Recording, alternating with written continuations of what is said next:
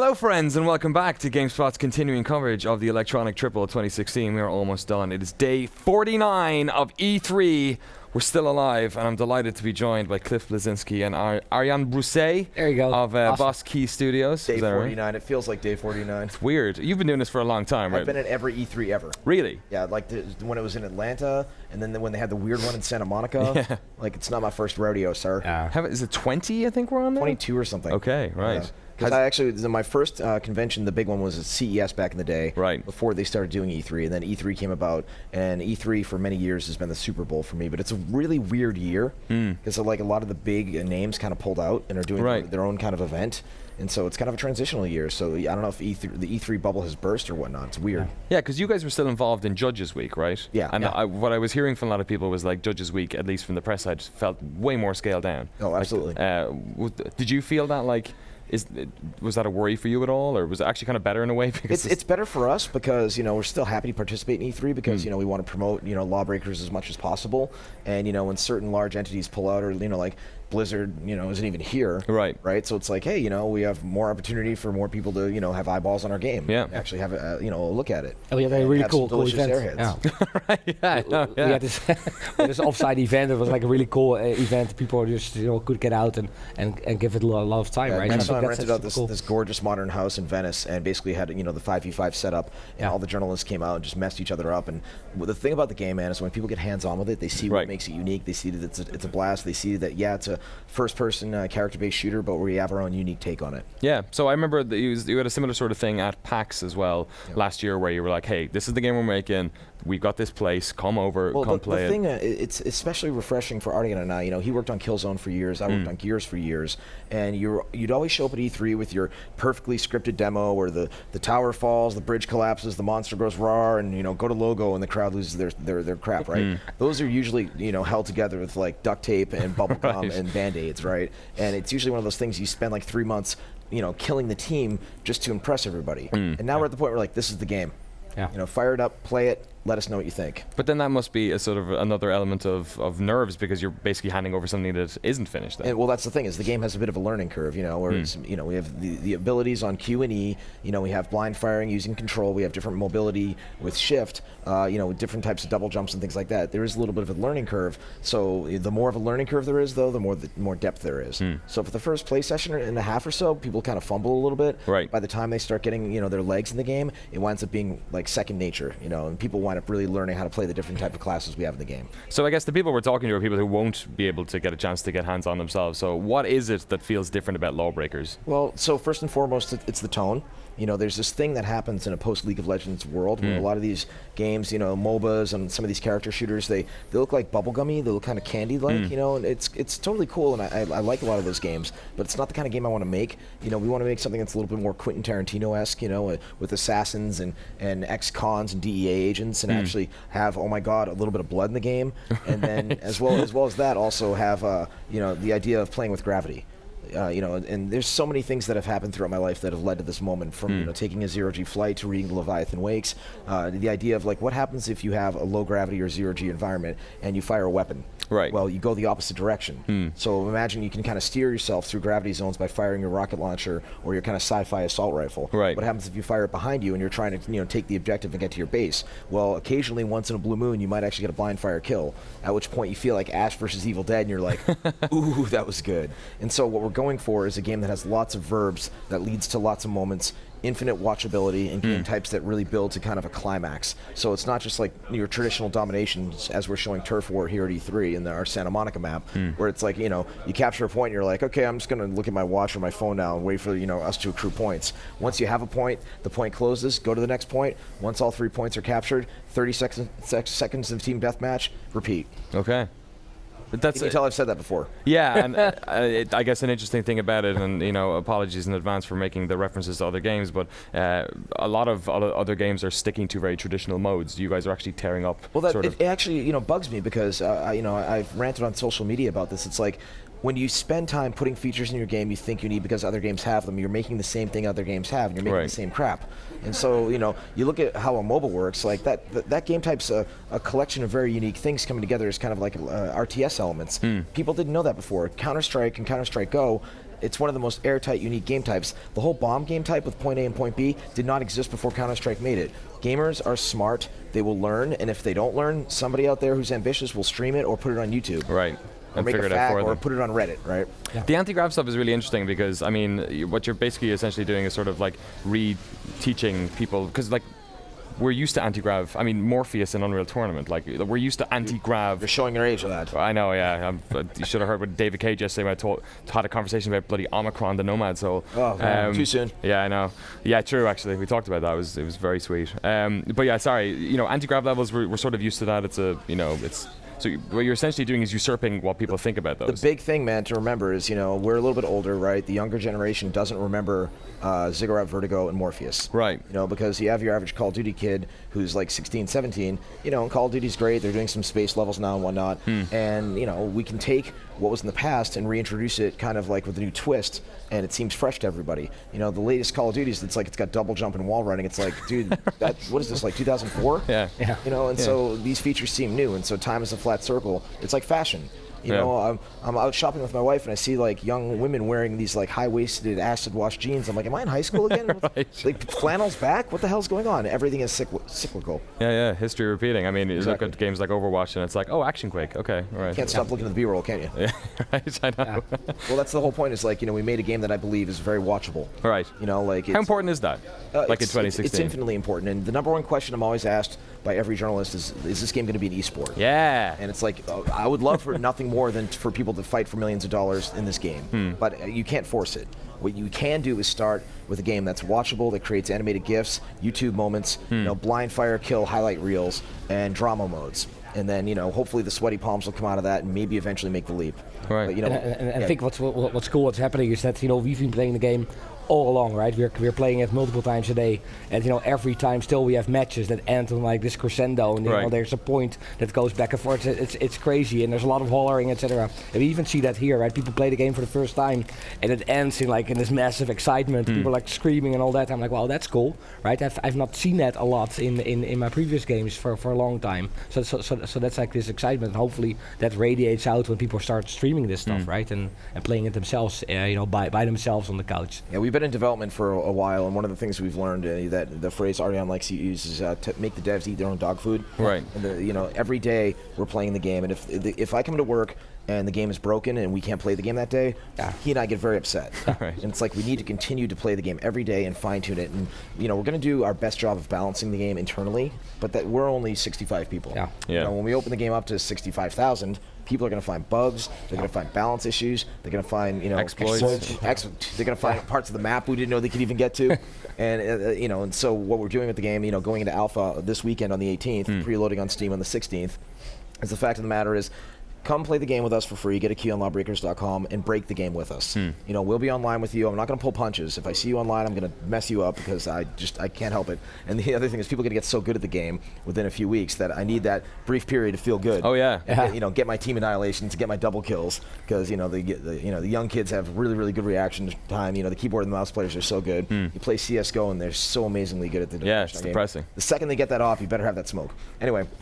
We want to make a game that has strats, where people actually have to pay attention and kind of jockey for position and end with drama, as we've said. So talk about that mastery then, I guess, because you're showing it to a bunch of press people who are basically having a couple of games and they probably still are pretty shitty after 2 or 3 games. Yep. Then there's obviously the opposite end of that spectrum where you've got 65 odd people who are playing it all the time. So what is the mastery? Is it like individual characters that you're sort of getting used to? Is it just the overall? Well, it really depends on your game? play style, right? I see a lot of these character-based shooters that are so rock paper scissors that if you select your character class, these are delicious, by the way. Really? Yeah, they're quite good. Airheads, ladies and gentlemen. You come around the corner and you select the class that you spawn with. You see the other class. It's like, I can't even engage with that class because they totally rock paper scissors me. Right. So Yeah. I'm gonna go the other way. Yeah. In this game, no matter what class you play as, if you're good and you master that class, you can ruin the other team. And so it's one of those things. We just want everybody to have a chance, depending on their play style. If you like to be, nimble and use a grappling hook and use, melee weapons, you can play as Hellion and Kitsune. If you like rocket launchers and splash damage, you can play as Kronos and Bombshell. So it's basically play your way, and and don't force the players to select a class. There's this thing that's happened with certain games that's bleeding over into certain first-person shooters, where it's like, oh no, there's 2 medics in the server, so you can't be a medic. It's Right. Like, you know what? Screw you. I want to be this class. You can't tell me what to do. So what we have to do balance-wise is if the team decides to stack as the heavies, as Kronos and Bombshell, all rocket launchers doubling in size and shooting lightning from their hands, we're like, okay, we have to figure out a way to balance that or allow the other team to counter that. Right. And this is, it's on us as game designers to figure this out, and we need, the community in the alpha to help us work through this. So you're like taking the burden away from the players to like figure out the chess pieces in the battle. All right. Empower the players. Yeah. But I think the interesting thing is that we've been playing the game all this time, right? And then you still see people doing this new stuff, right? So for instance, we have this assassin class with this elastic type grappling hook that you can control, and what you can see people do is they swing around the map entirely. But then they also have double jump or shift, right? That kind of stuff. But they figured out that they can reset double jump by just grazing along geometry. So they can really swing around the entirety of the map in like a couple of grapples, still have energy left, and then kill the other team like close to their base and that kind of stuff. And you see this really cool emergent things happening. And then think the other main thing is that we've trained people so much in the past generation of shooters on consoles that everything is horizontal. Yeah. That people are only scanning left and right.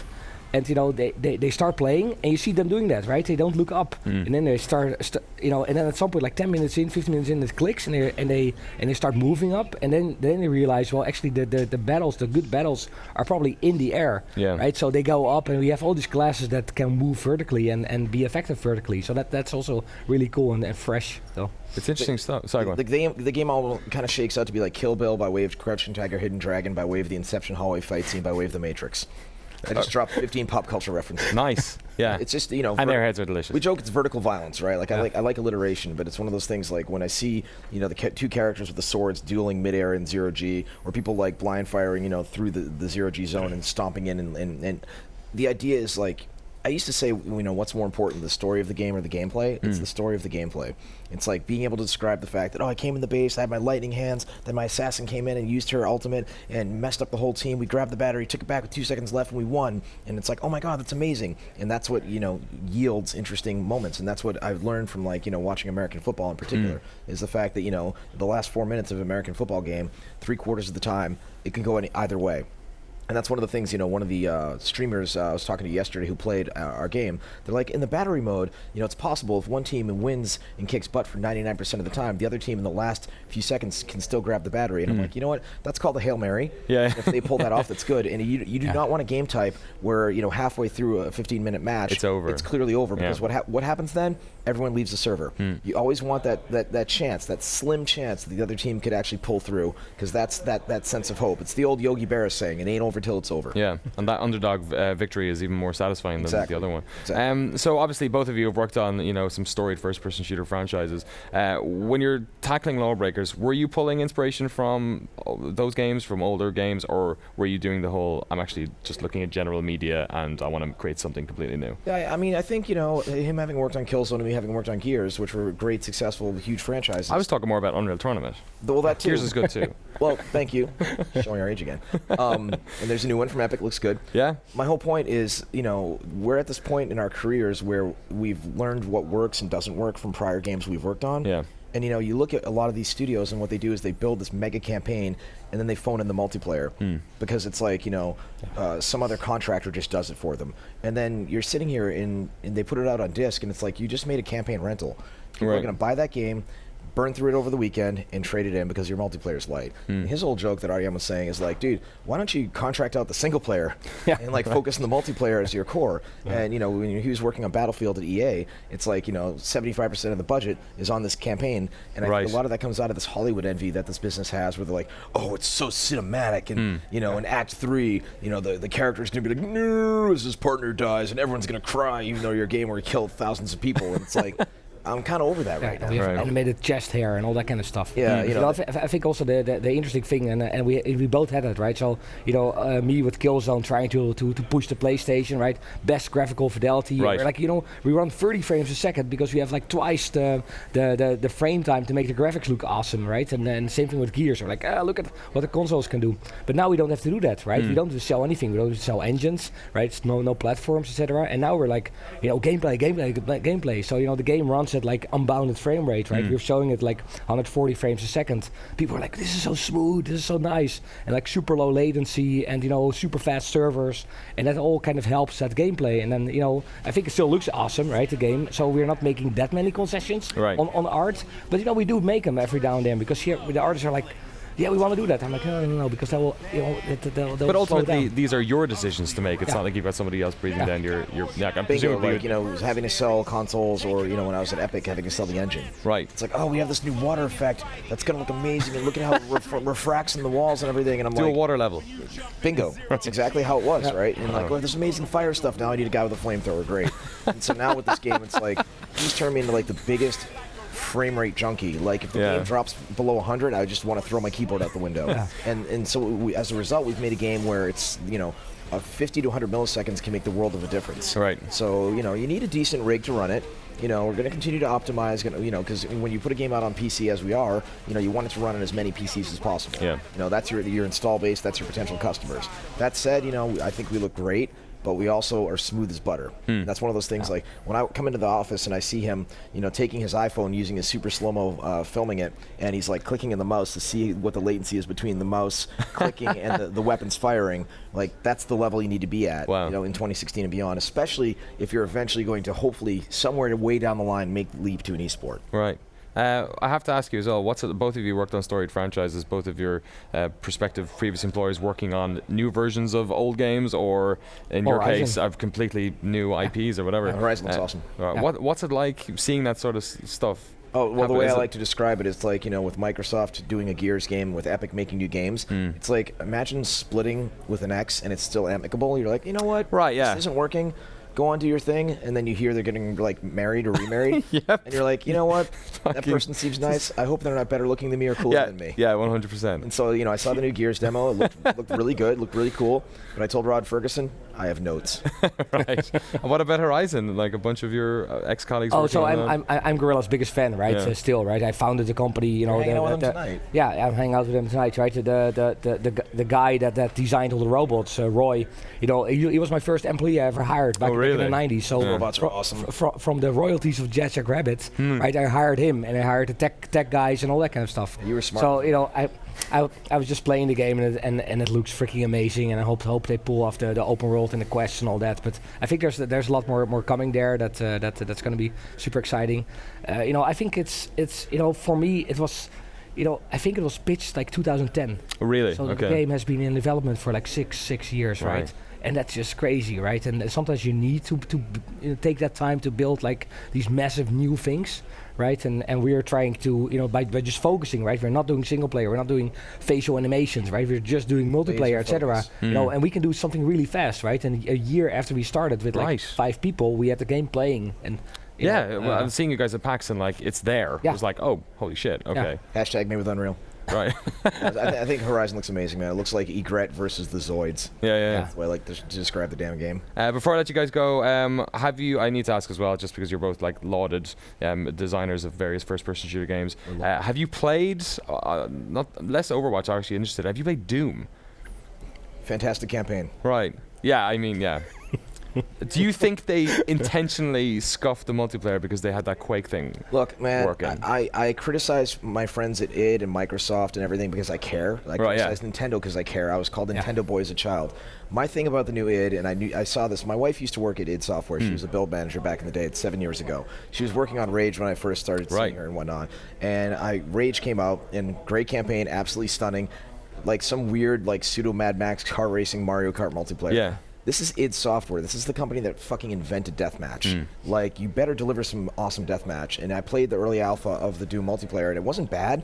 But after 30 minutes, I'm like, okay, I get the idea. Yeah. You can turn it into a demon. Like, no, I want to be shooting rocket launchers and people in my deathmatch and Doom, right? So the campaign had so much love in it. I think Machine Games worked on that. It's just... I think Critical and Critical Assembly did the multiplayer. That's the whole thing is, and then I think it's actually acknowledged that and they're taking it in-house. But, business-wise, I'm like, that might be too little too late, guys. You should have, done that initially. And, like, again, when you're putting out a disc-based game, people just trade in games now. Right, yeah. So by the time, the multiplayer gets, updated for them, people may have moved on to the next Call of Duty or maybe Lawbreakers or God knows what. Yeah. But I'll tell you, man, that campaign is just, it's crunchy, the weapons are amazing, the levels look so good, and they did such a good job of balancing, when you're inside kind of the claustrophobic bases to kind of being on the Martian surface, the particle effects, all of it. It's just really, really good. It's a real good time for first-person shooters, and you guys are coming out with one real soon. When can people get on the alpha for Lawbreakers? On the 18th this weekend. Awesome. Yeah, Saturday and Sunday. Where it's a closed alpha. Go to lawbreakers.com, sign up. We distributed a bunch of keys.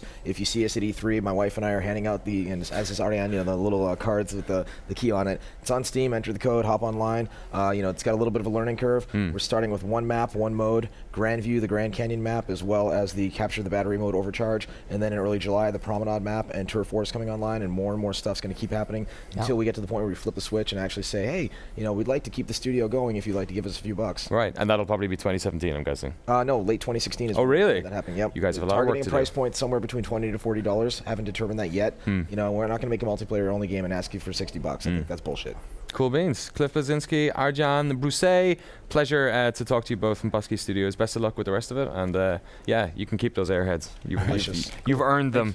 We'll be back in just a minute, folks. We're a bit of a shift of gears here from first person to hot strategy games. We've got Halo Wars 2 coming up in a little bit, but first of all, Dawn of War 3, back in 3 minutes.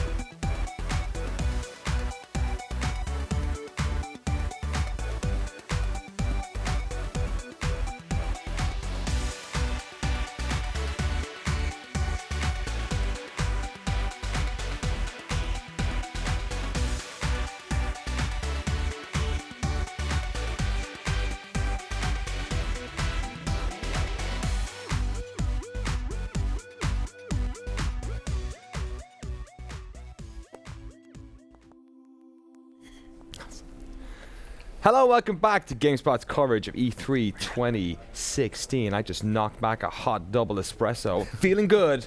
Want to talk about more video games. Very happy to be joined by Brent Disbrow with Dawn of War 3. Alexa Ray Korea as well. Hey, man. Thank you so much for joining us this morning. Brent, how's your E3 been so far? It's been fantastic. We've had the chance to show off the gameplay that we sort of we got people excited about the return of Dawn of War 3 with that story trailer several weeks ago, and now we're actually showing off gameplay, and that's really exciting. People are very happy so far. Yeah, it's been a while, like 6-7 years at this stage. Since 7 years since 7 years since Dawn of War 2, but we had the expansion pack, so it softens the blow a bit. Yeah. Time flies. I guess when you are still releasing video games. So I guess you kind of shifted up the rules a bit on the second game. What are you doing with Dawn of War 3? Is it more Dawn of War 1 or DOW 2? You know what? We when we started it, we sort of took a look at our past, right? And we had a lot of success with Dawn of War 1 with the sort of large scale of battle and base building. And with Dawn of War 2, we sort of went in a different direction and had a lot of success with the heroes. And what we found was they kind of appealed to slightly different audiences. So when we were talking of Dawn of War 3 and what we could do, we thought, you know what, spectacular battles, spectacular large-scale battles, they're a lot of fun, and we want to return to that. But we also wanted the heroes, so we sort of took those two elements and put them together. We're adding new mechanics as well to kind of gel it all better. But yeah, that's the kind of direction we're heading. Large-scale battles with elite heroes that are very clear for players to understand and devastate with. Yeah, because it's almost like two completely different ways of appreciating a game. Like, big battles are cool and all, and they're interesting, but you don't really have that much agency in the sort of the moment-to-moment action that's happening there. Absolutely, and that was a role that we felt that the heroes, the elites, is what we call them, they could fulfill that role excellently. Yeah, like they just come in. They've got they're the agent of change, if you will. You know, they have these special abilities, and when you see them in action, you can see how they can make a real damage difference, if you will, on the field of battle. Yeah, they're able to sort of individually change the course of a battle in a way that, like, absolutely, you know, sort of top-up strategy can, but it's very different. I guess, like, that's you're kind of trying to have your cake and eat it then this time, because it's you've got two different disparate audiences. How do you gel those two things together so that they actually work in tandem and they're not just like contradicting each other? Lots of luck. No, no, we're spending a lot of time, trying to make sure that the two sides, we still have line units. That's sort of the bulk of your army, and they have a very critical role to play in supporting the elites. So the elites are kind of, the superstars, if you will, right? But in order for those superstars to perform, just like any of the football on the UEFA that we've been watching all week, right? You need that team to support the superstars. And we're having, what we're doing is making sure that the roles for the line units really play into the elites. In the clips that we'll see, there's an Imperial Knight, which is the largest unit we've ever built for the battle. She's fantastic, awesome at ranged, but she's very weak to melee. Right. So if somebody runs up to her, they can really ruin her. The line units are going to be the ones that keep them away. Right. So here we see some a battle clip. We've got Lady Solaria blasting away with her two Gatling guns. We've got tactical Marines with flamethrowers. This looks beautiful. Yeah, we've had a lot of fun working on it, and our graphics teams, our rendering programmers are phenomenal.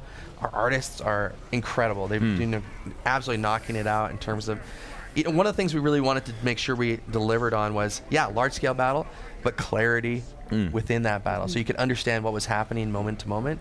And so we've been really focusing on delivering that clarity in a variety of ways: scale of units, the visual effects, lots of feedback loops. So when you press a button, you see something, you see a tell, they're about to do something. You see the something, you have a great payoff, and like you can see it. Lady Solaria there just did her Gatling barrage, which she takes her two Gatling gun arms and does sort of this crossfire with them, which just wrecks anything in front of her. So she's really exciting to play with. We've got Assault Marines jumping in to cover. We've got a new version of cover for the game. We thought that in sort of service of that clarity of gameplay, we thought, and the size of the battles, we thought hiding behind logs and sandbags probably wasn't going to cut it. So it breaks apart now, right? Yeah. So what we have is this concept of heavy cover, and there's, when you go into it, you take control of it, the dome appears, and then you're safe. You think you're safe forever, but you're not, right? It's got its own health, and if it gets destroyed, it's gone forever. melee units can also run in. And, Right, okay. Yeah, so you think you're safe with the range units in there. It's like a temporary emplacement, but it can be very temporary if the melee units run in. Alexa, what do you think when you see this? Because I know you've played a bunch of these types of strategy games in the past, but the Dawn of War franchise is a bit of a blind spot for you, right? Yeah, so a little embarrassed. I've never played a Warhammer game, but I am. So I've watched this footage and I'm really interested in Dawn of War. So for someone like me who has a lot of strategy experience, I love Fire Emblem, I love XCOM. Can I play this? Can I just jump right in? Yeah, absolutely. Okay. What we're seeing here in this footage is something that's happening much later in the campaign. Right. And you look at it and be like, oh my god, I can't do this. No, stay away, right? But what we want to do over the course of the game is build up that complexity. The first third of the campaign is all about layering that complexity on. So introducing the new mechanics, giving you lots of time to exercise with them and get used to them, and then adding more, and then adding more. And so that by the time you get to this, controlling this kind of army and this kind of conflict, it's old hat. You'd have no problem doing it. So for other players like me who maybe haven't been involved in this franchise before, is this a good place for them to start? Absolutely, yeah. That's one of our big goals, and we wanted to do it from a variety of ways. One is ease of entry into the gameplay. Another is we've got a campaign that tells three factions stories. So we've got the Space Marines, the Orcs, and the Eldar. Each one of them has sort of a representative who's the voice, the perspective of the race. So Gabriel Angelos, he's the chapter master of the Space Marines. He's a character we've had in the Dawn of War series for quite a while, and he's making a big return. He's going to be the perspective of the Space Marines. The Orcs and Eldar each have their own, and as we go through the campaign, we're going to weave their stories together. So instead of having three separate campaigns, we have one interwoven campaign. First mission, Space Marine. Next mission is Orcs. Next mission is Eldar. And so you do something in the first mission that you might see paid off in the second and have another perspective on it in the third. So we want to have sort of mini arcs of kind of this really cool, like, everybody's the hero of their own story, right? And the Warhammer 40k universe is very grimdark. It's very gray. There's lots of, the Space Marines, you think nominally they're the good guys. But the Emperor, who they all serve, he sacrifices 1,000 citizens a day to stay alive. Right. So that it's seems not, it's unnecessary. Yeah, well, I guess he really wants to stay alive. I like the idea of, you don't have to wait like 2 years for the next expansion pack or 4 years for the next expansion pack to see the other side of the battle. Yeah. That's a very interesting, unique way of doing it. We've got a bunch of questions coming in from the chat as well. I just want to get one of them in here quick. Bavoke asking, can you say how big the battles can be? How many squads, units are we talking about? Ooh.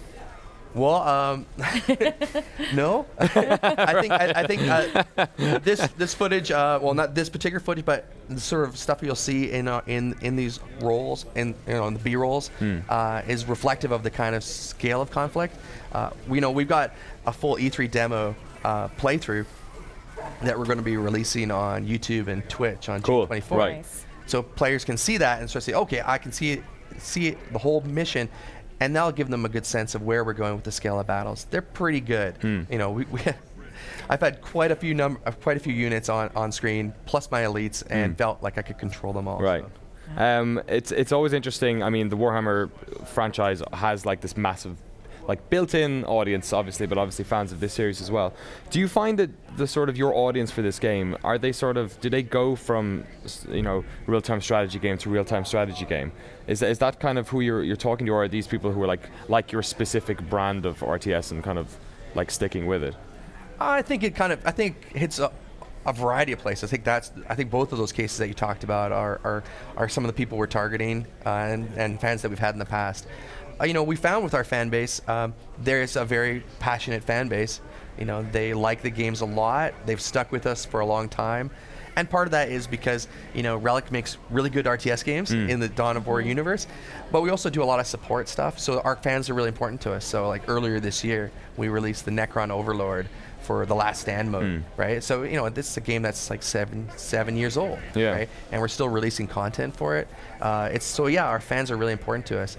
And hopefully with this game, we'll appeal to those people who are hopping between RTSs, that are new to RTSs, and maybe we'll get some converts as well, from people who haven't been, who don't hop and have been loyal to other brands. Maybe we'll get some of those guys, folks as well. Yep, I'm I love the animations. It looks really awesome. Yeah, the lighting is during the battle. Perfect. It actually, because like there are RTSs with bigger battles happening, I'm sure, but there's something about the sort of the amount of action that's happening all over the screen that makes it feel like, you know what, there's probably enough happening here right now that it's all good.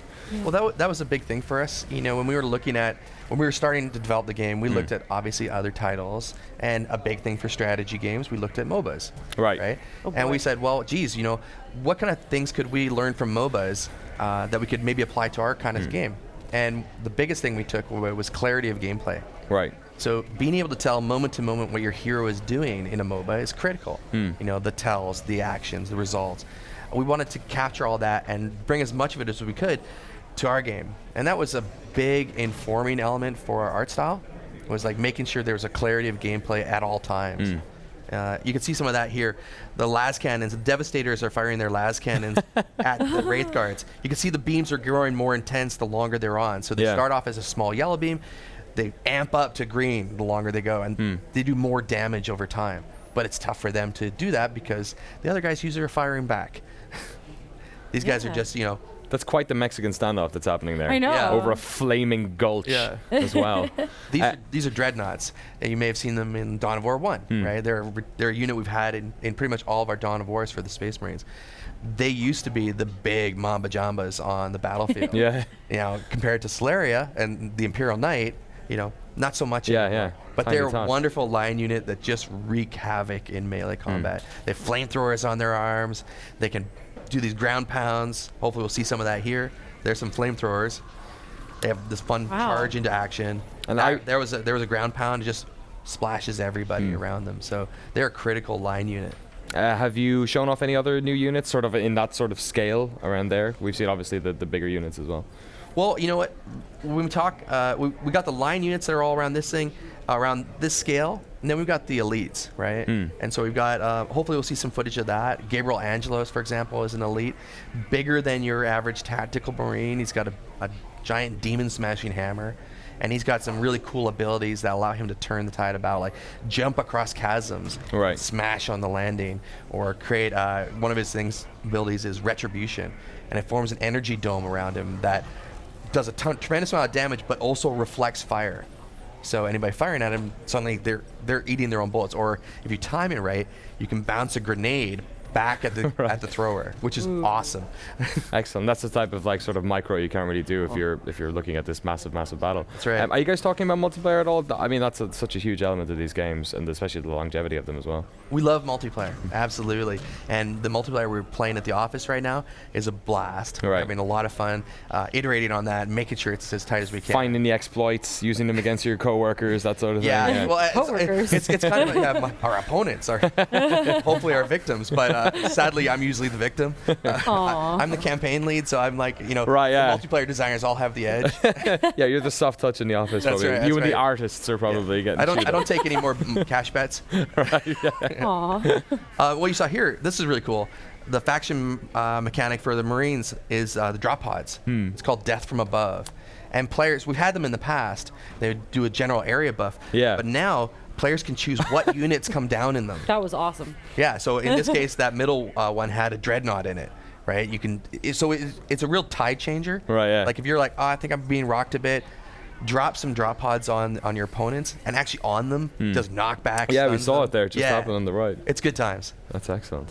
Is there any other features that people have been asking for? I mean, a very passionate fan base, as we've said before. Do you think the audience is kind of, they've wanted this? Because you said like you're getting pulled in obviously two sort of different directions with it. What's the reception been like so far from the Dawn of War faithful? The reception's been great. Yeah, it's been really good. Yeah, we sort of you could characterize it as sort of we went in different directions. Yeah. But really, what we're trying to do is evolve it. Right, so we had the large-scale battles, cool, traditional RTS, and then we went to sort of a squad, much more personal scale, if you will. And now we're bringing that lens back out, but we're bringing all of the things that we're doing are kind of fit very well within the Dawn of War universe, and the Warhammer 40K is all about endless war. Yeah. Right. Infinite war. Yeah, infinite war. That's right. That's right. Infinite, endless. Real. Here we go. So these guys are assault that was terminators. cool. Yeah, they're a very heavy melee elite. And what they can do is they can teleport. So if the enemy thinks they're safe in their heavy cover, these guys can teleport into Get that cover inside, yeah. Nice. and really wreck them from within. Beat 'em up melee style. When are we looking at seeing more of Dawn of War 3? When will you guys be talking about multiplayer? When are you looking to release? Well, we're looking to release on PC in 2017. Okay. Over the rest of the year, we'll be revealing more about the other races and their gameplay styles. You know, we're really excited. Like, the Space Marines have a very distinctive gameplay style. Yeah. Right. They field the fewest units on the field of battle, but they're also some of the strongest. Right. We call them sort of the tip of the spear. With the Eldar, they're much faster moving, but more fragile. So they're kind of all about, we call them the sword wind, hit and run tactics. And the orcs are the Baniac horde. You know, they have the most units on the battlefield. So it's really exciting. So we're excited to show those things off over the rest of the year. That's good stuff. It must be a big undertaking to, like, because you supported Dawn of War 2 for so long, and obviously with expansion packs and everything else. What does it feel like sort of starting this one and being like, okay, we're going to get a game out, I'm going to be working on this for a good, like, 5 years. Is it a good feeling? Is it nice to sort of, like, shake off the previous game and get into something new? Well, yeah, you know, it's anytime you work in a game and you get the chance to make the next version of it, all those ideas you couldn't do on the previous one, they're all brimming, right? They're all ready to go. And our Blue Sky brainstorming sessions were ridiculously fun, right? There were so many ideas being tossed out because the team's really passionate about the game. They've got a lot of history with the game. You know, on this version of it, we've been working on it for about 2.5 years. Oh, wow. Yeah. So yeah, obviously there was some stuff done prior to Sega acquiring Relic. But, you know, with Sega as a partner, they've been great. They've been giving us a lot of support and advice. And they've allowed us to really focus on making, you know, hopefully the best Dawn of War that we can. So excellent. That's our goal. Yeah. Lovely. Brent Disbrow, lead campaign lead. Campaign Even better. On Dawn of War 3. Thank you so much for coming in. Thank you very Enjoy much. the rest of your electronic triple. Thank you very much for having me. Cheers. It's awesome. Thanks for all the questions that came in, folks, as well. We'll be back in a second. All you RTS fans, stick around. Halo Wars 2 is coming on. We should get you guys to, like, have a fight. Yeah, you both came out around like 2009 as fight. well. With the previous versions, it's like, yeah. Before too. Yeah. We'll be back in just a second, folks. Stay there. You're watching the GameSpot stage, brought to you by Airheads Bites. What's up, everyone? We are here at E3 2016. I'm Mike Mahardy here with Dave Jewett. Hey. We just saw some Dawn of War 3, and Dave here is a big Warhammer fan, or nerd, whichever one you want to say. He says nerd. I didn't want to insult him, but I like RTS games. This is kind of a match made in Warhammer heaven. Yeah. So Dave, tell us, what kind of story are we looking at here with Dawn of War 3? So apparently the Eldar, the Orcs, and the Space Marines, the Blood Ravens, have been drawn to this planet in search of an ancient weapon. And while they've all been drawn to it, they're now fighting over it. That's pretty much as the Dawn of War guys wanted to tell us at that point. We don't know if it's all set on one planet, but what we do know is that it's a powerful artifact, and apparently everyone wants it. And then we have these hero units, right? And these super Titan units, like some of the biggest that they've ever made. Can you tell me about some of those characters? So we've got Gabriel Angelos, he was the captain in the last Dawn of War. He is now the chapter master. We have Lady Solaria, I think her name was, who commands an Imperial Knight. Those are the two characters we were introduced to. But Gabriel Angelos is like your tanky character. He's your line breaker. He can jump forward and engage in melee. And then the Imperial Knight is just like a huge towering behemoth, just firing lead everywhere. Yeah, gameplay-wise, they're really just going for a differing sense of scale, right? Yeah. You have the regular Space Marines, which they were saying, even in their own right, it's still like 4 meters tall or something. Yeah. But then you have Angelos, and he's this hero unit wielding his hammer, so then he gets even bigger. But then you have, these Titan units, right?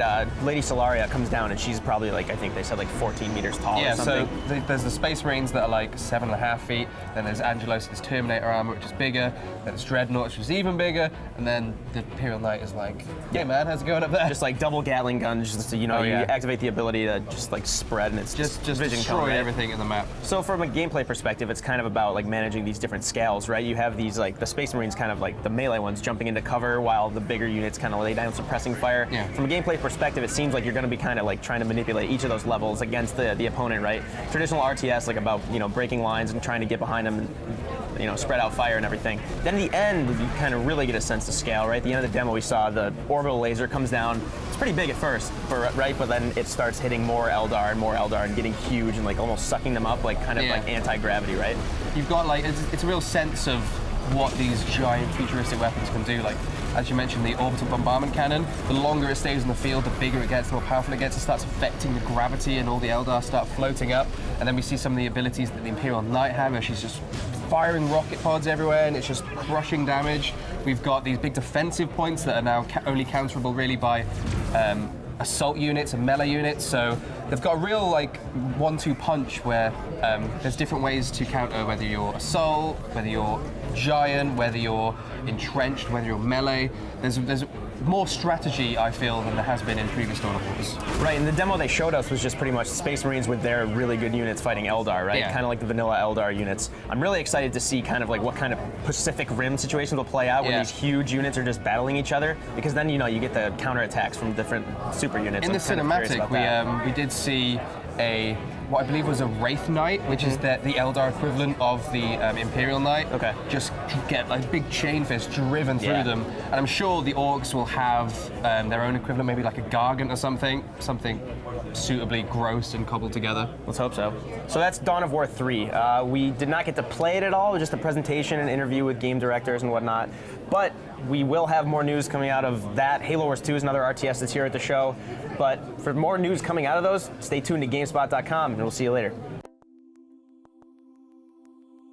Hello, folks, and welcome back to GameSpot's coverage of E3 2016. I'm starting to miss E3 already. I'm feeling like it's like earlier this morning I felt like there was too much E3, and now I'm getting sad. So I'm delighted, Graham Jennings, that you're here to talk to us about Halo Wars 2, because I guess there are a lot of games that were leaked ahead of time, and you guys were one of the very few in the Microsoft conference that didn't. Yeah. So first of all, congratulations. Thank you. And second of all, what's it been like for the studio for seeing everyone react to Halo Wars 2? It's been great. I mean, we announced the game back at Gamescom last year. We just had a little cinematic to go with that, and then this week we've come out with a beta that's playable on Xbox One for 8 days. It started on Monday, and we have playable code on floor. So the response has been really good, because we've been waiting to actually show some gameplay, and we finally got a chance this week. You guys are part of the whole, what are they calling it again? Is it cross? It's we're like part of Play Anywhere. Yeah. So basically, for Xbox Now, one of our initiatives is Play Anywhere. So if you buy a title on Xbox One or you buy it on Windows 10, then you get it on the other platform. Yeah. So for us with Halo Wars 2, your progression and your saves continue. So pick up the game, start playing a couple of missions, on Xbox, and then switch to PC, and off you go. Yeah. Halo Wars, I guess it was 2009? Yeah, it was 2009. It came out? All right. So when that first came out, it was like, okay, this is great. Somebody's making a real-time strategy game, and they are going to make one for consoles that's going to be sort of easy to control. It's going to be, work without a mouse and keyboard. Is that still like part of the sort of core idea of the sequel, or, especially with this Play Anywhere aspect to it, are you a little bit lighter on that? No, so we love what they did with Halo Wars with the first one. I think it was a really good game. They really brought console RTS to life with controls that worked really well on the controller. Obviously we have PC now as well. We're partnered with Creative Assembly in the UK, who are obviously an RTS powerhouse for 2 decades now. So building PC controls for them, I think, super easy. So it's been really good to get, both control systems down and working really early on. And we've got them both playable on the floor as well. So consumers are playing them now, so it's really good. Yeah. Feedback's great. Are they similar audiences, the two of them? Because I often feel like, you've got your RTS fans on PC, which are an incredibly sort of, I guess, passionate, and they tend not to, they're quite insular as well. They tend to, at least what we see on GameSpot, they tend to play a lot of real-time strategy games and not drift outside of it. Whereas on the console side, it always seemed like, we might actually be pulling in people who play Halo. Do you find that they are sort of two different audiences? I think there's definitely, a hardcore RTS audience on PC, and I think CA and their games have a large following just on that. Yeah. I think Halo Wars itself still has a large following. It's crazy. The amount of people who still actually play Halo Wars on console, the amount of Xbox Live hours to date is, even this year is massive. Yeah. Wow. And it's been our most demanded game. Like, this is why we're doing this, for Halo Wars 2. People have been knocking on our door for, years asking for another one, so now we're finally able to bring it to them, and it's cool.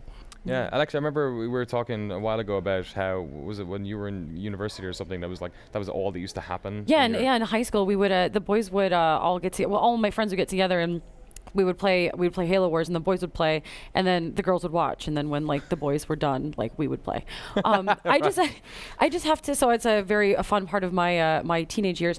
I have to ask. I know you said that everyone's been knocking on your door for it, but did you ever think that you'd be returning to Halo Wars? Did you want to? We wanted to, for sure. I think one of the key things as well with this was, how do we find the right partner to do it? You know, we were going to step into this and do another one if we could have, you know, a solid team to do it. And when we started throwing around the idea of Creative Assembly, everyone got super excited. Right. You know, and we're like, let's talk to them and see what they could do. And then we met with those guys, and they came back with a level of passion that we had too. And then, you know, it was like kind of an immediate match, and it's worked really well since. It's fantastic to work with those guys. What sort of time frame are we looking at here? Is this happen after the events of the first game? So or? it's set 28 years after the first one. So basically, at the end of Halo Wars 1, they go into cryo sleep. 28 years later, they wake up. They've suddenly been pulled towards the Ark, which is an installation we saw in Halo 3. So everything's been brought into current time Halo timeline as well now. So Halo Wars 2 takes place just after the events of Halo 5 and kind of overall Halo timeline. Okay, was that also kind of a request of the fans as well? It was more for us. I think we wanted to, you know, we have loads of fiction in the Halo universe and tell, you know, a multitude of different stories. Yeah. And bringing this to current day allows us to do more tie-ins and so on. Talk about this trailer a little bit, because it's quite an interesting trailer, because you can sort of project yourself into either one of those characters as like they are the tacticians. What's the idea behind putting that trailer out there? Because so when we see this two sides, obviously on the right hand side we have Cutter, who returns from Halo Wars 1. On the left hand side we have the leader of the Banished, Atriox. So this is our new enemy in this game. So kind of show a multitude of different units for the two characters, and it kind of, you know, you see the guys coming together. It's really, for that trailer, it's like move, counter move, you know, he does this, I do that, just like the game, you know, rock, paper, scissors, this goes here, this goes here, this goes here. So that was kind of the idea, how do we bring that in the trailer? And then we're working with Blur to do the trailers and the cinematics in game. I mean, they did the cinematics in Halo Wars 1 as well, which were really renowned at the time, really high quality cinematics. So those guys are back to work with us again for Halo Wars 2. How important is that for you guys? Because obviously, you know, looking at this from an isometric angle predominantly, you don't sort of get to tell those sort of like little, I don't know, personal stories that are happening within the battlefield. How important is that for you guys? Is it, because the cynical person in me will say, oh, that's mostly a marketing tool, because it's like, oh, it's like a really fancy trailer, looks nothing like the game. But like, how important is it for like actually telling the story within the game, like giving context for all of what's happening from like the top down? Yeah, I think, you know, when we talk about camera angle, it's harder to tell stuff in terms of cutscenes and things in that. So we use those cinematics paced between missions to really, you know, fill the story and build those things in. And the work that Blur does is fantastic. So, you know, we always get really high quality, and telling stories in the Halo universe as part of Halo games is kind of like a key, you know, it's a key fundamental and pillar of a Halo game to have a great story throughout it. So it's really important for us to use them too. How difficult has it been to sort of keep, I mean, the PCRT, I'm just looking at some of the battles here as well, there's quite a lot going on in some of the earlier B-roll as well. How difficult has it been trying to retain the sort of, I don't know, ease of use on the controller while also, you know, expanding the battles out for the PC crowd? So the controller for the system we're using is based on the Halo Wars 1.1, did a really good job with that. So we've added new features and controls to it, but, you know, the fundamental's still there. It's not super different to No, if you pick it up, you'll, you know, it'll feel natural when you start to play it. When we added PC controls on top of that, we've done extra things so it feels right on PC as well. Like, one of the key goals was, how do we make control systems that feel right on each platform? Right. So they're obviously separate. Keyboard and mouse is a completely different proposition than controller. So things that are different on PC, for example, you have more control groups, you know, easier, we have 10 instead of 4. Yeah. We have a clickable in mini-map. It's, you know, easier selection of units, those kind of things. So. Cool. The old Control A. Yeah, always a favorite. What about new species or new races or new? Because I guess, you know, you jump a couple of years into the future. Obviously, a lot of the sort of the ties have changed and the allegiances and whatnot as well. But does that open up other sort of opportunities for you to use people that have been introduced in later Halo games? So we have our enemy in this is Atriox, and he leads a faction called the Banished. We're going to talk a little bit more about this later in the year, but the Banished is a new enemy in this, and bring new units into the game as well. There's like a bunch of new units in, and they're playable in the beta at home too. So. Oh, nice. We're looking at some of the base building here, actually. So for people who maybe actually missed out on the first Halo Wars and thinking about it, it has actually been almost, 7 years or so. So there will be some people who maybe were too young as well. So what's the moment-to-moment gameplay like for those people? How much does base building take into account? How much is it just moving forward with your units within the sort of linear map? Really depends what you're doing. So one of our fundamental goals for this as well was what we call RTS for everyone. So really want to make sure that we offer a mode that everyone can access. So on the multiplayer suite, we have a mode called Blitz that we're going to talk about more later this year. That's really fast to action, quick games, new way to play RTS. We have the more traditional mode, like in the beta that will start tomorrow, of Deathmatch. That's more, establish your base, start to choose which units, what tech tree you want. So that's kind of a bit slower, more strategic choices. And then on the floor, we have Strongholds. So that's less about resource management. Everything's open, you have loads of resources, and you're ready to go. That's more about building the right units straight away, and then that's more about map control and domination. So you adding in more modes into the beta right now? So we have the first 4 days of the beta are domination. So we decided to roll with 2 playlists. Right. First 4 days of domination. That's about map control. And we're on points. the 4th day right now. Yeah. So it changes tonight at like 11:59, or it's literally the slot when the day changes. Yeah. And then tomorrow we start deathmatch. So Okay. wanted to roll 2 different modes and see how people play. And when is it over, the beta? It finishes Monday at 11:59. Good stuff. Yeah. Just when you're finished working here, probably. That's the good thing. It's great we launched it here. Loads of excitement. Cool. Sad part is I don't get to play it at the minute because I'm sat here. Well, I love when people do that because so much of E3 is a load of people going to LA and getting to play these games, and then so much of the folks who are watching don't get to play anything. Yeah. So when they get to play something, when they have the time to play the Resident Evil demo and this beta, and we just had Cliffy on, and the Lawbreakers beta is going to kick off as well. It's like they get their own little sort of thing that the rest of us actually, unless we don't get it because we're too busy. Find some time to get on the show floor. So you can sneak a couple of days in just at the end of the weekend. I think. Yeah, so that's only on Xbox One, right? That's on Xbox One for this one. We are actually going to do another one before launch as well, and that'll be on Windows 10 and Xbox One. Okay, nice. cool. So this one, the goal with this one was, people use beta a lot for different terms. People do beta that are like 3 weeks before launch. Right. People do we used to beta. call those demos. Exactly. I know. So the phrase beta has kind of been changed a little bit through the years, and consistency from beta to beta is far away. This for us is a true beta. We're not coming out till February next year. This is a real slice. Let's give it to fans. Let's see how they play. Let's see what issues they have and what we can tune and change. So it's nice to launch something so early, so we get player and fan feedback. Yeah. With the ability to change things based on that. It's a really good time for strategy games as well. Like this year, there's a bunch of big there's a lot 4X coming games, like space ones. Obviously, we just had the folks from Dawn of War on as well, talking about that. Where do you guys sort of feel like you fit into real-time strategy? Like it's kind of more accessible, more mainstream, sort of. I think like I say, we're trying to go with the RTS for everyone, where and this is the goal of doing more demos later on as well, and betas later on, is to make sure we're part of the problem. He got you. I'm part of the problem. You did get me on that one. You got Well, him. betas later, closer to launch, is to show different modes to people. So we show, we have stuff that easier to play, quick to play. You want to play for 10 minutes? We have something for you. Want to play for an hour? Turtle, build a massive army, kind of rolling ball of death, and then go later. So we make sure we cater for everyone with that. So I think we're trying to hit, the mainstream across the board. Yeah. And then we have the Halo Wars 1 loyalists, and then we have, a big bunch of Halo fans as well who just want more Halo content. To play. I wonder if you'll have one group of Halo Wars 1 players that just won't move. It'll be like Counter-Strike 1.6 all over again. It'll just be like, no, we like the pure version back here. So we are actually, we have 2 SKUs basically. We have Halo Wars 2 Standard Edition. We have Halo Wars 2 Ultimate Edition 2. That actually includes a remaster of Halo Wars 1. Right. And all the DLC bundled together. That's and presumably Nice. not on the... What is it? Cross-play, the Play anywhere? It's anywhere. on Play Anywhere, so Right. it is coming to Windows 10. So we are actually bringing Halo Wars 1 Oh, to no. PC. That's very cool. So that's the other complaint I think from Halo Wars 1 is like, why do you guys not do this for PC? So Right. we are actually fixing that now, and we're coming and bringing it. Yeah, I guess you can't fix everything all in one go, but you're doing a really good job. Graham Jennings, thank you so much for coming on. Thank you very much. So it's out early next week, right? So it's out February 21st next year.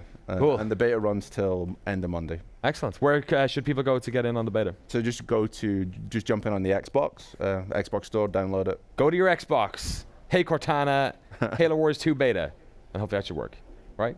Yeah, they should program her to respond in a certain way if you're playing a Halo game or something. Just, actually, that's a good point. You should do that. There's for the next beta. It's an idea. Graham, thank you so much. Thank Real you. sad Scotland weren't in the UEFA Cup, by the way. Yeah, maybe some year in the future. If the Welsh got in, if the Welsh can get in. It's been 1998 though since we actually qualified for a. But that was also a great FIFA game. It was. And you were yes. in it. Yes, that's Probably true. Road to World Cup and FIFA 98. So Yes. you'll always have that. I feel it's going to be a long time before we're in another FIFA World Cup game. Yeah, maybe. Maybe 1 year. We'll combine. Yes. When Brexit happens, it'll be like Ireland, Northern Ireland, Wales, and Scotland will all pile up and we'll Just form some kind of random football team. exactly. Then we'll do it. Thank you so much for watching the GameSpot stage. In case you haven't noticed, I've been doing this for 5 days and I've gone a bit mental. I'll be back in just a little bit. Thank you so much, Alexa, for hanging out. She's sticking around. We've got a bunch more games here on the stage. I'm heading in to play with Critical Role for a little while, but I'll be back on later with Greg Rice with Headlander, Nathan Vella with Below, Ukulele, and my notes here are a week old and they say unannounced Ubisoft VR title, so I can't wait to go and find out. It's not Eagle Flight because I did that yesterday. Thanks so much. Stick around. Hit that subscribe button, hit that follow button, and we'll be back in a couple of minutes.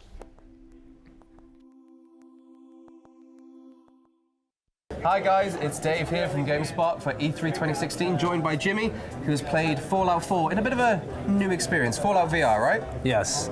So I was really excited to hear that Bethesda was bringing Fallout to VR. At the same time, though, I was a little bit worried. As a VR enthusiast, I know that games can induce motion sickness if they're not done right. Right. But from what I played, I think Bethesda understands that, and yeah, it was pretty fun. So you mentioned motion sickness, and Fallout is a game where there is a lot of exploring, a lot of traveling, a lot of walking around. What have they done to actually kind of combat that feeling? Sure. So I think the issue comes down to, so if you were to simply have like a joystick, used for movement, it creates this issue called locomotion, in that it tricks your eyes into thinking like, hey, you're moving, but then your body's not fooled. Right. So that sort of disconnect makes you feel nauseous. What Bethesda is doing with Fallout instead is that they're using a teleport mechanic, which is a feature that's actually getting more common in VR titles like the gallery and budget cuts and things like that are already coming to the HTC Vive, are already out. So the really cool thing about the game is that there's no in-game UI or menu or anything like that. It's all built into the Pip-Boy, which is actually located on your left arm. Oh, so to actually use your Pip-Boy, you're bringing your physical wrist with the controller in hand to actually manipulate the menu? Yes, yeah, using the controller you have to bring up your wrist, and then you can see the map and all your leveling up UI from there. The Pip-Boy also allows you to teleport as well. So, with my left arm I would just stick out or point at the ground, and then I'd be able to just like let go of the trigger and I teleport there. What I noticed is that the teleportation has like a range. It seems to be about 40 to 50 feet or so. And I think this was done on purpose so that if like a super mutant is chasing you or something like that, you can't just simply like teleport to a mountain like across town or something Yeah, like makes that. sense. It really feels like you're in the wasteland, like visually.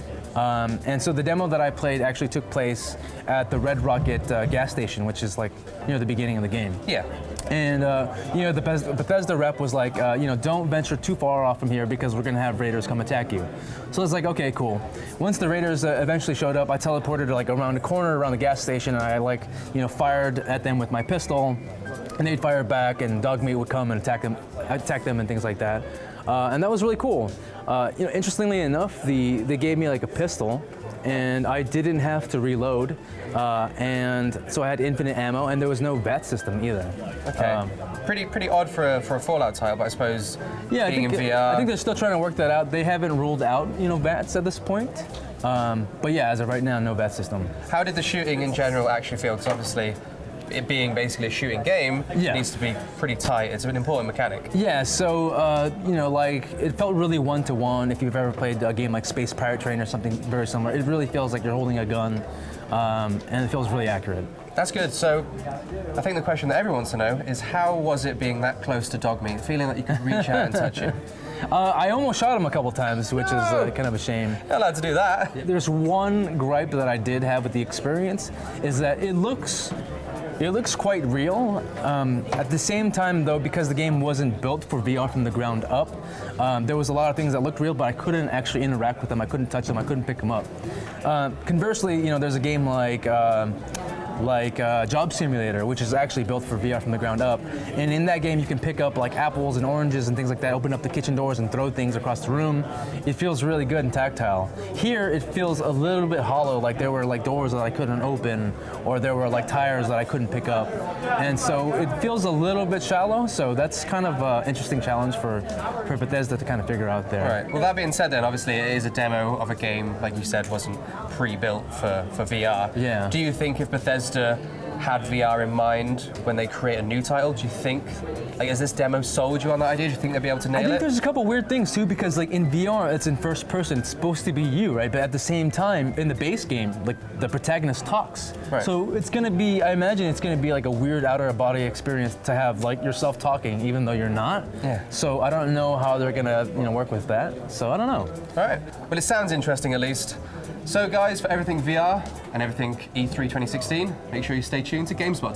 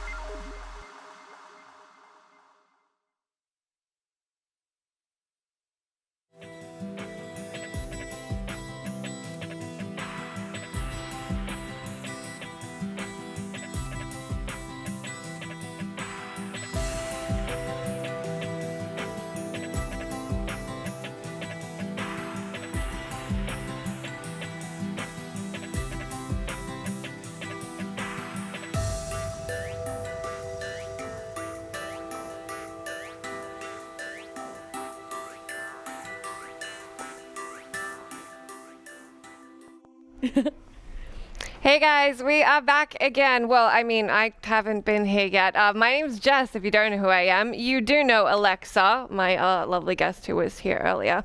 And we've got John here.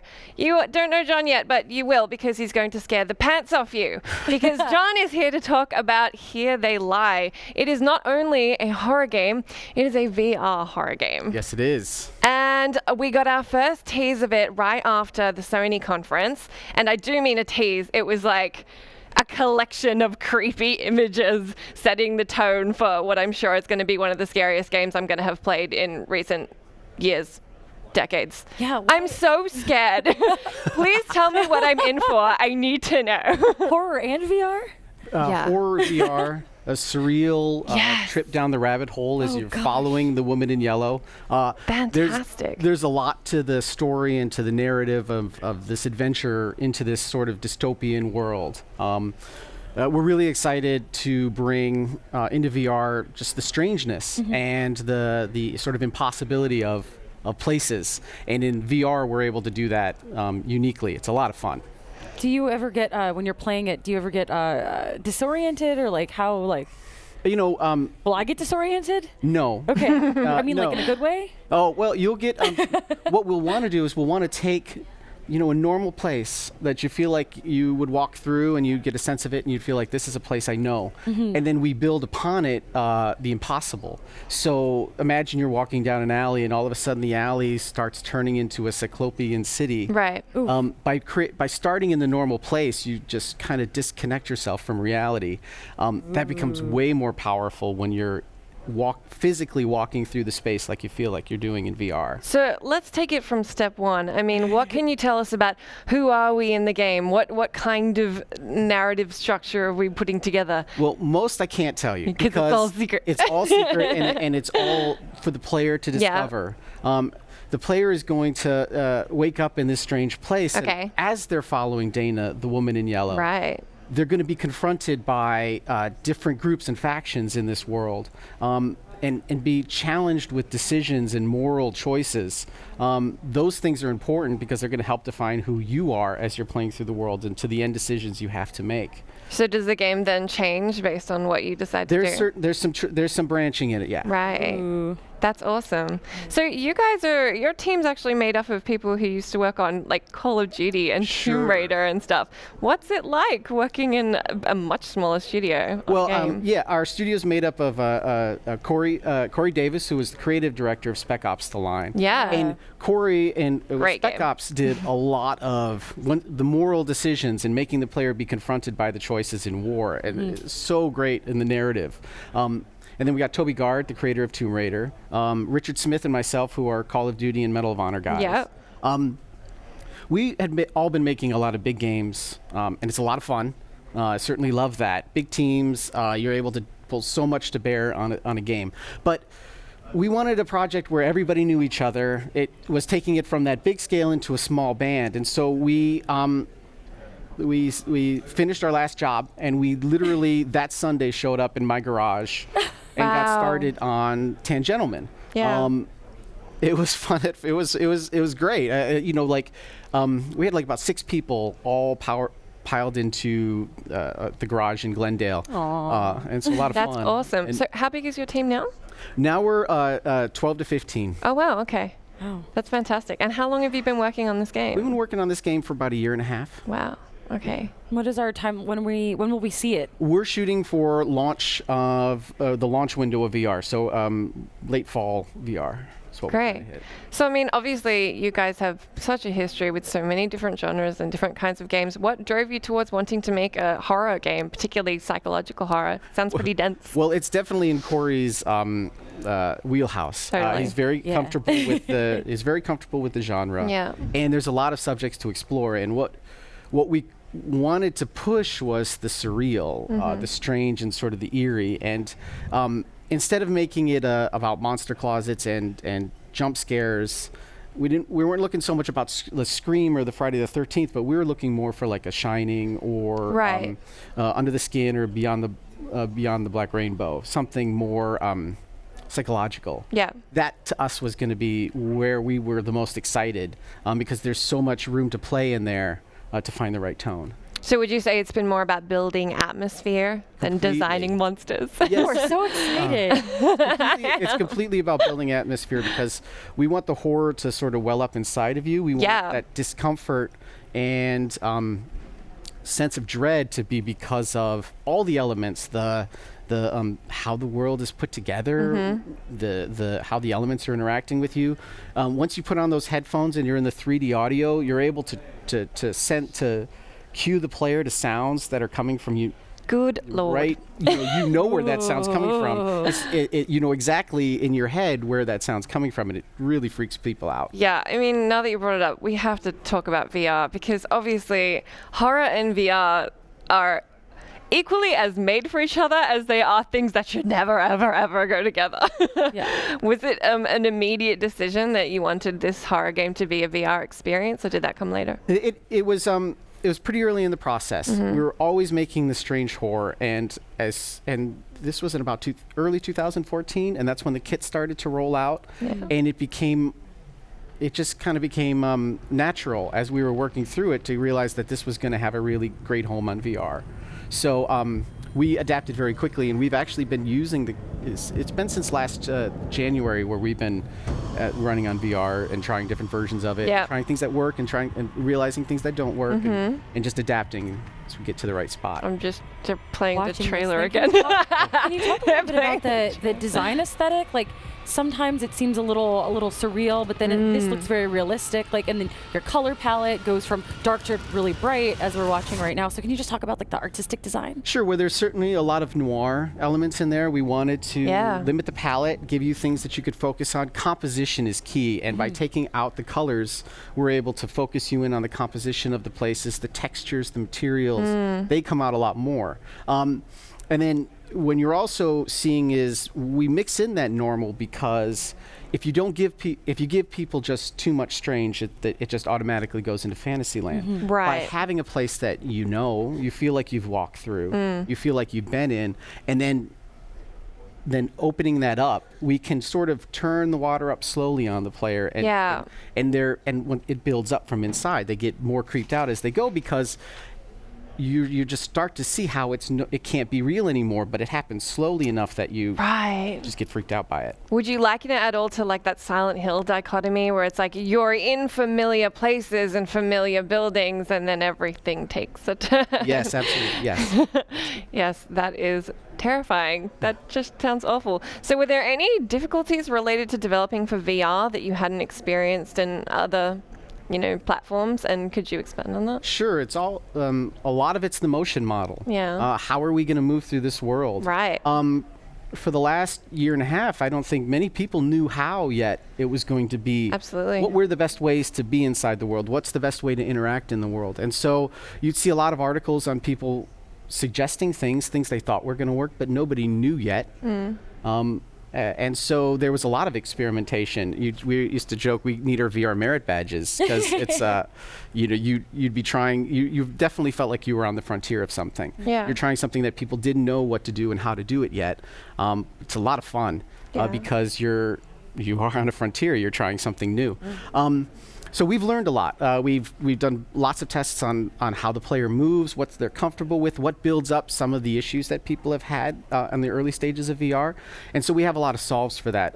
Some of our movement, the way we have our comfort turns, these are things that are there to help a player experience the game, stay immersed in the game, but at the same time, very comfortable. And been happy with E3 because we've been able to watch a lot of people play, and I think the results have borne out that we're on the right track.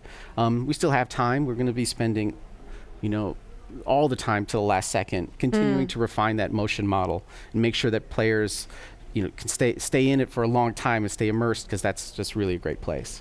What kind of feedback have you seen from people playing at E3? Does anyone scream? Has there been any the worst thing jumpy people? there are jumpy things. The worst thing I saw was somebody who literally fell out of his chair. And I was worried for him for a second. He rocked back just to that point, and then the chair started to tip. But so there are some things that we see. What we also see is the people's comfort in moving. We're used to it, and so we move around a lot. And so it was interesting to watch how people who haven't played it very much, they are still wanting to use the controller. They still want to play more traditionally, and they're not quite ready yet to really use their whole head and shoulders to move around. And that's an important part of it. It's to recognize you have that full range of motion, and that it's a big part of it. So what technically is the navigation scheme you've gone for getting players through the world? What are we using? The default one is what we call comfort mode, where the head looks, the body goes. So it's sort of like you're going to walk. If you're walking forward with the stick, you're looking this way, you're going to start to move this way. Right. A lot of times in horror, you want to turn around quickly, though. And in that case, we have on the right stick, you're doing these turns, these discrete turns where you're rotating around, but we add in a fade to black between each turn. That limits some of the challenges that players have experienced. And most people, between those two things and looking around, they navigate the world excellently. Nice. I would gather that it must be sort of slow pace, you would kind of be working your way through gradually. So, or is it got a lot of quick sections? Because that's one of the things with VR that a lot of people are having difficulty with, is you have a game like Riggs or something, and it's such fast movement, people are finding it difficult to not get sick. Yeah. VR, you mentioned it at the beginning, and it is true. VR and horror are a great pairing, and they're pairing for multiple reasons. And one of them is the fact that you're in the world and you're scared and you're in the place, and that strengthens the horror. But also, there's a lack of agency in good horror. The player doesn't have a lot of, or in movies, the character, they don't have a lot of options. They don't they don't get to fight back too much. They don't have a lot of options and controls. By limiting the pace, by doing things that are about making the player feel fragile or not on par with the challenges they experience, you increase their fear and their discomfort, but you're also aiding in the player's ability to navigate through the world. It actually feeds each other to the better experience. So it actually plays off really well. Yeah. We do limit some of your pacing, and it's for the fear, but it also really helps on how the player feels playing it.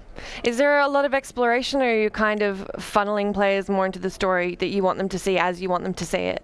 Well, there's certainly some offshoots and there's some paths the player is going to take, but it is an experiential narrative-driven game, so there is more about the experiencing the core story. We want to create a dense experience for the player, so while there are going to be some offshoots and paths they're going to take, they're going to keep on being funneled toward the main Right. path. I'd also love to talk about, I mean, I know you want to keep everything quiet a little bit, but I did want to ask if you're sharing about the gameplay. Are we talking the kind of gameplay? Am I going to be armed, or am I just going to be scared and hiding? Is there combat?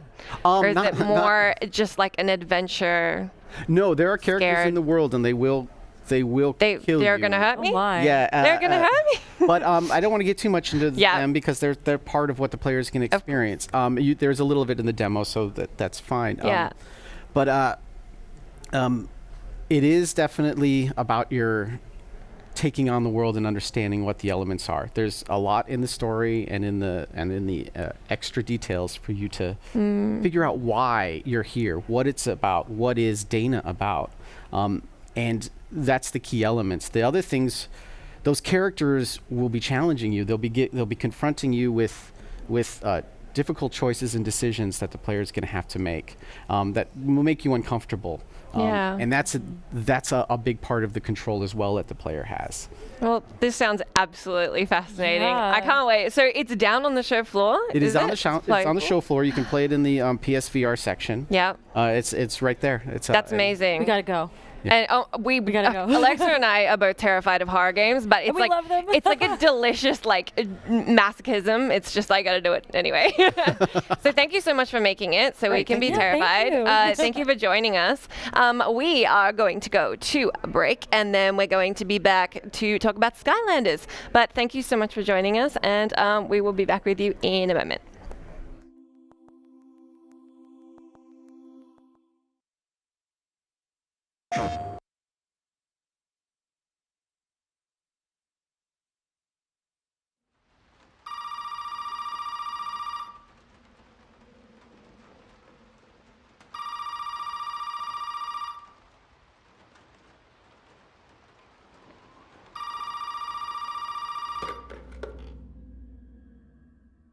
She's back.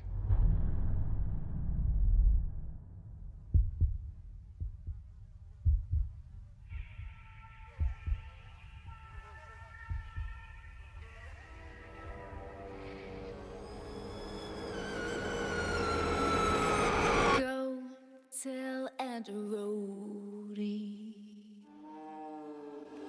Go tell Aunt Rhodey. Go tell Aunt Rhodey that everybody's dead.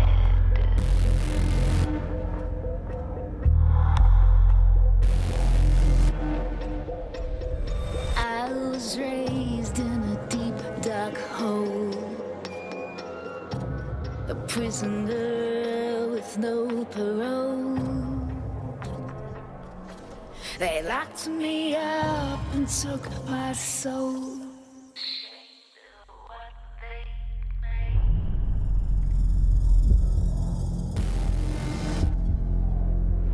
I called to him and he will come. She'll run to him like he's the one. His arms outstretched, but when she's done, he'll be torn apart. Go tell Aunt Rhodey. Go tell Aunt Rhodey. Go tell Aunt Rhodey.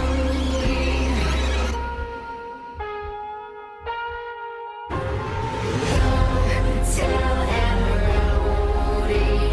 Go tell Aunt Rhodey.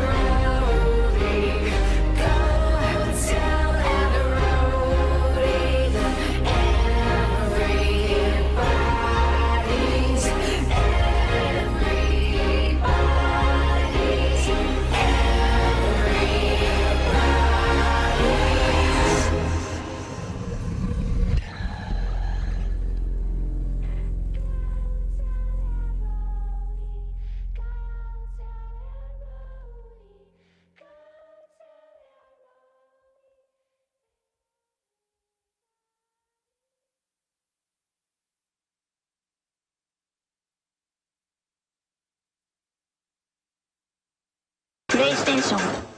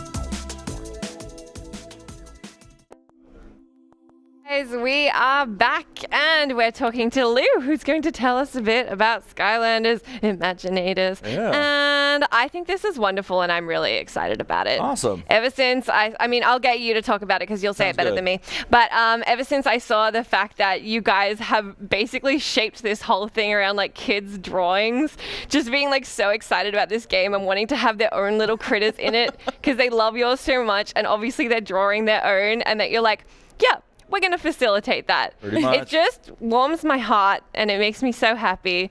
So please just brief me. Just tell me about the game. Sure. So Skylanders Imaginators, it's our 6th Skylanders game, which is mind-blowing. Yeah. And so we have the guys who created and pioneered this Toys to Life genre with Skylanders Spyro's Adventure. It's a team called Toys for Bob. Yep. And they're making basically that power to create your own Skylander and giving it to kids for the very first time. And so ever since we released that first game, we've been getting drawings, pictures, nonstop ideas of what kids would want to have, you know, their Skylanders be.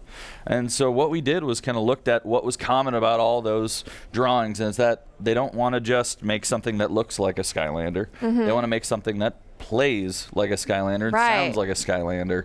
And so using this, what we call creation crystal, which is all fancy. I love if you'd like to see that there. And you put that on the portal. And then at that point, you get to create your own character from scratch by going to different categories like body and choosing all the different parts. Yep. You can choose all the different sizes. You can give them a cool added aura or glow to your character. Yeah. Ooh. And then from there, you can go and collect gear to put on your character, which changes the stats of your character. You can choose all the different powers that they have by mixing and matching our elements of our characters, as well as what we call battle classes, which are these new fighting styles. So if you want to be a ninja, you can be a ninja. If you want to be a bazooker, you can be a bazooker, or a knight, or 10 different types of fighting styles. And then on top of that, you get to create your own catchphrase.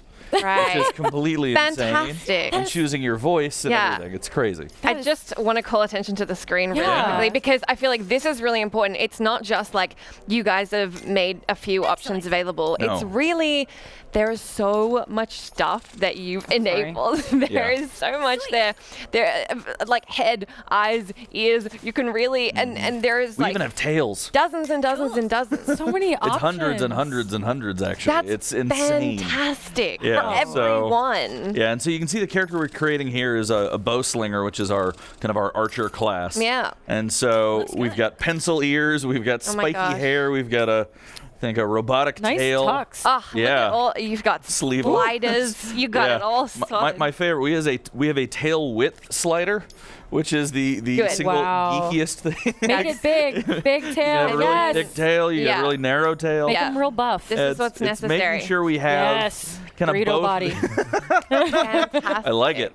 It's making sure that we have both the accessibility for a younger audience and having the game do a lot of heavy lifting for creativity, but then also allowing there to be the depth for someone who's as obsessive as me to go in. Yeah. You can go into colors and choose every single item's individual color at all Wow. points. So if you look at the character, you'd be like, oh, he looks great, but man, I wish those gloves were a darker shade of green. You can go in there That's and amazing. manually change everything. Have you heard much about the reception from this? Like kids who are playing it or adults who are playing it? I mean, what's it been like? I mean, even at the show right now, we've taken it upon ourselves not to make, there's not been the same character twice. Oh, wow. And so just seeing everyone get their hands on it, seeing everyone create their own completely awesome character. Some are going more, heroic and adventurous. Some are going spooky. Some are going kind of silly and goofy. And that's what makes Skylanders so great, is that we have all those different aspects, and they really appeal to everybody. And so putting that in the power of everyone's hands and seeing what kids and players are coming up with has just been eye-opening. It's been really cool to see what people do with it. And it's just so awesome so far. That's fantastic. Yeah. So, I mean, what are we talking about, like, gameplay-wise and other additions that we're seeing? Yeah, so in addition to creating the characters with the Creation Crystal and the Imaginators, one of the big things that we're showing this E3 are our senseis, which is another class of character. And so That's awesome. if you think of the Imaginator, or this created Skylander, and the Crystal as kind of the apprentice, these senseis are the masters. Oh, wow, So they represent kind of the peak battle class abilities. And one of the big things that we're talking about is that we have brought in Crash Bandicoot as one of these senseis. Let's talk about that. Yes. Crash Sensei. That's Please right. teach me your ways. He is a brawler because he uses those hand-to-hand, spinning attacks. And so what we've done is we've actually looked at kind of the history of Crash. We looked at all the things that made Crash special and gave him a boopable nose, as I believe was the... That's really important. That's the official so glad technical you worked that term. in. And so in addition to having a boopable nose, he has just a really great play style that pays a lot of homage to kind of his history, because it's the 20th year of Crash, which is crazy. And so in addition to having him in Imaginators, which we wanted to do to kind of introduce him to a whole new line of gamers, next year we're going to be creating remasters of the first 3 Crash games, which we announced, which is crazy. But in Imaginators, we wanted to make sure that people got that taste, got in there, got to see how he played. And That's so fantastic. if you see, he's got this really cool spin attack, which is indicative of his original attacks in the very first games. He's got the ability to do this really cool kick and flip attack, but then he can also throw out crates, which are from the very first games. What's neat is that how you can then mix your own attacks into kind of those different powers. So by tossing out the crates, you can then do your spin attack to create a tornado to hurl those into enemies. Yeah. And so a lot of really fun things there. And then we've even pushed it further by making him the only Skylander with multiple lives. Okay. So that when he gets defeated, he does one of his original animations for when he got defeated in the original game. So he'll have a halo and some little wings fly off screen before popping back up from the ground through an RIP tombstone, or he has a Wumpa fruit launcher and a jetpack that you can get.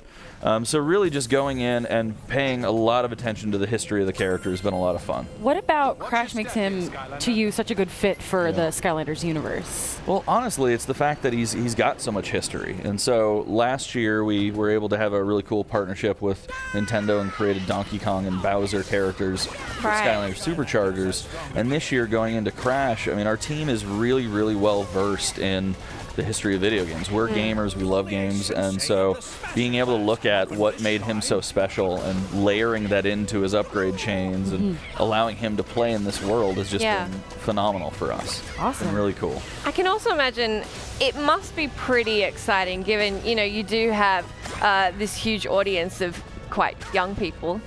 Young children who probably haven't been exposed to Crash the same level, but then you've got their parents who are playing with them who have like played Crash like growing up or as teenagers or whatever. It must be really nice to like bring that together. I mean, honestly, that is totally true. I mean, it's the same thing with Spyro, with having Spyro and Skylanders, and so having the history, but then also reintroducing that to new gamers has just been really cool. And so since our game is really kind of a fun family game for everyone, not just those young gamers.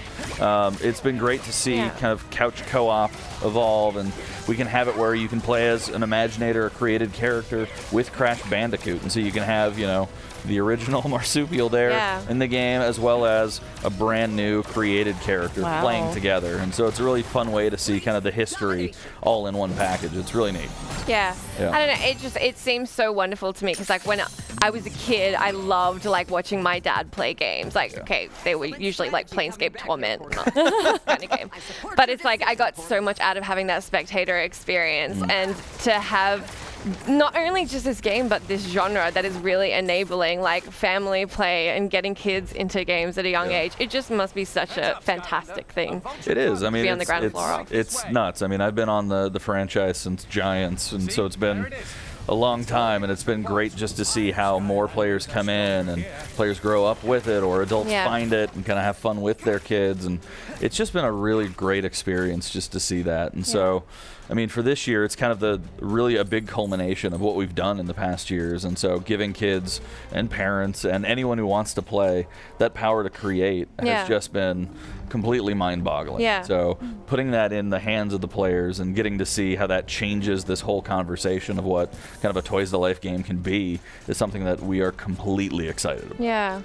So are you quite conscious of when you're developing or when you're working on, you know, the sequel or the next version of Skylanders you want to do you have to be very conscious of younger players that may not be quick to learn mechanics? Is that quite difficult in the development process? It is. I mean, one of the things that we do is really focus on this game as being someone's first game, as well as being enjoyable for someone who's well versed in games. And so it's hard to imagine, but kind of like that jump from say like 6 to 12. You know, it's a small period of time, but the amount of you know, depth of learning that happens for gamers at that point is crazy. And so we do spend a lot of time making sure that we're very communicative, we're very, you know, teaching things. We're not also taking for granted things that I may know as a gamer. And so that's one of the things that we make sure to do is go through and make sure that it is a fun and great experience for everyone, but then has that depth. And so that's kind of our design mentality for everything. And so I was mentioning that with this, where the creation, you can go in and we've got features to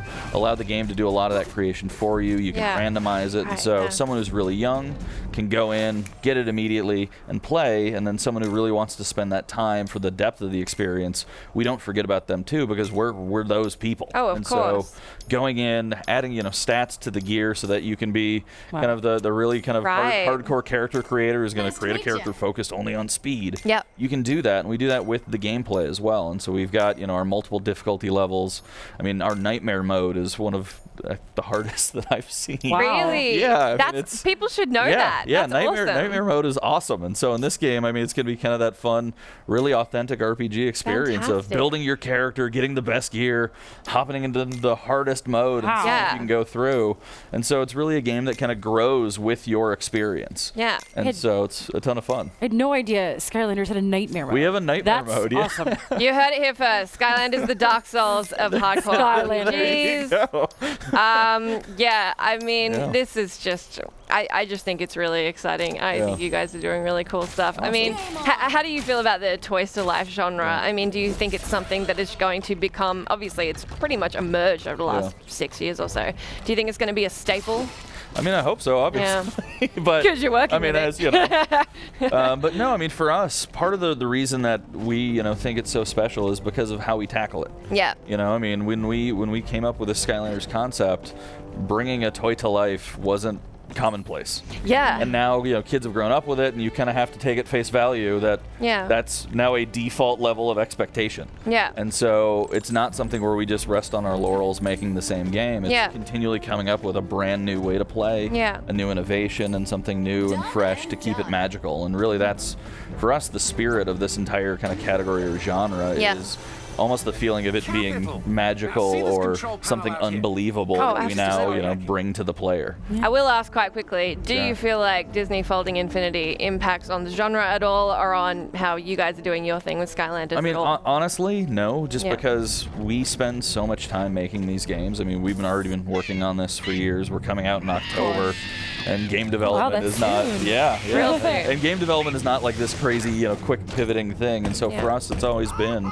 heads down, focus on innovation, focus on making sure that we are bringing players something special and unique. Yeah. And so really that's what defines our franchise and defines us as, kind of a series. And so that's always been our focus. Yeah. When you do make sequels like this one or the ones you've made before, does it a lot of the ideas for what you want to do with them come internally, or do you just hear a lot about what people want next in the game and you're like, okay, we'll make that happen? I mean, it's a bit of both, right? I mean, so when we see kids sending in their own pictures, one way to interpret that is, oh, I literally want that as a toy in the game. Yep. Versus say, I want the ability to create that as a toy in the game. So making sure that we're looking and figuring out not just what we as gamers would like to see, but also trying to figure out what the gamer would like to see, but also presenting it in a new and unique way. And so kind of pushing the boundaries, making it feel magical, putting our spin on it, making it something that can only exist as a Skylanders game is kind of our objective there. Yeah, that's fantastic. So do remind us, when can we get our hands on this one? Yeah, so game comes out October 16th. Okay. And so it's going to be out on the PS3, the PS4, the Xbox One, the Xbox 360, and the Wii U. Fantastic. And we're totally excited about it. And then we were really excited because this morning we actually announced that Netflix is going to be distributing a Skylanders Academy TV show. That is awesome. Which is so cool. Oh my god. Yeah. That's awesome. Yeah, so it'll be out this fall, and we've got 2 13-episode seasons lined up. Wow. And we're actually producing it. We have an Activision film and studio department, and it's going to be awesome. That's awesome. Yeah. That sounds really epic. Thank you so much for talking to us about the game. I think it just sounds fantastic. I literally cannot say that enough. Yeah, have a great rest of the show, and we will be back shortly. But in the meantime, enjoy whatever's playing in the meantime.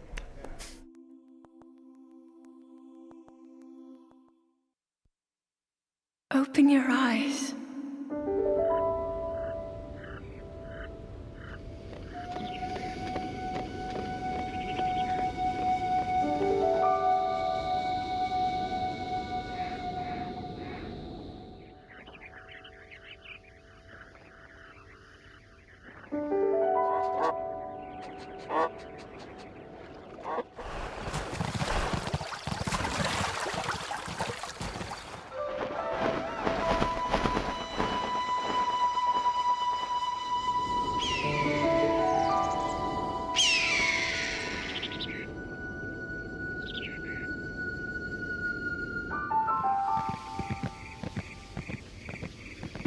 Open your eyes.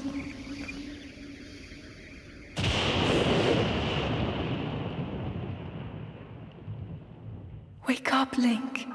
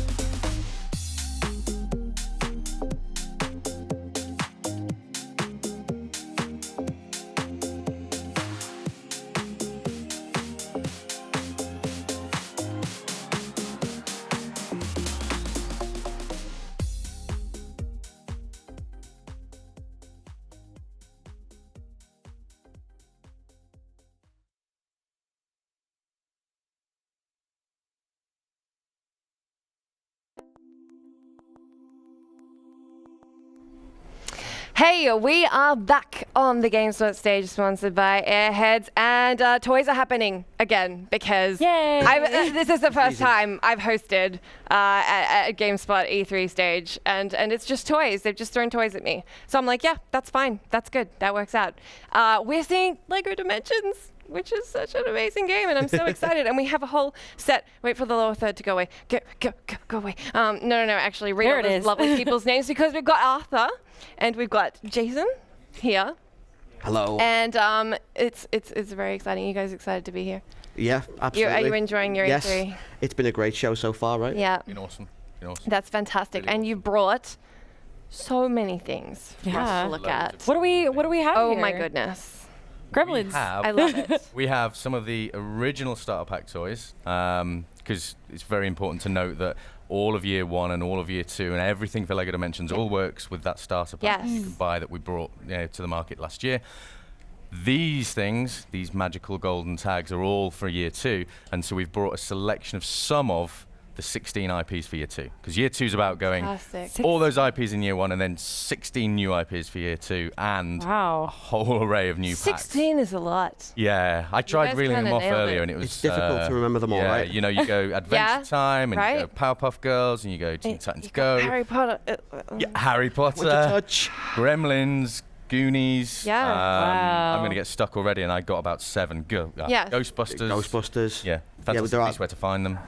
There's so many. It's so difficult to remember them all, right?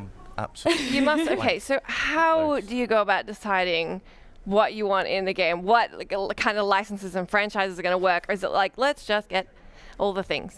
Yeah, kind of. Yeah. that was basically how we do it. Let's get all the things. All the things we didn't get last time, and then let's get some more. I love it. It's fantastic. Okay, I mean, I have to hear about your personal favorites of the new collection.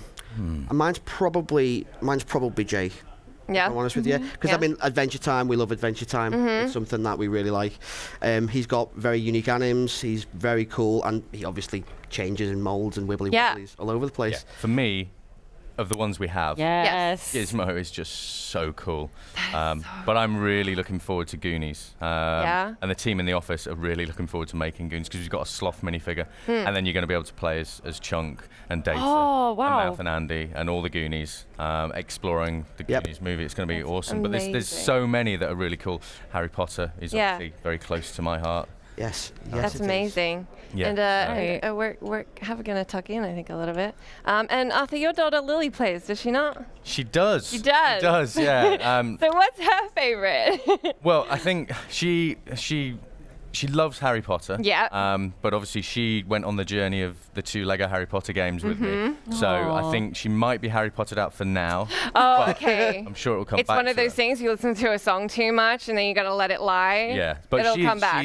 I think I've ground into her the Goonies, and I think she is as excited for the Goonies as I am. Yeah. Wow, that's I know you know awesome. Lily quite well. What would you say? Yeah, definitely. It's great because it's the kind of license where we can bring the our kids into things we grew up with. That's so But she fantastic. likes Adventure Time. Yeah. And so our kids are cooler than us, let's face it. Our kids are much cooler than us. But she's really excited because one of the Fun Pack figures for Adventure Time is Marceline. Yeah. So I think she's really excited about getting Marceline. Oh, yeah. No, that's super cool. Yeah, I'm excited for that too. But yeah, there is so much great stuff coming. And obviously, all of these great brands, we didn't even mention, we've got Sonic. Yeah. We've got Sonic Oh my the Hedgehog God. coming to LEGO Dimensions. So you could have Sonic driving around the Hogwarts Express through, I don't know, the DC hub, anywhere, really. Oh my God. Yeah, I don't know that thing. I'd trust Sonic with the Hogwarts Express. No, it's probably quite a lot slower than he's used to going. Yeah, probably. Yeah. These things are all incredibly cool, and that's the great thing Fantastic. about LEGO Dimensions is anything works with anything. There are no rules. You know, it's your imagination in Lego, isn't it? Yeah, just exactly. thrown down. So you guys have got like puzzles to play through in the game and stuff like that. Can you at any point just play with any character and Yes. get through things? Yes, of course. That is the Wow. idea. At any point in time, you can just jump into the game with whoever and interact with that story however you want to. There are no rules. The toys, obviously, we can redesign the toys also. Yeah. So they start off as one thing. An item that may be a vehicle may turn into a submarine, may turn into a flying creature later on in the game. And it's all about kids using their imagination. Yeah. And there is a very big element of like the hands-on building, not like the in-game building. You're actually putting Lego together, right? Yep. Yeah, and that's the cool thing. So that like That's this great. here, this extra portal build in the starter pack, you get the Blue Dimensions portal. We have new packs this year called story packs. And they come with a character and an item. So, for example, the Ghostbusters one comes with the new Ecto one, and Abby, wherever she is, she's there. As well as that, you actually get a new dressing. So this is here, so you can build it and replace the one on your gamepad, so you can have your choice basically. Yeah. But as well, you have a huge 6 levels that tell the entire movie. You have the adventure world, as you'd expect. But then the new thing for this year is 4-player battle arenas, so 4 of you can sit on a sofa. Please tell us about this. Yeah. I've seen this the video. This is a brand new mode, and you have to come over and play at some point if you get a chance. Oh my god, absolutely. So the idea is they're a 4-player split. It can also be played in single player, so it's like a party game in many regards. And for each individual pack that we release, so even a fun pack, you will have a party mode. You will have one of these battle arenas. Each battle arena has 4 modes. It has capture the flag. It's got tag, not tick. Obviously, it's a British thing, tick. Tag in America. Sure. It's got a mode where we punch a giant kind of inflatable around to destroy each other's bases. Yeah. And we have the new mode, objective mode, which gives the players mini little objectives they have to complete within a time limit. And it's kind of like a time trial thing where everyone kind of grabbing objective points left, right, and centre. And we also got Brian Blessed doing the voices from Flash Gordon. That's amazing. Wow. Okay, I'm too excited. I think we have some gameplay demo we can get Yes, to, we have do some not? gameplay demo, I think. We can go through here. We can, see if we can get in here. If it'll go. Do it. Absolutely. Yeah. Pull the cable on the thingy to make sure it's placed in properly. No, Can I go down there and do that? You can yeah. It's good. Live. It's live. It is live. Welcome to live. Welcome to live things. This is what happens. I'm really sorry if anyone saw my bottom. Anyway. Unfortunately, I think they did not, but there's still time. What's going on here? I don't know. Oh, that's okay. Magical interference. Yes, I believe. Well, doesn't matter. That's what happens. Well, yeah. I mean, that's okay because we have a shitload to talk about. So, let's talk about what are we seeing in the game in regards to not just the characters but other kinds of mechanics. So we have new gameplay mechanics with the portal, just like the first season. So the story packs will bring in a new one. The one we have is called RIP, and the idea with this is that there are 3 dimensions that the player can travel through. The standard dimension, which is the level they are in, and 2 side dimensions, which are like clones of that one, but with different technology in them. Yeah. So you can solve puzzles in one of the dimensions and then the other one, and then bring the objects into the main one, kind of like Fringe style. Yeah. Bringing things all together. Yeah, that's which fantastic. is really cool. One of the things I think is really interesting about LEGO Dimensions is that I know so many people who are not parents and don't have kids who just absolutely adore this game. My best friend is obsessed with this game. He's like crazy about comic books and everything. Do you have any theories as to why that is? Like, is it the licenses? Is it the LEGO name? The nostalgia? I think people love the mashup, right? Yeah. Yeah. Who wouldn't want to play Mr. T running around, I don't know, in the Goonies? Yeah, exactly right. In the DeLorean. It's it's it's the mashup, and it appeals to all ages. The IPs are the great thing. It's just everything from Adventure Time all the way through back to what I grew up on, Knight Rider and everything else. Yeah, of course, Knight Rider. That's another one. We just remember. Knight Rider. So what's left? I mean, you're adding 16 new IPs. What's left on your wish list? The IP list was massive. Yeah. It's very difficult to even get it down to 16. We could be going forever, right? There are so many. Lots of nostalgia brands, lots of new brands, lots of things for the kids, lots of things for the adults. And there's loads and loads and loads of stuff that we just want to keep adding to and keep going, right? Yeah, definitely. LEGO Dimensions is definitely here to stay. We made a big noise last year. Again, this year we've come back bigger, more noise, more IPs, more game modes. Yep. More packs, and we're just looking forward to just keeping LEGO Dimensions going. Do you plan to move on to a sequel at any stage, or is it just about like evolving and adding on to what you have now to make it greater and greater? I think now the focus is to get more kids in. more kids engaged in what we're doing. That's why we brought the new fun packs out, which have ways of opting into the battle arenas. You don't need a new starter pack every time. I mean, the new fun packs can be like purchased at quite a lot. I think it's like what, $12 or something like that. I think even though there's more content in, they're actually going to be retailing slightly lower this year. Yeah, so people can get in and play a completely new experience without having to buy a sequel per se. Right. Okay. They're big, you can just expand into it. Yeah. So that's where we're going to go. What are the pricing details, like for people who might not be involved at all but really like the look of it? Well, I think, and I'm if I get quoted on this. No marketing, no marketing will be involved. I think the fun packs are like $12.99. Yeah. And then so. The next pack up is $19.99. Yeah. Okay. And level packs, yeah. $24.99. Yeah. Team packs, and then the new story packs that have got the new Portal. Yeah. Lego build and the toys and the huge movie experience and everything else. I think they're retailing at $49.99. Yeah. Right. So yeah. And then the starter pack, I know that's just come down in price, but I can't remember what it is in the States, so I don't know. Those are all like pick and choose type things, right? So it's kind of like, do you expect like, kids and not kids like my friend, are, like all of us. Like all of us, exactly.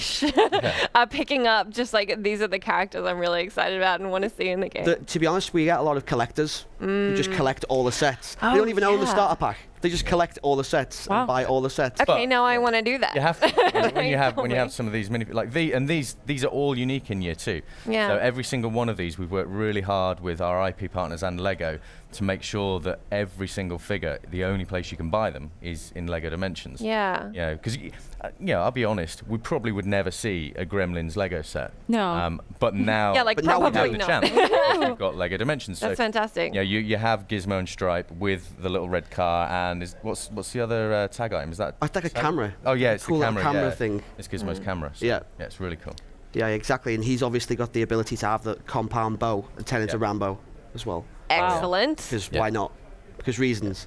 And Because reasons, is Lego right. Dimensions. feed him after midnight as well. Yeah. He turns into an evil gremlin, right? Yes. Oh yeah. Yeah. That's a problem. So. Wow. So you guys really thought of everything. I hope not. 'Cause there's nowhere else to go. Thought of everything. Game's over. Yeah. So are you gonna keep working through the IP list, do you reckon? Like. Yeah. Yeah. I mean, that's the idea, to keep bringing new things to Dimensions. I think we've obviously proved from Season 1 through to Season 2 that the idea is to bring new things, new game modes, new IPs, new models. Yeah. And we just keep going and getting bigger and bigger and bigger, right? I mean, that's the message. We're getting bigger. We are getting bigger. That's amazing. Well, I mean, obviously everyone adores it. I think you've done such a clever thing. Like, Lego is just always going to carry. I mean, I played it when I was a kid. My, parents had Lego sets, Yes. and like kids now are still crazy about Lego. So I think it just makes sense to bring it to video games. Yeah. It's cool. And it's damn sweet that you've done that, and well done. Thank you very much. And I am slightly disappointed and upset to say that we can't get the gameplay demo working. But there are plenty of videos that you guys can watch about Lego Dimensions online. Sure. And if anyone hasn't seen it, the trailer for year 2. Yes. It's so epic. Yeah. Yes. Absolutely, check it out. Have to definitely check that out. Annoy these guys on Twitter. They'll answer all your questions. Yeah. And the rest of the team, they're all on Twitter too. Yeah, annoy them too, yeah. Annoy everyone who Everyone needs to works be on annoyed. Lego Dimensions because we didn't get this gameplay demo. But thank you so much for coming by and bringing all the toys. It's incredibly exciting, and Alexa and I are excited. Yeah. we just can't wait. Yep. Thank you for coming by. Have a great rest of show. Thanks for joining us, and we will be back again shortly with another demo. You're Peggy watching 12. the GameSpot stage, brought to you by Airheads Bites.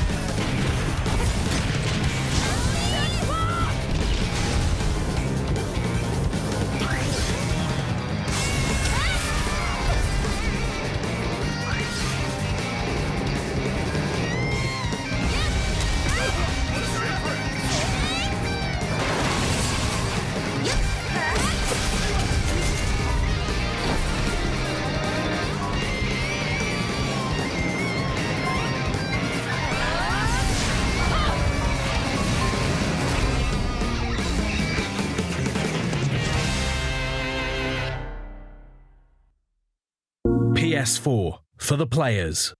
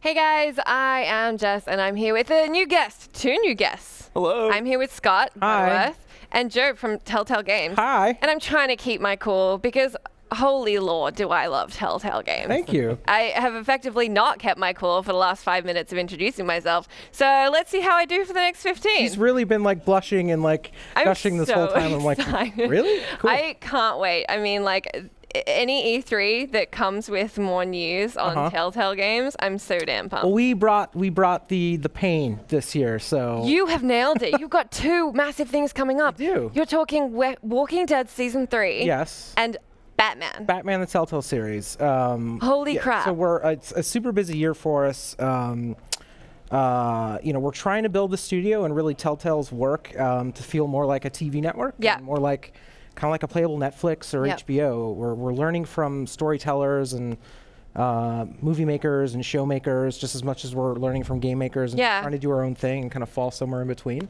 Yeah. We're building different games in different genres. And they all have sort of adventure game mechanics that we're used to as, people that play games, but people coming into the Telltale experience, it's really something for everyone. So. Yeah. I have so much to ask you. First off, I'm going to put the call out on Twitch chat I am reading because I know so many of you guys had so many questions. So if you have questions about Walking Dead or Batman, post them in the chat and I will try and look over. I'd love to know, are we going to see changes to the gameplay formula? Obviously, you guys do have a formula, but there have been changes between each season of Walking Dead. I think people ask often about a Telltale formula, and we'd call it more of a format. Sure. It's formula is more, for us. You look at stories, and formula is sort of like 2 guys, a girl, and a pizza place. Yes, but you're very right. For us, going from different genres, like with Walking Dead, for a sort of a zombie apocalypse drama, there's a different sort of formula to storytelling in those genres. But no, if you've played a Telltale game before, you are going to feel comfortable in understanding you're going to be making difficult decisions. Yep. Talking different characters and a lot of role playing that happens in the cinematic Telltale language. Yep. So it'll feel familiar, but we are also making a lot of enhancements. We've upgraded our engine this year, better lighting effects, and a lot of bells and whistles. And things are going to be running much more smoothly. Lovely. But for all of our games this year, this is kind of a bold new step, but things are running on every platform as well. Cool. So you're going to be playing these games on console and on mobile and on tablets and PC, and so lots of new things here. But so what do you want to get into first? Batman or Walking Dead? Okay. Let's do Walking Dead. Okay. I feel like we'll start with Walking Dead. Okay, one of the questions I got a lot of is people want to know how long after the events of season 2. Okay, so the 3rd season, which our logo doesn't even say season 3, and we may fix that later, but I think at this point it's sort of become an ongoing series, just like a TV show. It's come back for its 3rd season. Yep. But it's also a new entry point. So you're going to be playing as 2 characters. Yep. The first is, fans recognize her. This is Clementine. She has survived, and the other is a newcomer. You haven't seen him in the comics or anywhere in the show or the games. He is from a Cuban family, and he is not with his family right now. Yeah. He is with Clem, and you are going to be playing as both. He's absolutely central to the story. Yeah. And they are really at a point in the timeline that's kind of where the comics are now, or kind of where the show is right now. And if you played the first season of Walking Dead, it started at the outbreak, and Clementine was about 8 years old, and by the end, you found out by talking to the stranger that she had just turned 9. Yep. For the 2nd season, she was maybe about 10 or 11. Yep. It's a little nebulous, and as time goes on, and as people are alone in the woods and in the dark, and just trying to survive, it's tough to even recognize if everyone is even still celebrating birthdays. Right. Of course. But now we're a couple more years in, and Clem is sort of in her early teenage years, so we're not quite definitive, but I'd say That's 13 or 14. Amazing. For Clementine's age, and that's how far we are in. So 9, 8, 9, 10, 11, 12, 13, about 4 or 5-ish and half-ish years. And that's how far we are in now, at least where you saw in the teaser. But there's a lot of ground to cover for what happened to these characters from the point of the outbreak and to where they are now. And I think, without spoiling anything, I think narratively we'll be exploring a lot of ground to get everyone up to speed. Yeah. So I'm now just like, well, as you were talking about his age, I'm now thinking in my head, like, wouldn't it be cool if like Ellie from The Last of Us and Clem teamed up and we're like this zombie fighting I've duo? Read that / fanfic. Yeah, no, it's kind of pathetic that I'm over here like Yeah, writing that's fanfic, but I mean, I'm equally excited about The Walking Dead. Yeah. I think the other question everyone had was, are the choices from season 1 and 2 going to matter in 3? 100%, yes. 100%. Great. But also it's unique as well because we are also building a new entry point where if you haven't played the others, we highly encourage you to do so. Of course. But if you've never played a Telltale game yet or a Walking Dead episode, you can start with this 3rd season. Yeah. But obviously a lot of things have happened and a lot of different things have happened, especially at the end of season 2. Yeah. So no matter where you left off, we're going to be working with really a way to have people carry their saves over from the platforms they were playing on. Yeah.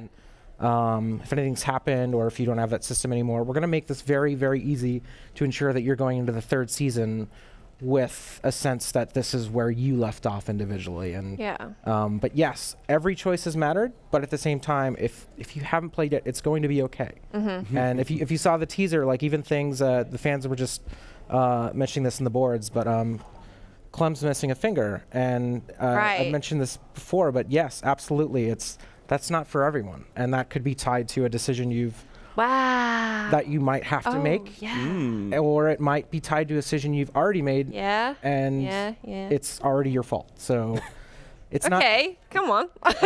So no, What had to be done? That sounds like Walking Dead. Just lots of guilt and regret, and everything is terrible. We are That's tracking amazing. lots of action games and shooters. They track, where your headshots are landing and how many touchdowns you're landing, and we're really tracking all the decisions and that you're making and how you're treating people, and we're keeping an eye on your conscience. Clem scoring a lot of touchdowns in Walking Dead 3. Yes, That is spoilers. fantastic. Go team.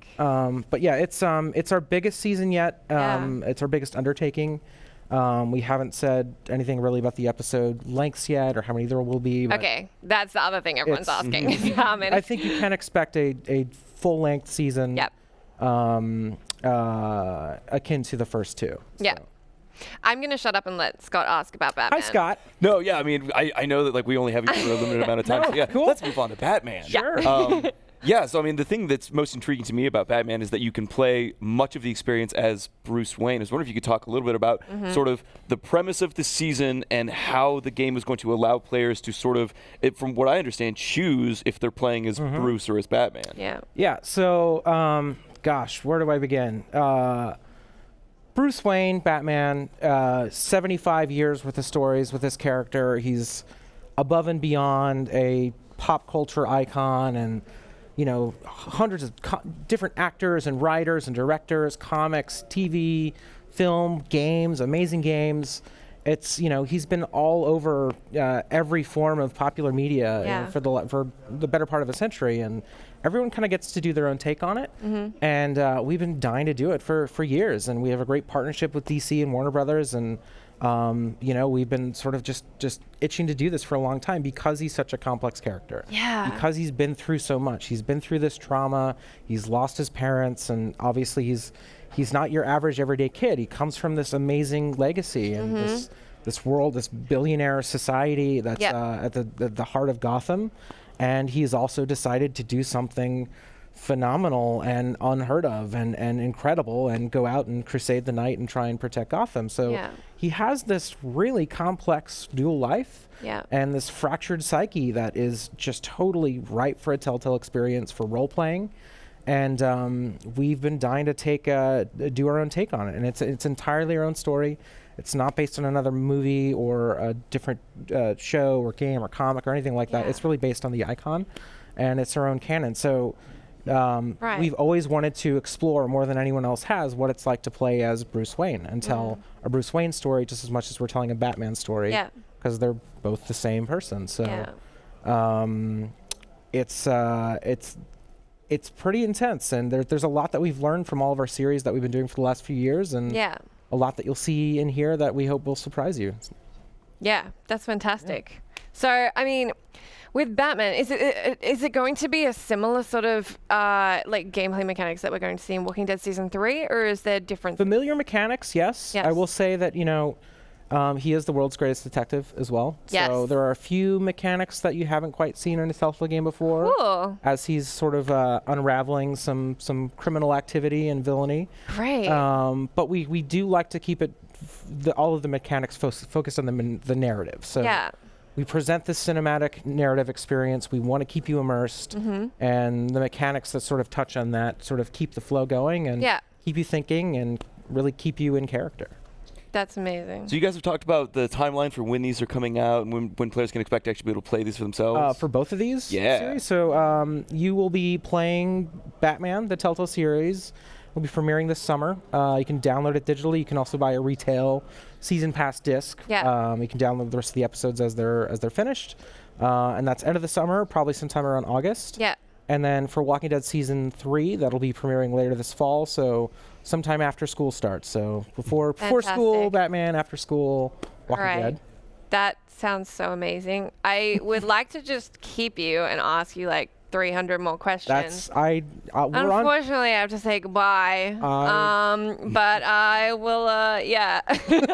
I'll awkwardly keep it. You can always email us. You can always tweet at us. Okay. Anyone watching? I'll just send you my list. Okay. All right. I'll work on it on the plane home. That would be great. You heard it, chat. Be sure to annoy Job with all of your Telltale questions. Yeah, that's really what we're We'll do our going hardest with to tell you today. as much as we can without spoiling the story. Okay, well, I think it's safe to say everyone is so bloody excited Thank you. for what It's you guys are exciting bringing to out be next. here, so. You do awesome stuff. Thank you. And I know It's an Scott awesome and I team are that does crazy this, keen. and yeah. I'm just one of an amazing group in San Rafael, and hello to everyone back home. Aw. And thanks for working hard. And hi, Mom. Hi. Well, that's wonderful. Hi to everyone's moms. Yes.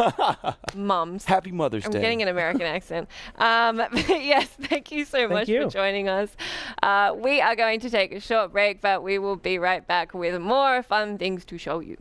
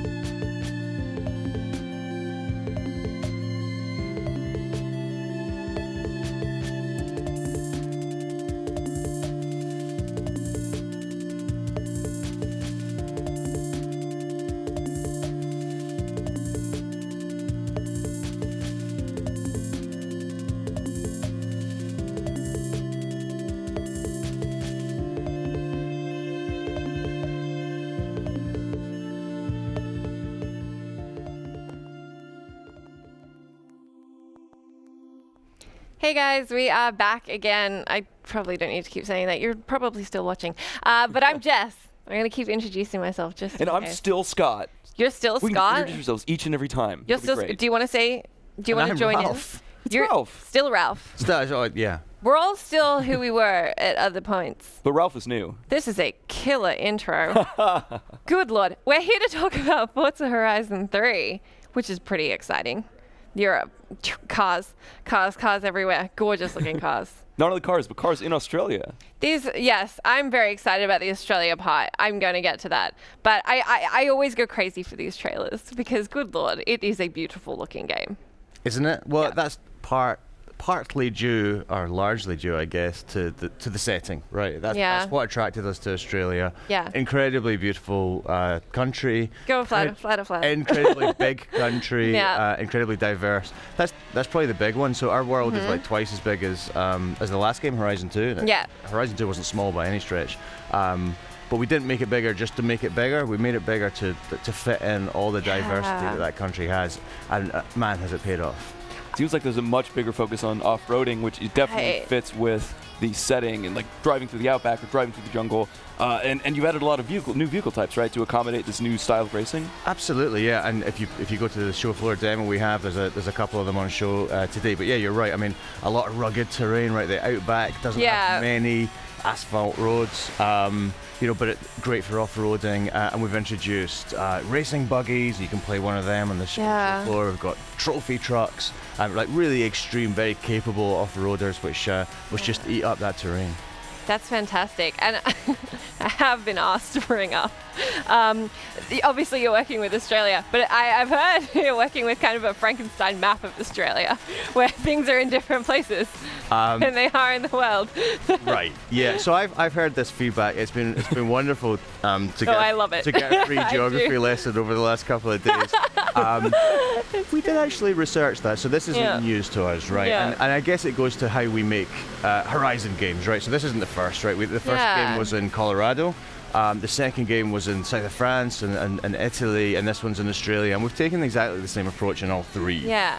Which is to say, we go there and we research extensively, right? So if you look at the architecture, the foliage, the wildlife, you will recognise that as very authentically Australian. But then what we have to do is piece that together into an open world and make it a game. Which worked right? Yeah, absolutely. Because we're as much as we'd love to be, we're not the tourist board. Of course. What we need to make games. We need to make games that our players can get into and that work for progression and fun and great driving experiences. So if things aren't exactly in the place they are in real life, I'm happy to hear about them, but we know. I feel like people probably aren't coming to Forza Horizon to see exactly where all the states in Australia are laid out, so you're probably okay. I feel that way, right? Yeah. But I mean, what Australia does do for us, and I guess the reason we've crammed so much into this world is that Australia has so much to offer. Right. And if it's about cramming it in places where maybe it's not absolutely geographically accurate or leaving them out, I know which option I'm always going to go for, right? I have spoken to my friends about the fact that I was doing this interview today, and they just needed me to pass on to you. Thank you so much for including and remembering that Australia is a place, because we are in no games. Right. Well, I mean, I think that's great. Yeah. It's not necessarily why we did it, but I love the fact it's off the beaten track, and I love the fact that it's not like a world that everyone is familiar with from video games, right? We looked at California, but I feel like I've spent half my life in California who needs it? in video games. Whereas, Horizon games are kind of like a dream vacation. Yeah. And I think Australia's a great place to go on one. Yeah, can we talk about how the Horizon games have their own kind of niche apart from the more standard Forza titles? Yeah, what that means to you? So, I mean, we've been doing this for 3 versions now, which is great. So I think we have a really strong identity, and I think people are getting that. They understand what they'll get from a Horizon game, how it's different from a motorsport game, and I think they are very complementary. A lot of our players play both and get great things from both, but certainly we think of ourselves as all about fun, right? It's about laid back fun with your friends. It's not serious. We don't take ourselves too seriously. You can see that from the show floor demo, right? You're racing against a Jeep suspended from a helicopter. It doesn't make an enormous amount of sense, but it is crazy fun, and that's why we do it.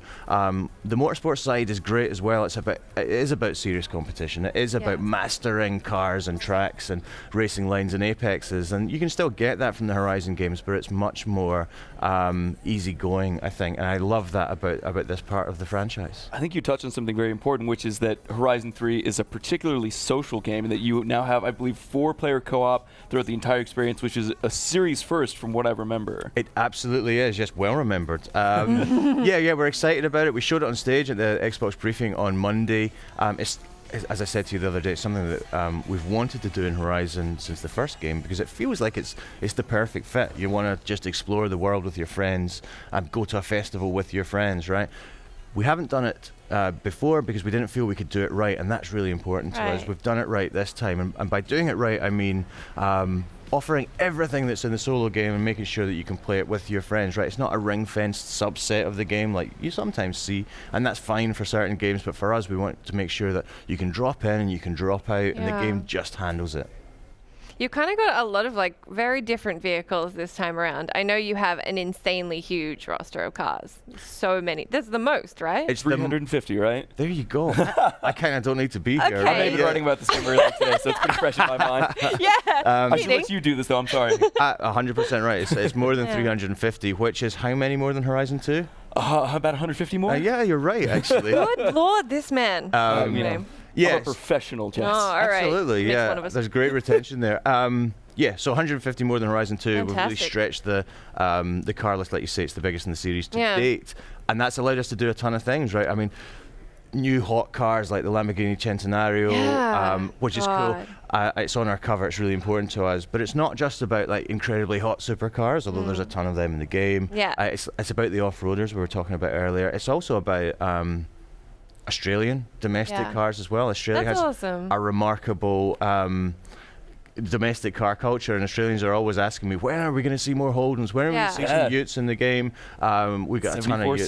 74 Sandman, the oldest Holden Ute is in the game. This year, both Ford and Holden will make their final ever production Utes in Australia, and we've got both of them in the game as well. So there's great Australian flavour to our car list, and not just our world.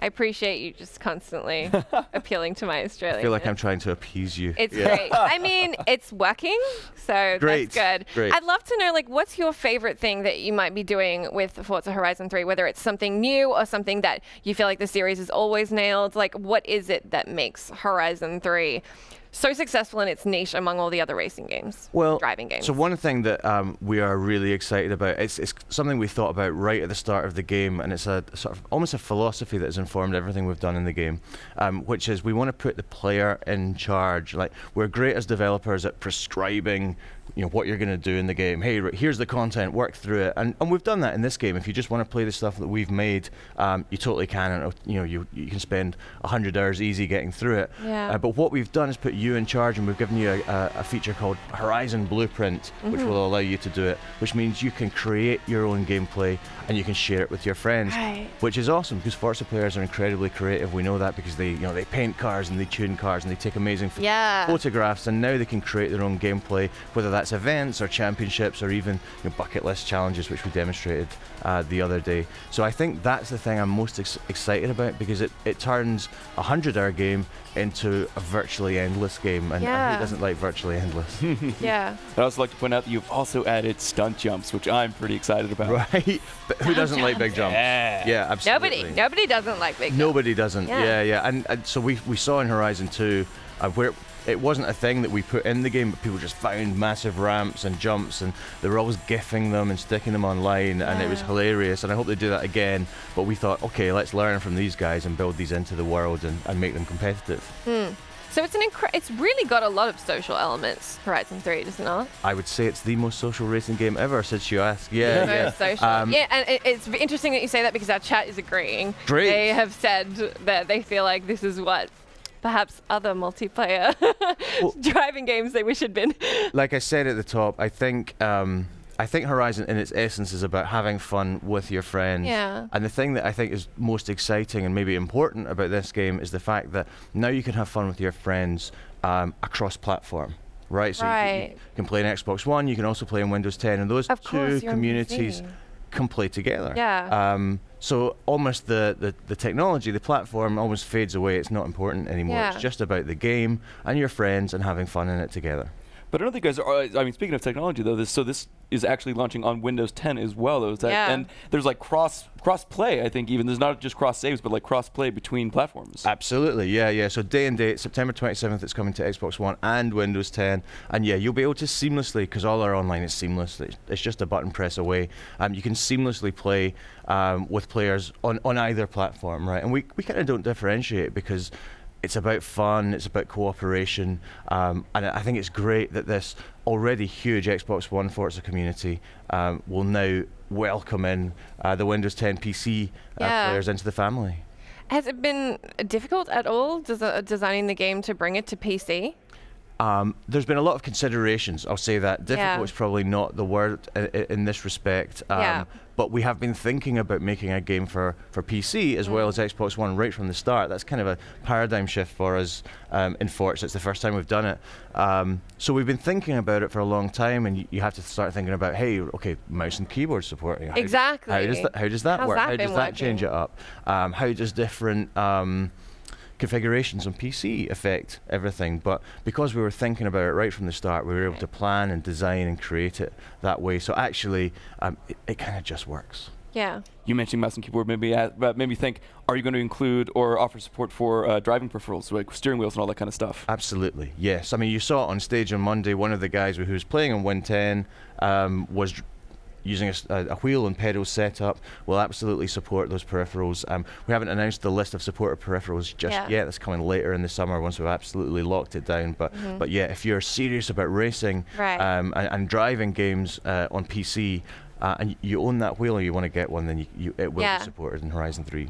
Do you think that's a better way to play? Like, would you recommend people who want to play on PC get like a gamepad or a wheel or something, or do you think it works just as well with mouse and keyboard? I think it's horses for courses. It's what you're it's how you want to play the game. I know there's a lot of guys, and Andy who was in the BCD with me is one of them. He swears by driving with the wheel. Personally, I'm a pad guy. It works for me, and obviously on Windows 10 you can use your Xbox pad there, and it's great as well.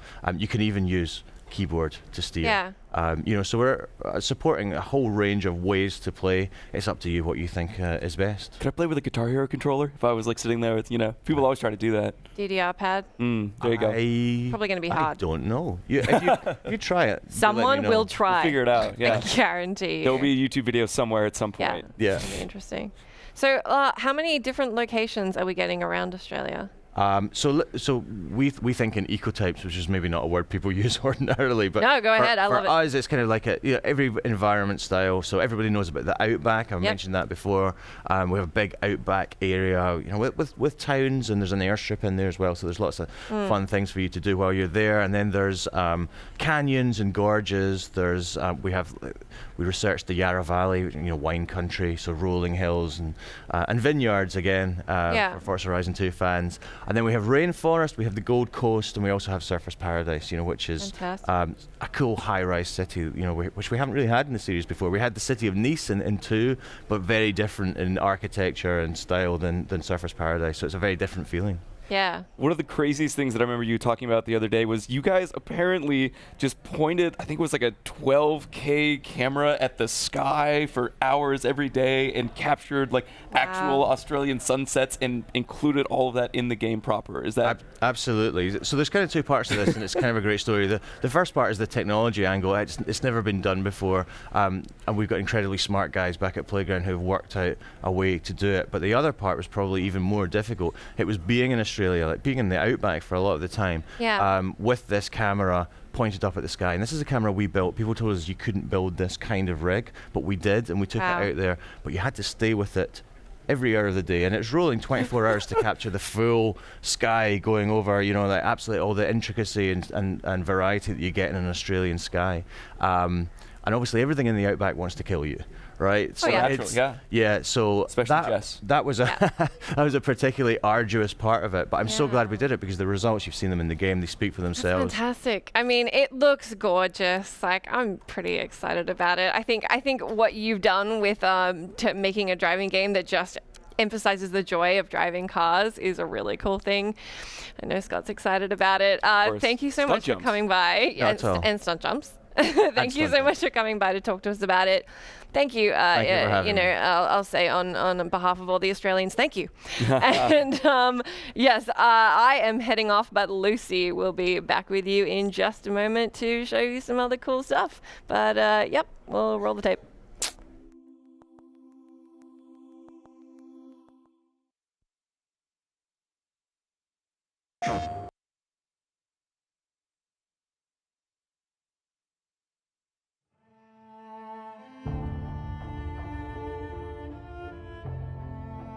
Someone asked me once if I remembered how it all went down, as if it happened so long ago that anyone could forget. So yeah, I remember.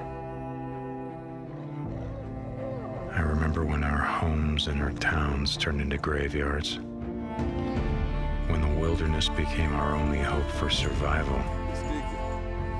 I remember when the planes fell out of the skies, when the trains stopped running, when the turbines shut down, and the world went dark. I remember when they put up the razor wire, like it was gonna stop anything. When the feds ran out of body bags. When some of us sort of lost our minds. I think it's dead. Some lost more than that. Much more. I remember when we lived by a code, when brotherhood meant something, and living meant more than surviving. Goddamn liar! So yeah, I remember how it all went down. I don't give a damn about any of that. You know what I remember most? Riding the open road. The smell of your hair. The touch of your skin. I remember you. But those days are gone. Now I'm a drifter, a bounty hunter, a mercenary. And for me, the broken road is all that's left. But I'll always remember.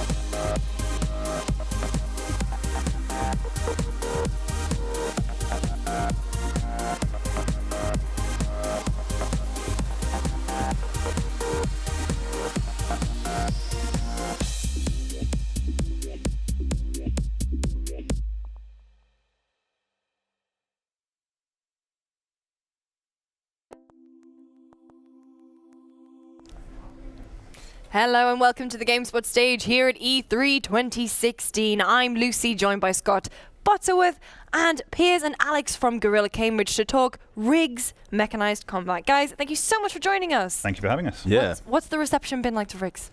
It's been awesome. Really, we've been showing the multiplayer 3-on-3 and getting a lot of people playing the sports matches, and the reception has just been great. People, when they take the headset off, have just been blown away. So it's been awesome. So I mean, like top line, how do you describe rigs to people? So basically, with PlayStation VR, we're trying to take first-person competitive shooters to the next level. So rigs is a arena-based shooter where it's 50 years in the future. The world of motorsports and combat have collided to create the mechanized combat league, and you, the player, with the power of PlayStation VR, become a sports star of the future. So you're going and you're piloting these 6-meter tall, super streamlined, expensive mechanized suits in packed arenas all the way around the world in front of huge crowds. And we've really captured the drama of sports, and with PlayStation VR, getting the player to be right in the heart of the action, in the driving seat of these rigs as they're going and competing for the title. So it's been great. So what kind of modes can players expect? So the one we're showing at E3 at the minute is a game called Power Slam. It's been described as basketball on steroids, and in this mode you play 3-on-3, and you take down your opponents, and if you take them down enough, you go into a mode called Overdrive. When you're in Overdrive, you can make your way to the top of the arena. There's a kind of hoop there, an enormous hoop, obviously, to get a 6-meter rig through it. You jump through, you score a goal, and there's a lot of offensive and defensive plays going on there, so you can block people from doing that. Is there going to be any kind of like? This sounds insane to not only play but also to watch. Is there going to be some kind of like spectator mode that people can view? Ways to easily view matches that other friends are playing? So obviously we, with PlayStation VR, we have the social screen, and actually we're demoing that at the minute. There's a lot of people actually watching the game as it's being played out and a lot of cheering going on. We will be long-term looking to put a more dedicated spectator mode into the game, but the game has actually really been crafted visually and in terms of gameplay for people to watch, and it's a great experience. I think it's one of the things we've found when we've been at the shows. We've been at a number since E3 last year when the game was announced, and when people are watching the match being played, we've managed to capture the drama of sports. It's like the underdogs making a comeback, someone stealing a last-minute win. People are getting really excited, just watching the matches as they play out, which has been awesome. Obviously, Sony's big push at E3 this year has been VR. I imagine this game's been in development for how long?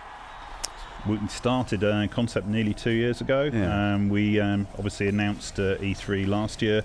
We're working very hard to become a launch title now, so the team back in Cambridge are burning the midnight oil to get things across the line while we're out promoting it. So, I mean, were you working closely with Sony? I assume like the final specs on what was then Project Morpheus weren't final. Were you kind of suggesting things to them, or was it like this joint learning experience of all the companies, all Sony's first party, learning how to really master VR? So, and obviously as a first party studio, we've been there day one with PlayStation VR, or Morpheus as it used to be called, and the hardware and software teams work very, very closely together, so there is a feedback loop in there. They give us new pieces of equipment, we play with it, we come up with great ideas, we feed back to them.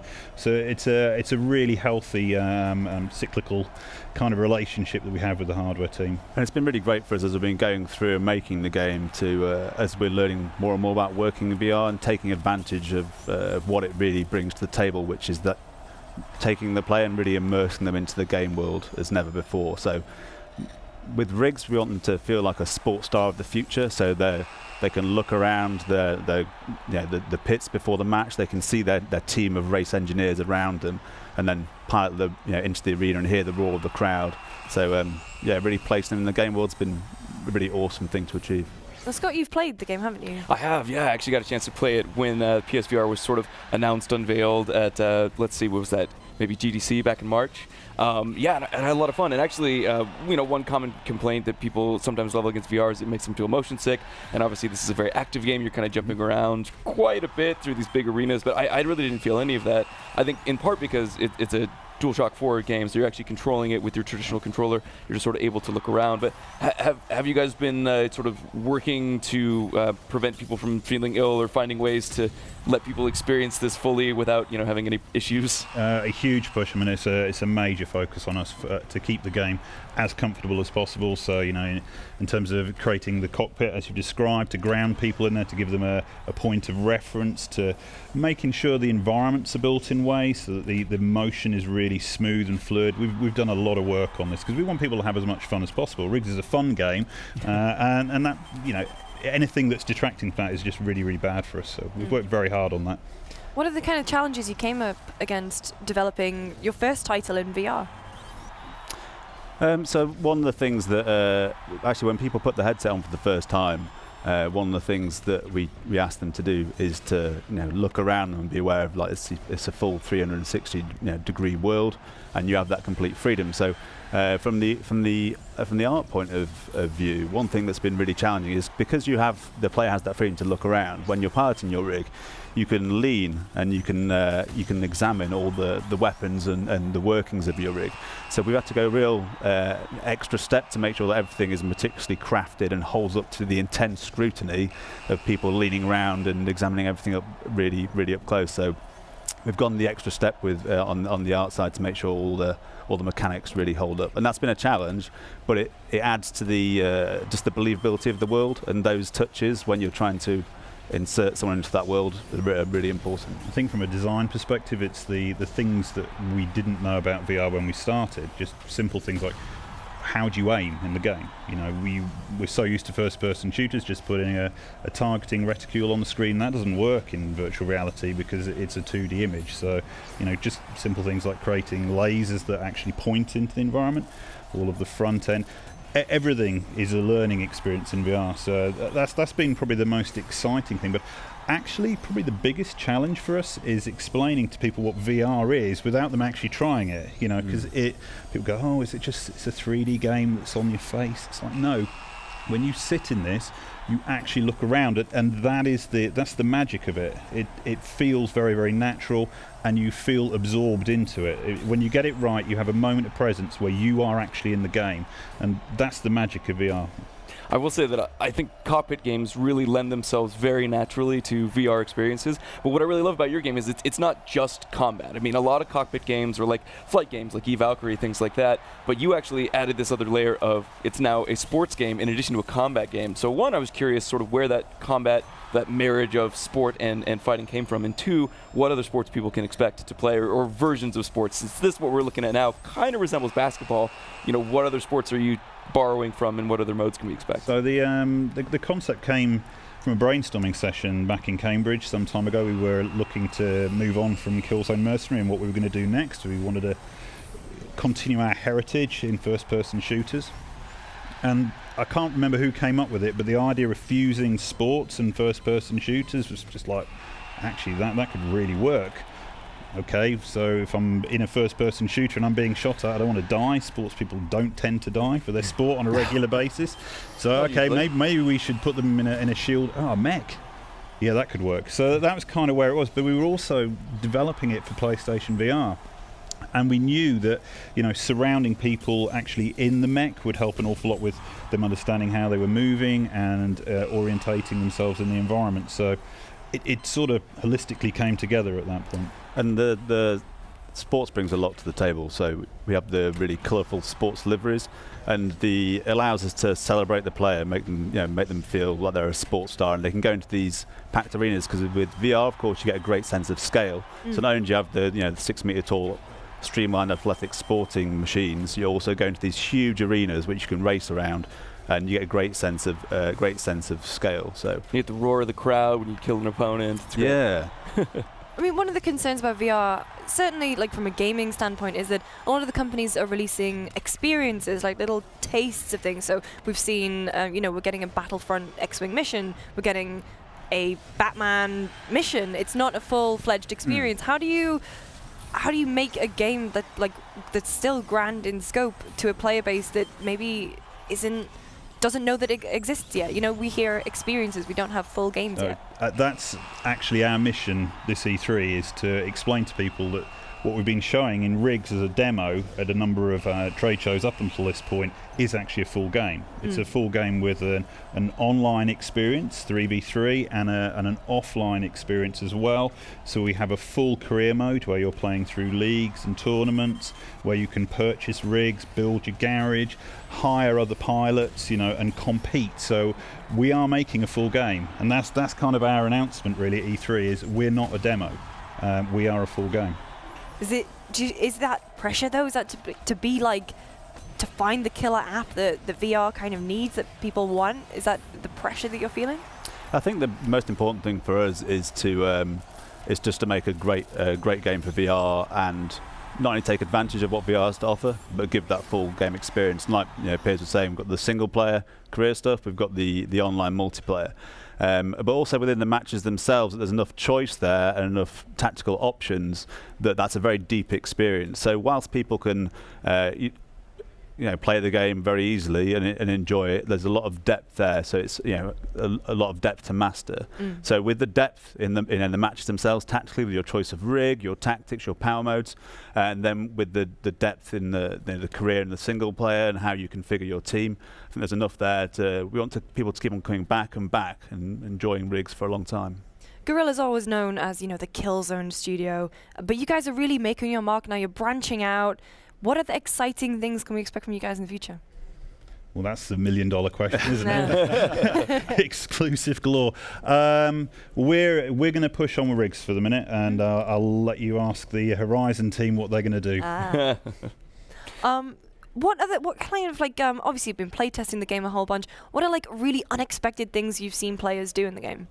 One of the things so looking around behind you, that's the first thing we ask people to do, because that really takes people by surprise, because they'll be looking around and go, oh yeah, I can look around a bit, and then they look behind them like, there's stuff there. That's incredible. The other thing there's moments of magic that people are blown away by.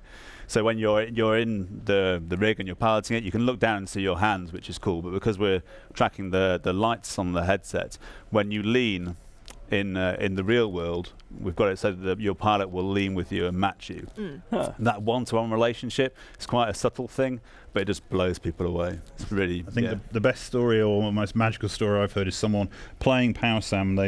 In their rig, they're charging up the ramp, they leap to go in the ramp and actually throw themselves forward as if they're actually throwing it. I mean, that's a great moment of someone being really consumed by the game. It'd be hard not to do that. You feel so connected. And just the excitement that the sports matches bring as well. We've been at events where people have literally been screaming and shouting, really, really passionate about it, as they would do if they were playing a real sports match. This sounds like when we play Rocket League. Yeah, exactly. Awesome. Piers, Alex, thank you so much for joining us. When can we get our hands on rigs? We are aiming for day one launch, so we'll be there when the hardware arrives. Awesome. Thank you so much. And guys, for more coverage from this year's E3, make sure you stay tuned to GameSpot.com.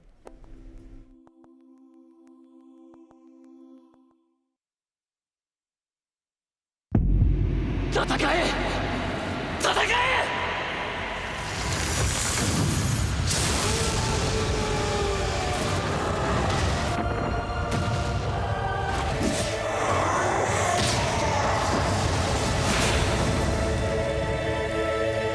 は強くなる。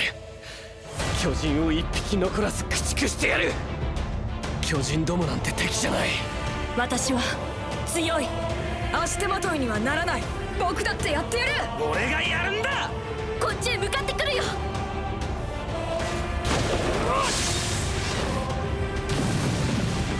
あれは約束しよう。俺は必ず巨人を絶滅させる。撃て！答えてくれ。壁から一歩出ればそこは地獄の世界なのに。どうしてエレンは外の世界に行きたいと思ったの？どうして？目標敵外透明超大型巨人戦闘用意必ず仕留めろ。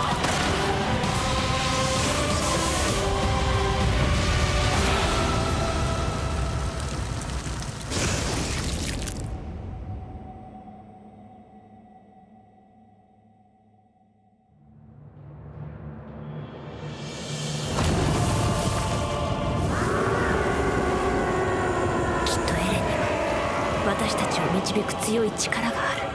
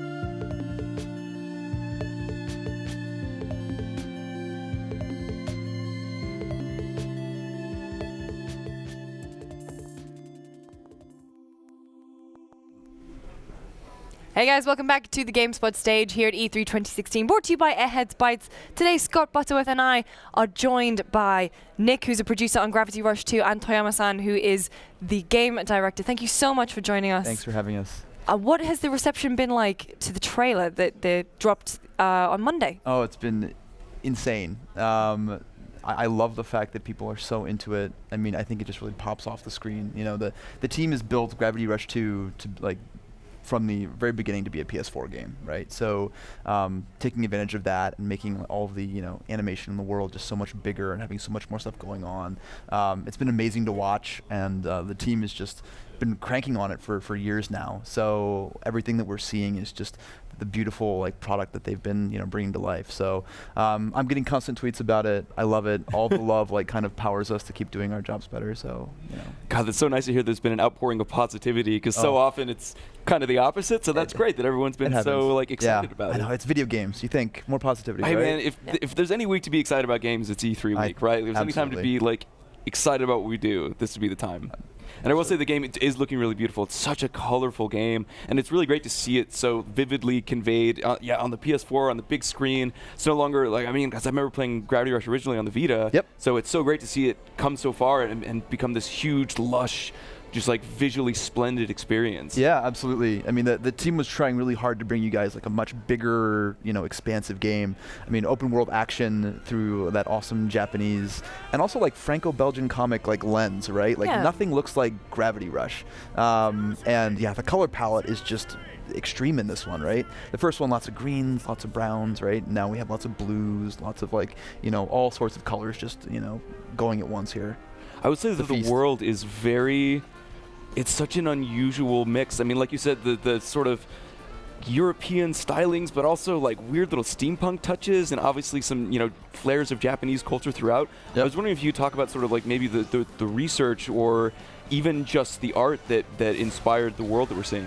ちょっとインスピレーションについてちょっと説明してもらえますか。そうですね。もともとフランスのコミックのバンドデッシュに影響されたんですけど、そこに僕が子供の頃から好きだった日本のアニメーションやコミックの影響、それからヒーローものの影響とかそういったものが全部ミクスチャーされたものがグラビティラッシュの世界観です。舞台に関してはちょっと研究してたんですよね。メキシコとの旅とか。そうですね。1を作った後にメキシコに行ったり、あとアジアのいろんな国に行く機会が多かったので、そこから受けた印象っていうのが大きく影響。Yeah, so we're seeing lots of stuff. So they did a lot of research going to Mexico, to Asia, a lot of like very very beautiful environments that you're seeing really reflected here. They're in this new area called Jirga Paralao. It's very much inspired by Central America and stuff like that. Too. So that market that we saw in the beginning was very much, you know, a reflection of that. You saw people juggling. You might have seen animals like running along the ground. They're doing so much more now than they could have with the original Vita. Sure. That you know, they're just delighted to bring it to you guys here. And the map in the game is actually 2.5 times bigger than the original game too. Wow. So if you thought the first one was a pretty big experience, like you're in for so much more with Gravity Rush 2. So. Actually, on that subject, can you comment on sort of the structure of the game and how open it is, or how it will compare to the way that the first game was structured? Yeah, so I mean, you're going to find a very similar structure in here.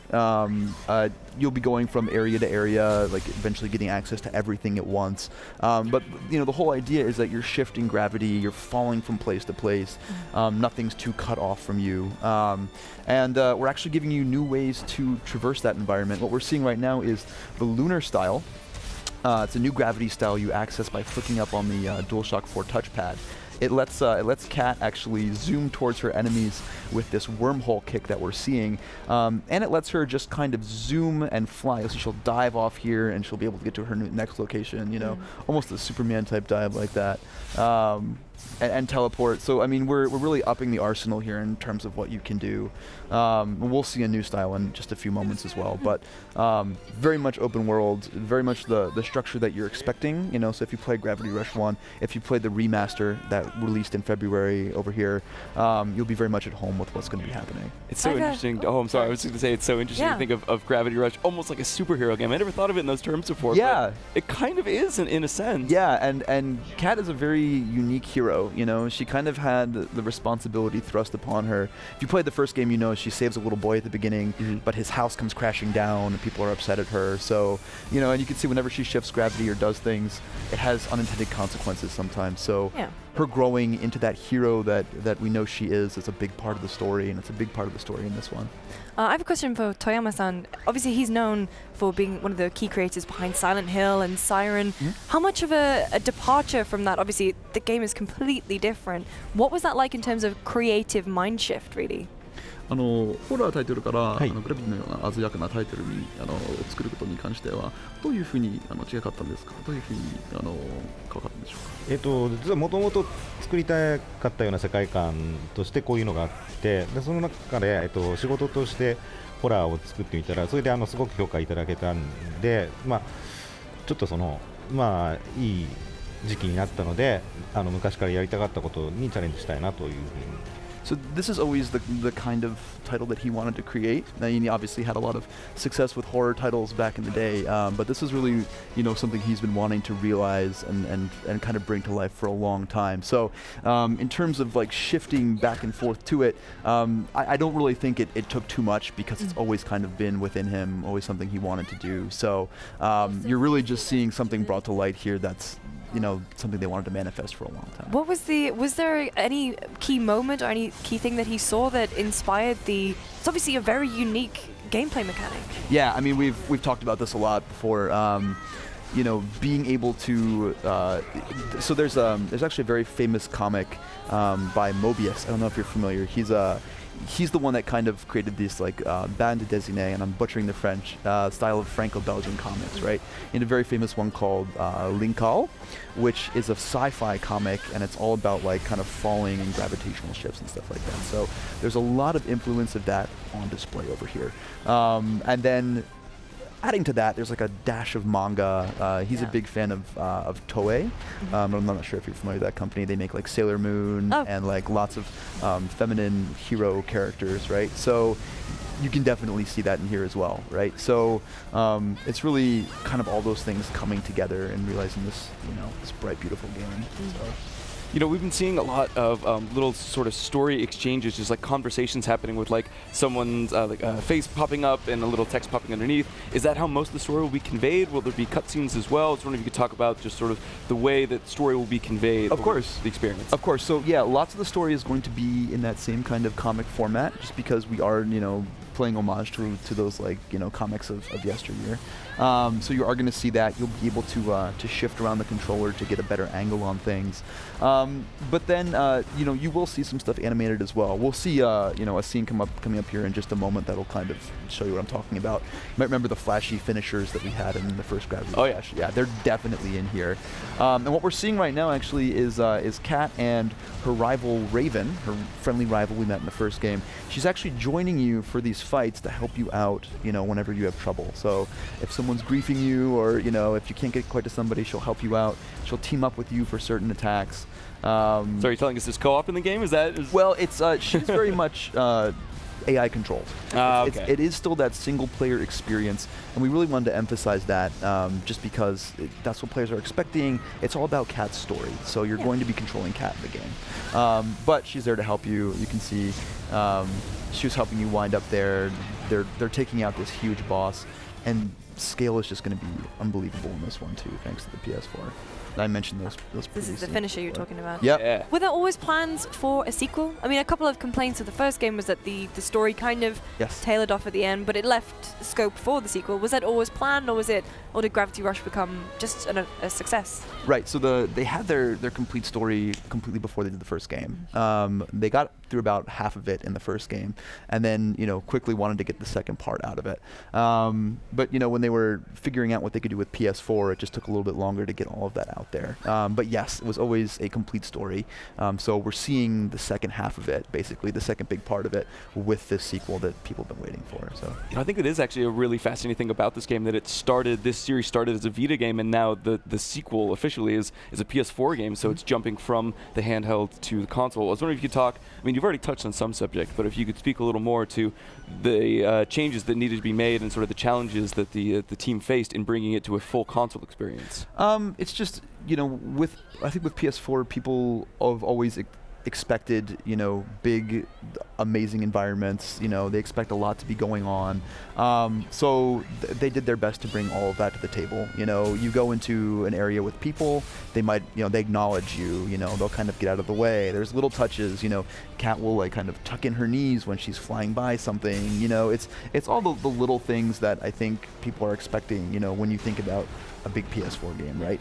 But then the scale, just something bigger, something that you just can't experience anywhere else. Like that's really what they wanted to do here. And if any of you haven't played the remaster, it's a great primer for getting into this as well. Yeah. Because all those controls translate so well to a DualShock 4, and if you've experienced it on there, it's amazing. You can still control her with the gyro in the middle of the controller. And you'll be right at home here. It's the exact same control setup, with some exception. I feel like this is, maybe a bad idea, but have you guys thought at all about VR? Because I feel like the idea of falling through gravity, like that mechanic might translate in a really cool way to VR. Yeah. Assuming you don't throw up. Yeah, actually, I was with the team in Japan when they were showing off a little bit of VR stuff they were doing. The game is purposely meant to be a little disorienting. That's Gravity Rush, right? You're hanging on top of buildings, and it's also very intense in any kind of VR situation. Sure. So there isn't exactly any VR specific stuff for this game. Toyama-san has told me that he's personally very interested in VR and would like to do something, but there's no concrete plans at this point. That's something to be decided in the future, but would definitely be a very interesting concept for Gravity Rush, I think. Obviously, Toyama-san has been in the industry for a long time, created some fantastic games, but he says Gravity Rush is the story he wanted to tell. What kind of highlights from the development can he talk about? 開発に関しては、いくつかの面白い思い出とかがありますでしょうか、グラビティに関して。どういったのがいいですか。そうですよね。なんか面白い時とか開発してた時にこれが一番目立ちますとか。印象に残ったところですかね。特にスタッフが頑張ってくれて、雲の中入れたらいいねとか。ダメ元で多分ダメだなと言ってたんですよ。だったらスタッフが頑張っていつの間にか雲が本当に漂っていてその中に入れるようになってくる。Yeah, so just the staff is always working like really, really hard to do, you know, everything they possibly can.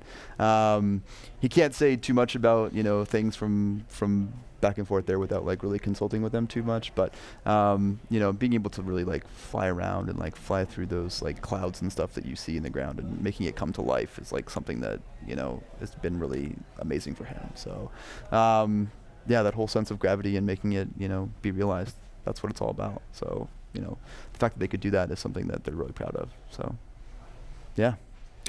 I imagine that's got to be pretty challenging to design something that, I mean, it's not super intuitive. I mean, you're doing something that, I mean, as you said, it feels somewhat disorienting. So I imagine finding a way to balance that while creating the game, like, you know, how disorienting is too disorienting. Yeah. That has to have been a pretty serious design challenge. Yeah, and we you know, we pass builds back and forth a lot and talk about what's too much and what's too little, and you know, what people are expecting versus, you know, what we can really deliver to them, and you know, and trying to make sure that we're giving something that's fun and exciting and new and fresh, that's not like anything else out there.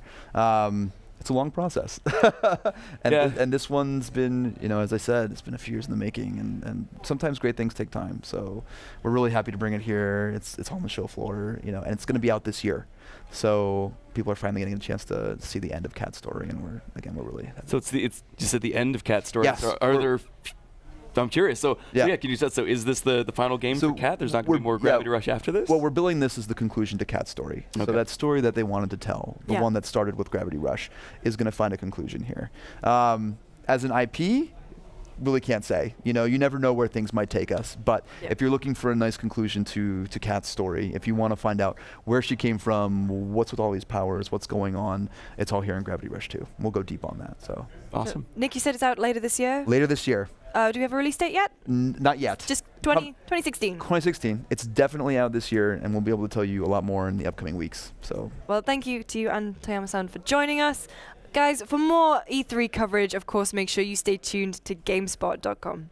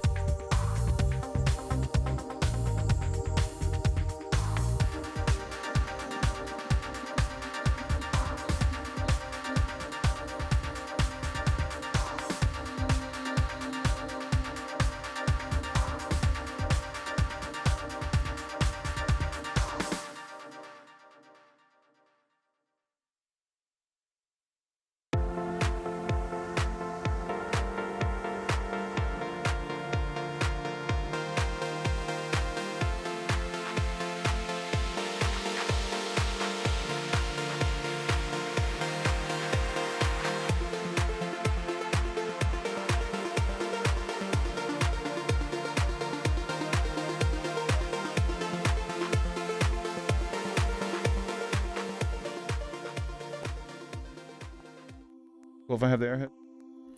Okay, cool. Hello everyone, welcome back to the GameSpot stage here at E3 2016. Joining myself and Scott Butterworth on the couch today is Jason, who's a lead writer on Agents of Mayhem. Lead writer. Thank you for joining us. Thank you, GameSpot. Thank you, Airhead Bites, for having me on. We didn't ask him to say that. No, I'm a big fan. Yeah. How could you not be? How could I not Chewy, be? delicious. They fit in a pocket. They do, and they match your shirt. Oh, thank you. Yeah. Planned this. This is official Volition purple. You have your own, like, Cadbury. Cadbury has a purple. Volition has a purple. We have a purple. Don't bring up the Cadbury purple. I can't it's even very tell sensitive subject. I'm so sorry. I'm British though. I had to. The purple war runs deep. Yeah. It is. I mean, all right. Let's Don't talk a tell little.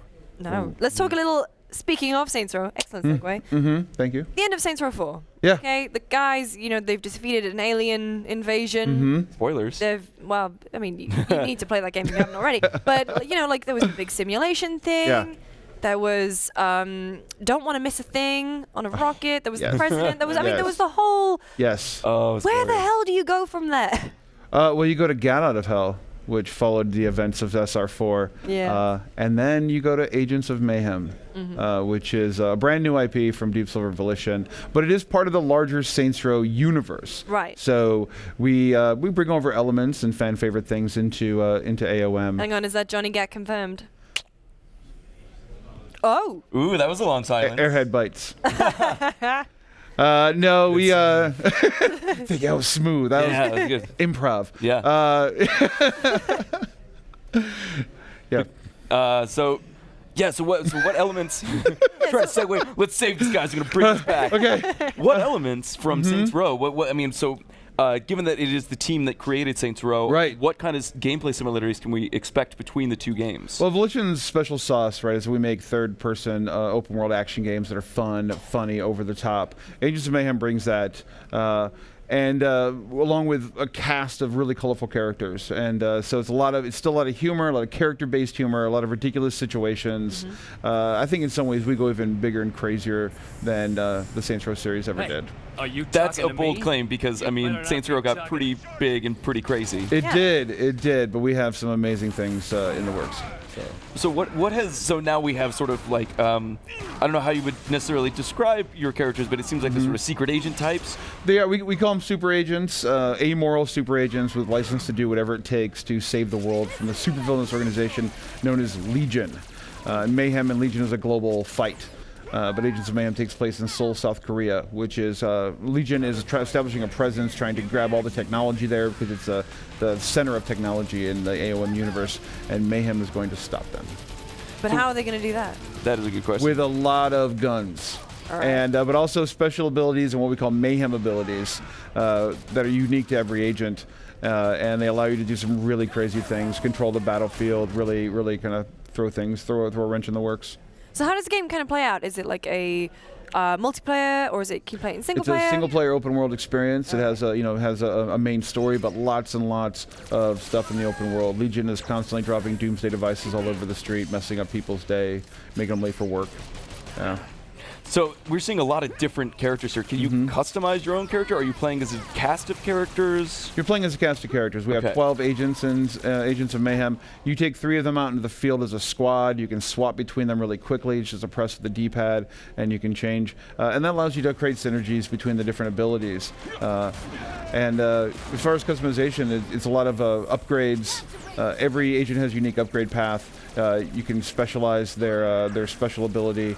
You can give them passive abilities, stuff like that. And then we have some skin customization as well.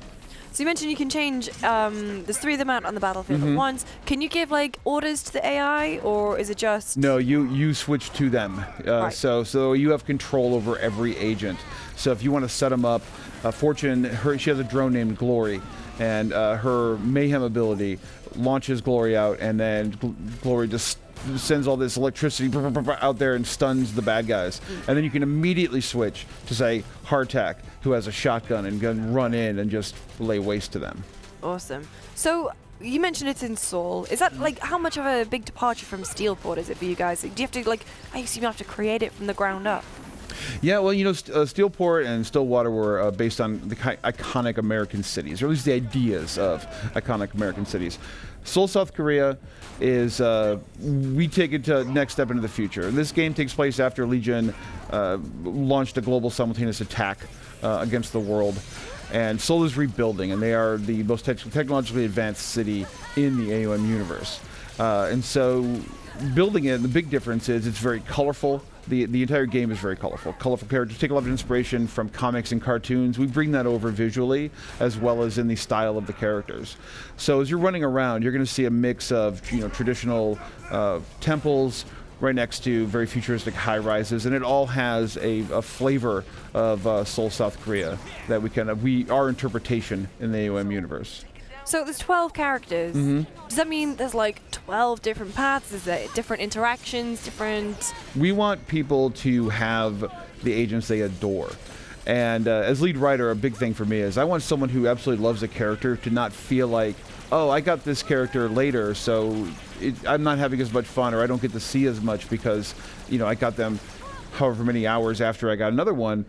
I want them to be like, I love this character, and when I play as this character, I get just as much quality content. I get just as much of experience as every other agent. So you don't get them all from the very beginning, you kind of unlock them as you go? That's correct. Right. To build on what Lucy was asking, I think, so does the story or dialogue change depending on who you bring into a mission with you? It does. It changes who you are currently acting as. The dialogue changes. Who you have in the squad that you're not currently being, that changes. And then there's banter. There's a lot of banter in between the agents. So you take people out and they have relationships, or some agents get along really well, some don't. Some have some have history that isn't always the best. And so you get to explore, I call it an office comedy, because it's so character-based and it's all about people who have to work together. And, I'm sure you co-workers. Oh, we all hate each other. Yeah, that's what I figured. Yeah. I mean, why I'm sat before over the here. segment, it was, it's really tense in this room. Do you hear her accent? It's really funny. Yeah, He's getting used to it. Right. Oh, I'm joking. Come on. What I loved about in the Saints Row games, obviously in Saints Row 4, the big, the mocking send-up of the BioWare romances. I thought that was hilarious. Yeah. Is there going to be some inter-office love and relationships? I think you can expect that, yes. All right. I believe you can. And you mentioned Saints Row is known for lovingly referencing elements of pop culture, right? We're in on the joke with the player. Agents of Mayhem continues that. We bring over a lot of pop culture, superheroes, comics, cartoons, and we bring the gamer in with us because we're all in on this together, and we treat it so lovingly.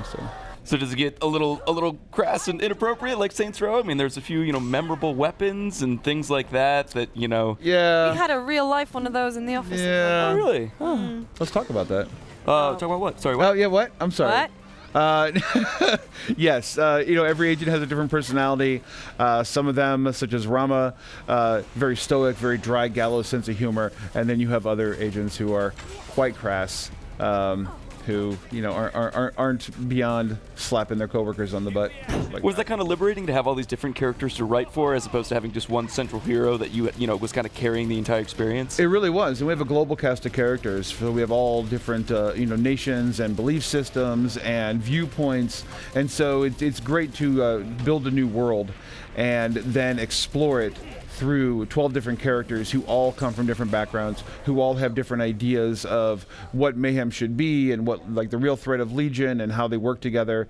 It's fantastic. It's kind of a writer's dream to be able to tell a story repeatedly through the eyes of different people. What I want to know is Nolan North going to make a return as Nolan North? Just Agent Nolan North? I would love that. That would work, yeah. That would work. That'd pretty great with a Nathan Drake skin. If you Maybe. get, It's if you DLC. get away with It's that. DLC, right? Yeah, we'll bring that in later. Hey, Nolan, if you're watching, let's talk. Of course he's watching. Everyone's watching. He's watching everything all the time. That's probably true, actually. It's like Watchmen. He just has that huge wall of screens. He's just constantly looking into everything. Yeah. Yeah. Him and Troy Baker have a bunker somewhere, I think, and then just I think Someone that needs a part's voice true. actor. Yeah. They're in. Yeah. Hit the button, a trapdoor opens. Yeah. They go down the voice actor pole, Yeah, go into the exactly. voice actor mobile, drive to where they're needed. There's a voice actor cabal out there, I'm sure of it. There has to be. Yeah. There has to be. So I mean, what is it? It's going to be current gen. Yeah. I mean, Saints Row 4 obviously came out Xbox 360 and then was brought to Xbox Xbox One and PS4. Right. This is going to be like the first title you guys have built. Yeah, we're building it ground up for the current generation. It's coming out Xbox One, PS4, and PC. The big three. The big three. Has it been kind of a challenge to move on to this new hardware? I mean, because given that this is the team's, from what I understand, the team's first game on the new console generation. That's right. So, I mean, as a writer, I look at programming and I just nod and say, good job. That's some numbers. But I know that I look at the game and I am impressed by the art style. I'm really impressed by how it runs.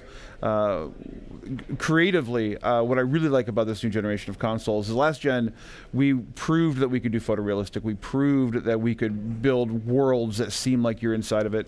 What really excites me about the current generation of consoles is people are exploring more stylized worlds. And so they're having more fun with the art. Things are becoming, more iconic rather than realistic. And AOM has the freedom to build a really colorful world. So I like that a lot. That's what I really enjoy about the new gen consoles and Agents of Mayhem. Let's talk about your bad guy who's just popped up on screen there. So what's his name? Dr. Babylon. Dr. Babylon. How far is he away from, like, we had Zinyak in Saints Row 4? He looks more like traditional evil mastermind. He is. So Legion is broken into different subsets, and in Soul, it's the Ministry of Pride. And Dr. Babylon is the Minister of Pride. He's the top of the org chart. But he brought along with him numerous lieutenants, each of whom are just as colorful as the agents and have their own unique brand of insanity. I like to call Dr. Babylon our monologuer. He is the Bond villain who will just sit there and drone on and on about how brilliant he is while you are escaping the death trap. Yeah. And then all the other agents, we have Steel Toe here at E3. He is a transhumanist who wants to transition entirely over to be machine. Right. And well, who doesn't? And there's a love story. There's a love story in there. Between him and a machine? Really? You're nodding? I love the fact that we brought a romantic comedy to E3 and it's resonating so hard. But yes, yes. Games really do need more romantic comedies. They do. We are free to do that. Agents of Mayhem, yes, we're a shooter. Yes, you roam around this open world, but that doesn't mean we can't do some really crazy, crazy things. So just tell a love story between, two digital beings. So in terms of mission structure, is it going to be like in Saints Row 4, it was what was it? You had like the main mission structure, and then you had like a bunch of side quests, side missions to do like insurance fraud and stuff. Is it going to be the same this way? It is. We have a main story that you go through that'll take you through the big arc in your fight against the Ministry of Pride. But Legion is constantly dropping doomsday devices, and they're fighting to maintain control of Seoul. So you will be saving parts of the city.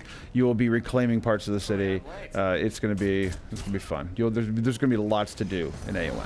Can you talk a little about what kind of side quests? Like what would be an example of something you can do outside of the main story missions?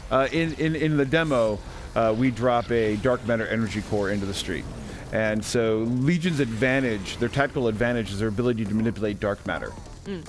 So they drop this core, and it upsets gravity, and it starts pulling in people walking down the street, cars, even bad guys, and she starts sucking in that part of Seoul, and you have to go shut it down.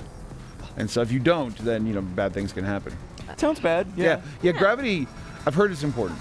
I don't really know. I have a little bit of experience with it, but not much. So is your base going to be set in Seoul and you just kind of pop out? Or is it going to be like a floating spaceship or something? I mean, like, with what you guys come up with before. Right. So in Mayhem HQ, which has its own cast of characters, including a lot of people who you're going to interact with through the missions. It's where Persephone Brimstone's located, who's the head of Mayhem, and Friday, her second in command. It's a central location that gives you access to all sorts of encounters with Legion. Awesome. Well, Jason, do we have a release date for Agents of Agents of Mayhem yet? It's Thursday. Yeah, I do. It's going to be GameSpot exclusive. It's 2017. 2017. Awesome. Thank you so much for joining us. Oh, I have one final question for you. Sure. Who would win in a fight? Agents of S.H.I.E.L.D. or Agents of Mayhem? You really? You're going to ask? You're going to do this? I had to. Listen, I've got Powered by Airhead Bites, Agents of Mayhem is going to trash Agents of S.H.I.E.L.D. You heard it here first, folks. In 2017. And for more coverage from this year's E3, of course, make sure you stay tuned to GameSpot.com.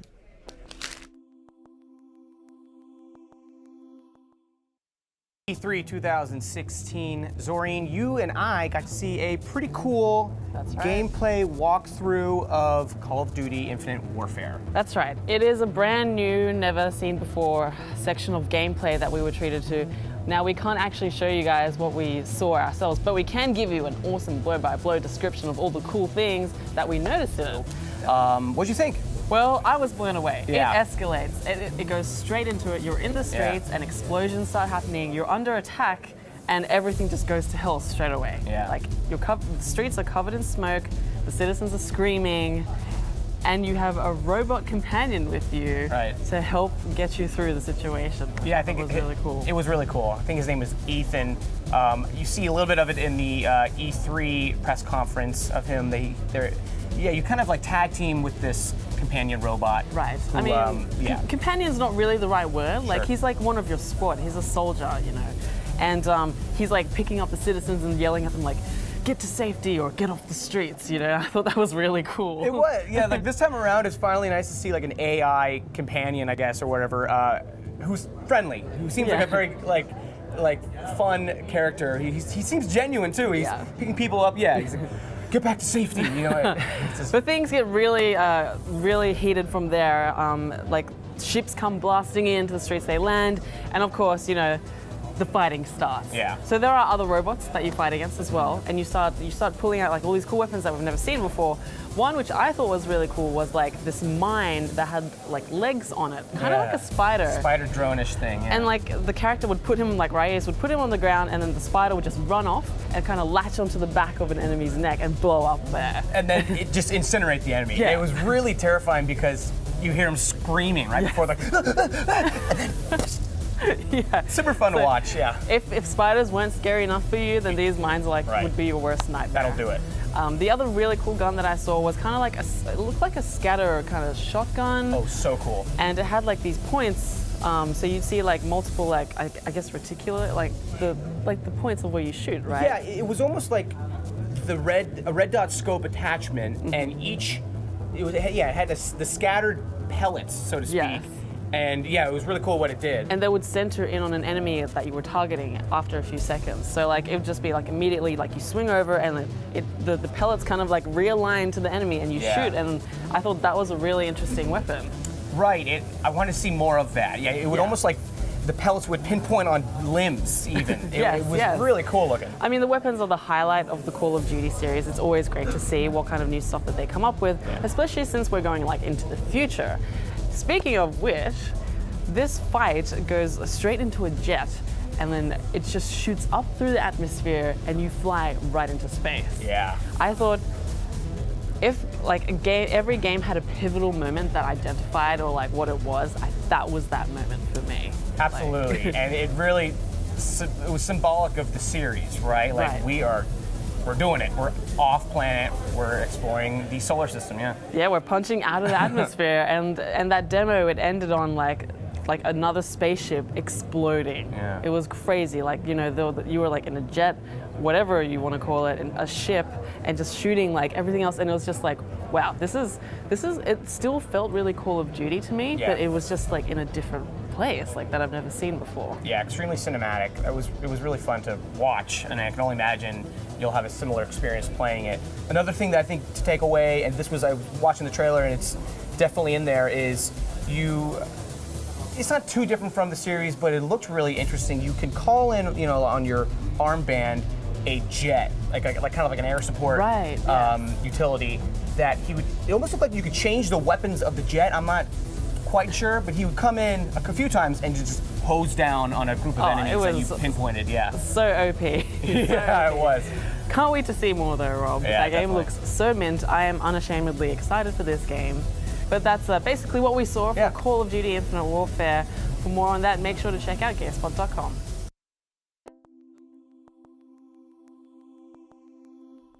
Welcome back to the GameSpot stage here at E3 2016. I'm Lucy, joined by Scott Butterworth, our esteemed editor from GameSpot US, and Joe Neat from Rare, who's here to show off Sea of Thieves. Welcome. Thanks.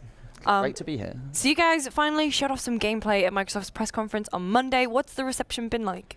literally unbelievable. And so that video that we created it's our fans that we got to visit the studio 3 weeks ago and play the game for the first time, edit together a trailer in about a week and a half, and then have it at the briefing. Because I think showing real player reactions playing our game and the fun and the joy of Sea of Thieves is what makes our game so special. And so we really wanted to share that with the world, and we're seeing it here on the show floor. And even even anyone that's cynical about that approach and going, oh, it looks like are they actors? Is it canned?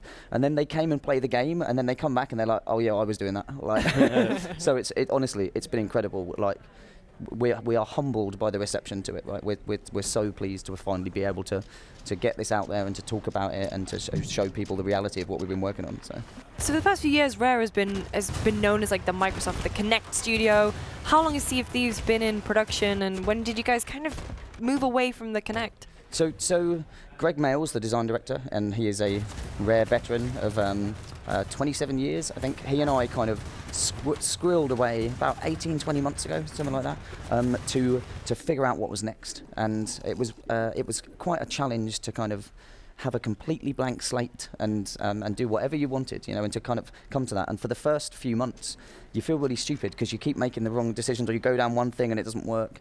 And eventually we landed on this kind of shared world adventure game, groups of players going together in a shared world where there's always another sail on the horizon, and all you kind of know is that that's other players, right? That's the magic of our game, and you kind of don't know what they want, right? But yeah, so it was super cool to be empowered to kind of to actually just make anything, and also a huge amount of responsibility because you're making Rare's next big thing, right? And there's such a rich heritage, and there's such a big fan base as well that like are really keen on kind of seeing what you're going to do. And I think we've got into our game what makes Rare games special, but we're also doing something unique and different, which is what Rare has always done throughout its kind of 30 years of history. So it's got to be a little terrifying to know that you're inevitably going to be compared to stuff like Banjo-Kazooie and all of these franchises that people like really hold close to their hearts. So I mean, was that something did that make it harder to get started in a way, just knowing that you were going to have to like fight against these perceptions? It's exciting rather than frightening, I think. And we did a kind of exercise right at the start of the project about like what makes a Rare game, and there's so many different. We kind of looked through all of the history of it, and there's so many different types of games that Rare's always done, and they've always taken on different genres. They're not just like, you can't put them in a box as a single kind of type of developer. And so we did that. We asked a bunch of the team what made it. We even made a fun little internal video kind of with everyone talking about what they thought it was. And for me it's about doing something that's different and unique and new. And so we were looking at what emerging trends there were in the industry, and for us it was these shared world kind of games where players exist in the game for hours, and it's all about the interactions with other players is what makes them so unique. Because and you've also got kind of control over your roles and your goal and what you want to do. So it's the freedom of that, and then the other players you interact with means you just get these really unexpected and like emergent occurrences. And that was so fascinating to us, and we landed on that before we even picked pirates as a theme. So, and then Greg's always wanted to make a pirate game, right? And there's been hints to them throughout all of Rare's history and all the different games and stuff. And it just seemed like the perfect fit for getting a group of players together, kind of bonding them on a ship, and we want to drop players into our game and not have a convoluted tutorial or anything like this, but you naturally kind of understand what you're going to do as a pirate, right? And there's a ship, and then it's like, okay, and how do I get it moving? Okay, so there's probably an anchor, right? Okay, we'll raise that and then lower the sails, and you just naturally know what to do. And then it's like, where are we going to go? We're going to go on a treasure hunt? Are we going to go and take down some other people? Are we just going to explore? Or are we just going to fill the boat with booze and musical instruments and basically go out on the party ship, right? And you can do all of that. Right? Pirate booze cruise. Yeah. That would have been better if I said that correctly the first time. You know what I meant. Yeah. So do you meet up, is there some kind of like lobby system where you meet up with your friends, or is it you just kind of, you go searching for a game and you get plopped in with a bunch of other people? Kind of, we kind of plan all of the above really, but it's critical for us that players with different kind of motivations and goals are going to be able to crew up together. And so if someone that just wants to explore versus someone that just wants to fight, you probably don't want to matchmake those guys together or put those guys together in a crew. And so the looking for group thing that was announced at the Xbox briefing was absolutely bang on for us, and because we were investigating that ourselves, like for the last year we've been talking about it and going, but this is critical that because we know that playing with your friends is going to be great, but playing with strangers is the challenge, right? And so we've done everything we can to bond people together, and it's why drinking and instruments are in the RE3 show floor, right? Because when you do this, when you get drunk together, you kind of bond, and the instruments actually, when you start playing an instrument, somebody else starts playing it, and they join together. The music sort of links up, and you're just doing fun stuff together, and it's like icebreakers in a game. And then you just start working together cooperatively, and we've seen this with so many strangers coming in, because some people's questions were like that. It's like, well, what if I don't have friends? What if I or what if I don't have any people that want to play it with me? And we're like, trust us, you'll be bonded together. So like I said, the looking for group thing is just, we will absolutely be utilising for that, because it's the perfect fit for our game, right? The platform guys approached us a few months ago and were like, hey, we're doing this, and we were like, yeah, okay, we'll take that off the backlog then, and that saves us some work, right? So yeah, it's super cool. It's pretty convenient. Yeah. What is the kind of end game? So you and your friends, you take over a pirate ship. Can you add things to your ship, make it bigger, make it the biggest, baddest boat on the sea, kind of thing? Yeah, absolutely. So personal customization and ship customization is absolutely a thing, both functional and visual. We know that's a big player expectation, right? And the players are going to become the kind of stars of our world, and what I mean by that is that there's no Blackbeard in our game. We haven't got this legendary, revered pirate in there. There's no Black Pearl ship, but what players do, the stories they tell, the videos they share, and how they show up in the game and in our community will mean that they will become the legendary pirates, right? And the legendary ships of the world. It's the players that are the stars. Right? Will they then be sort of immortalized in the game after huge big events and big battles and stuff afterwards? I think absolutely, and I think as important is that they'll be immortalized in our community by our community, right? And but we've had some crazy ideas around kind of almost renaming taverns in the game as we evolve the thing based on cool things players have done. So we absolutely, we just want to celebrate the players, and we want to get this into players' hands much earlier than we've ever done before, because what they do in the game, how they play is super critical for us. And so, with that in mind, our next goal is to go to a beta, right? And we haven't set a date for that, because basically, whatever date I pick, it will be wrong, right? But we're going to be much more open and transparent with our community moving forward. And notoriously, Rare has been a very secretive developer in the past. But we're flipping that on its head, because from this point on, it's like, hey, we're going to talk about what we're doing, what we're driving towards, and then as soon as we can get that core experience of adventuring with your friends and meeting those kind of key motivations that players have, we'll go into that beta, and then we'll just grow and evolve and shape this experience based on how they're playing, what they're doing, and their feedback and everything else. So it's a completely new approach, but I believe, for us at least, but I just believe that this type of game, it's the way you have to do it, right? It's not just, you can't just have a great gaming experience and sit it there and walk away. You've got to have this open and transparent communication and these regular updates to the game and everything. I think that's as important as the game itself. Right? Kind of seems like it would be perfect for the Xbox, the preview program, right? So we aren't talking about any kind of business model decisions or anything because we just want to focus on the game, right? And how we want to bring it to people. And so and really, we just want to talk about our next goal, right? And so that is the beta. That's what we're driving towards. That's when the first time people can play the game. Right, and that's, I think, the most important thing for players at home, right? But from a business model perspective, we have confirmed that we're not free to play, because there were a few kind of little rumours around from last year's E3, just for people just filling in gaps because there wasn't any information that we'd shared. So we just wanted to clarify that part of it at least. So it's a full release, not free to play. Yeah, so it's not free to play. That's the only thing I'm kind of committing to here and now, and our beta is the thing that we're driving towards, right? So yeah. I find it really fascinating that it's such a social game. It almost makes me think of something like Journey, where it's an experience that is made by how you're able to share it with someone else and you're able to make it through together. So Journey was one of the ones that we were referencing quite early on in terms of how amazing it felt just around the corner. Yeah. And suddenly there was someone in your world, and it was what felt like you were like, oh wow, you're on an adventure too, and it's like it was just seamless. It was amazing, and so I like that game. Is just incredible. And the thing is, I purposefully, when I see a game that I like, I purposely don't read any previews or reviews or anything. So I had no idea that was a thing. And I thought it was an AI to start with. And then I was like, hold on, that's a person. It's reacting to me and stuff. And that blew my mind, right? But I think we share the same kind of goal in that we want to seamlessly have ships in your world. And so, every time you're just sailing around and you'll just see you'll see a sail appear on the horizon, or you'll go up to an island and then on the other side there's another ship parked there. Like those moments, that same emotional kind of like, oh wow, those are players, and you don't really know what's going to happen with them. That's totally the same kind of spirit, I think, and like when we looked at Journey and what we wanted to bring to this. So. Have players sort of surprised you so far in the interactions that they've had? I mean, have you been watching testers or whoever is playing the game and sort of seen them interact in ways that you didn't expect, and has that sort of reshaped some of the ways that you design stuff in the game? Totally. It's kind of hard to think of specific examples, but yesterday on the show floor, so we've got our build which has kind of 3 ships and a crews of 5, and so a crew got together 4 people, and then they played so with one of our designers was in there with them, and they played the entire time talking like pirates, like for the entire time, and he was laughing so hard he was trying to record it on his phone via the microphone and stuff. But it was just like at the start of this project, when we were first kind of pitching the idea, right, to sell it, we actually had this kind of big wall we posted of just things that are possible in Sea of Thieves, because we wanted to give an idea of that it's kind of as much up to your imagination as possible, because it's just like, it's a pirate fantasy, right? Like whatever you think you can do in the world, you should just be able to go and do.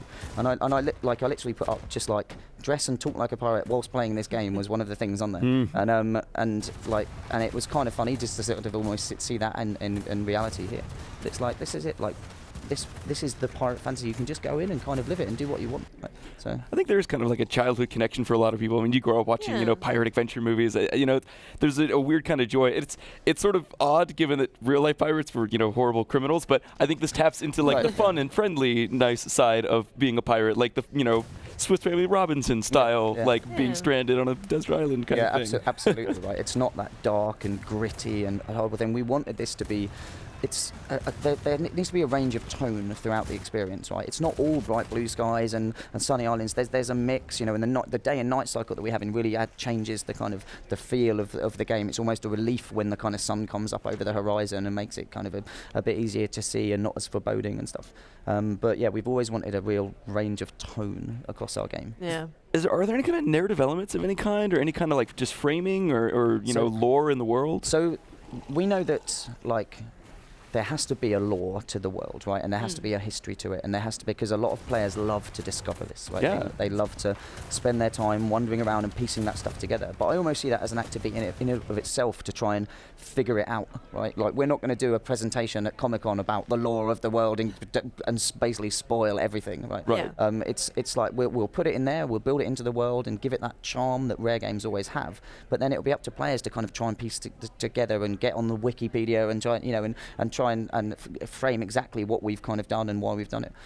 So we feel that that's super important, but it's what players do is going to be the stories from our game. There will be quests and things and quests and stuff to undertake and everything, but it's what the players do that is the story, right? They're the stars, right? It's not some like single campaign that everybody experiences the same. Everyone should have different and unique experiences. Yeah.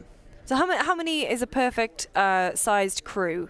So I guess it's kind of like what we've discovered for that big. So the ship we have in the E3 build is quite a big ship, right? And we purposely targeted that first of all because we knew that would be the most challenging thing, is to get a bunch of people together and get them to kind of cooperate and to make life on the ship fun, right? Yeah. And so we targeted that first. We feel really good about where it's at, and that's 4 or 5 seems to be the best, like for that size ship, because once you get bigger than that, they start kind of almost just gets disruptive. They get a bit too big. It's like when you're in a big group of friends, it's kind of hard to have those conversations, right? You end up almost splitting into 2 groups, and the same thing kind of happens in the game. Whereas when you've got 4 or 5 friends around, there's 3 of us here, right? And I consider us friends now, but even though we've only just met, but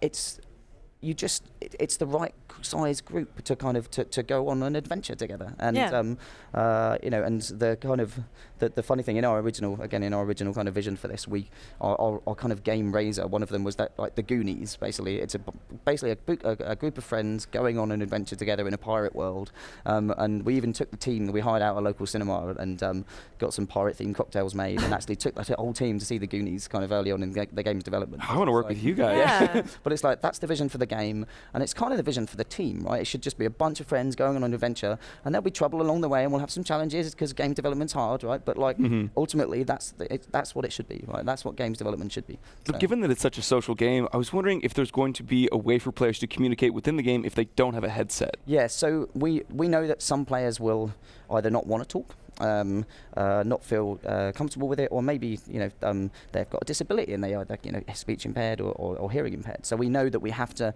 deliver a secondary communication function. We haven't specifically landed on exactly the details of that yet, but we know we'll be delivering it as part of our experience. But at the same time, we believe that voice is such a powerful tool, and there are some issues with it in terms of in some games there's some toxicity and stuff, and quite a hard word to say. And you did fine. Yeah.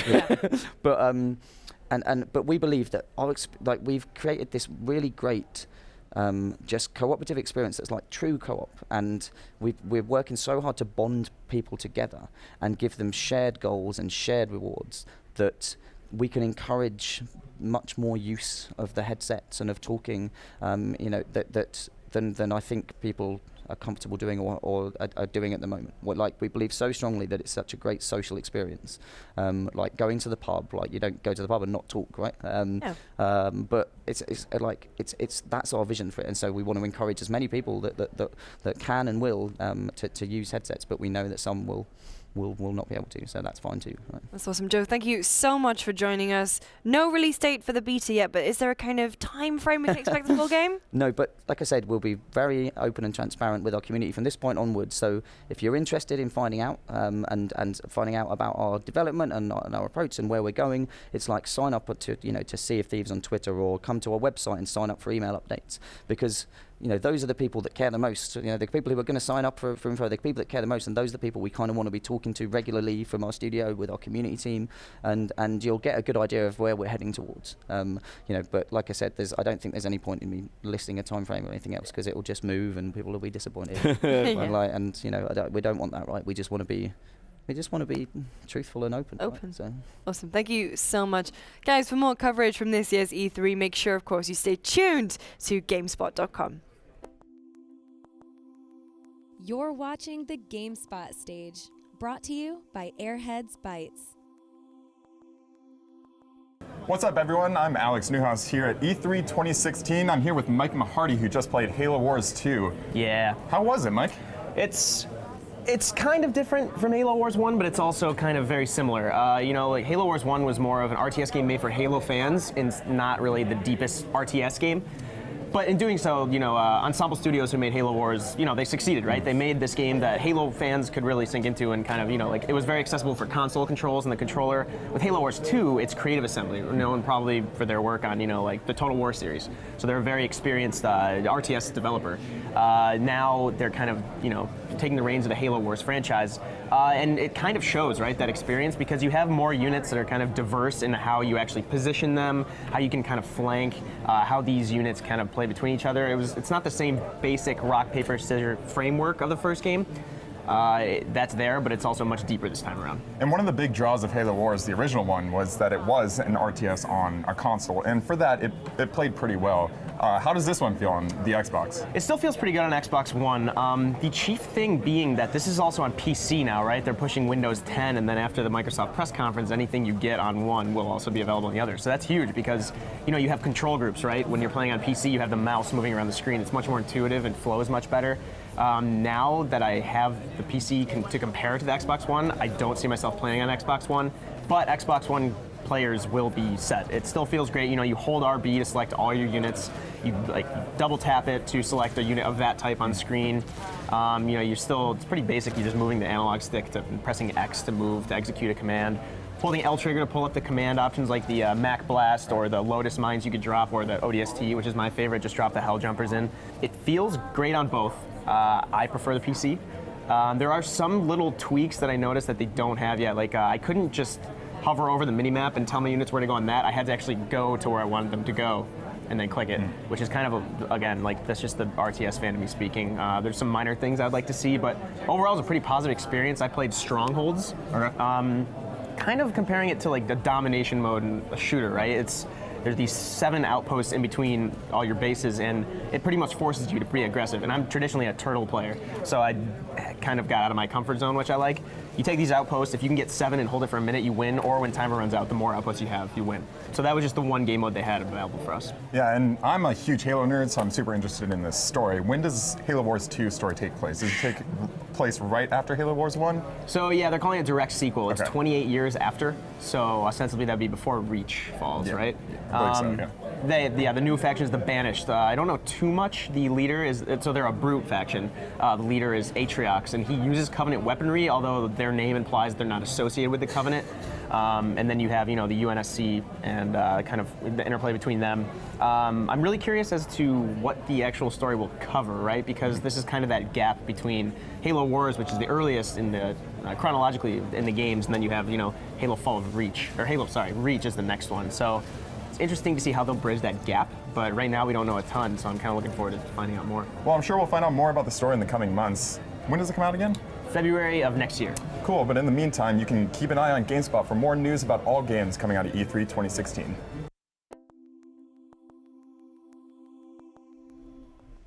Welcome back to the GameSpot E3 stage, brought to you by Airheads Bytes. Joining myself and Scott today on the couch, messed my words up a little bit there, but we've got John from Epic Games here to talk about Paragon.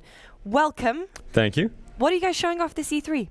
Well, for this, we're making a few announcements, and one of the things we're excited to show off is our upcoming character. So it's a new hero, Chimera, and he's sort of a melee brawler, and he's built, I think it's our hero team kind of hitting their stride, built specifically to get into team fights and then stick there. So he's probably going to change up a lot of the team comps and the way people are going through and engaging when they're ready to brawl.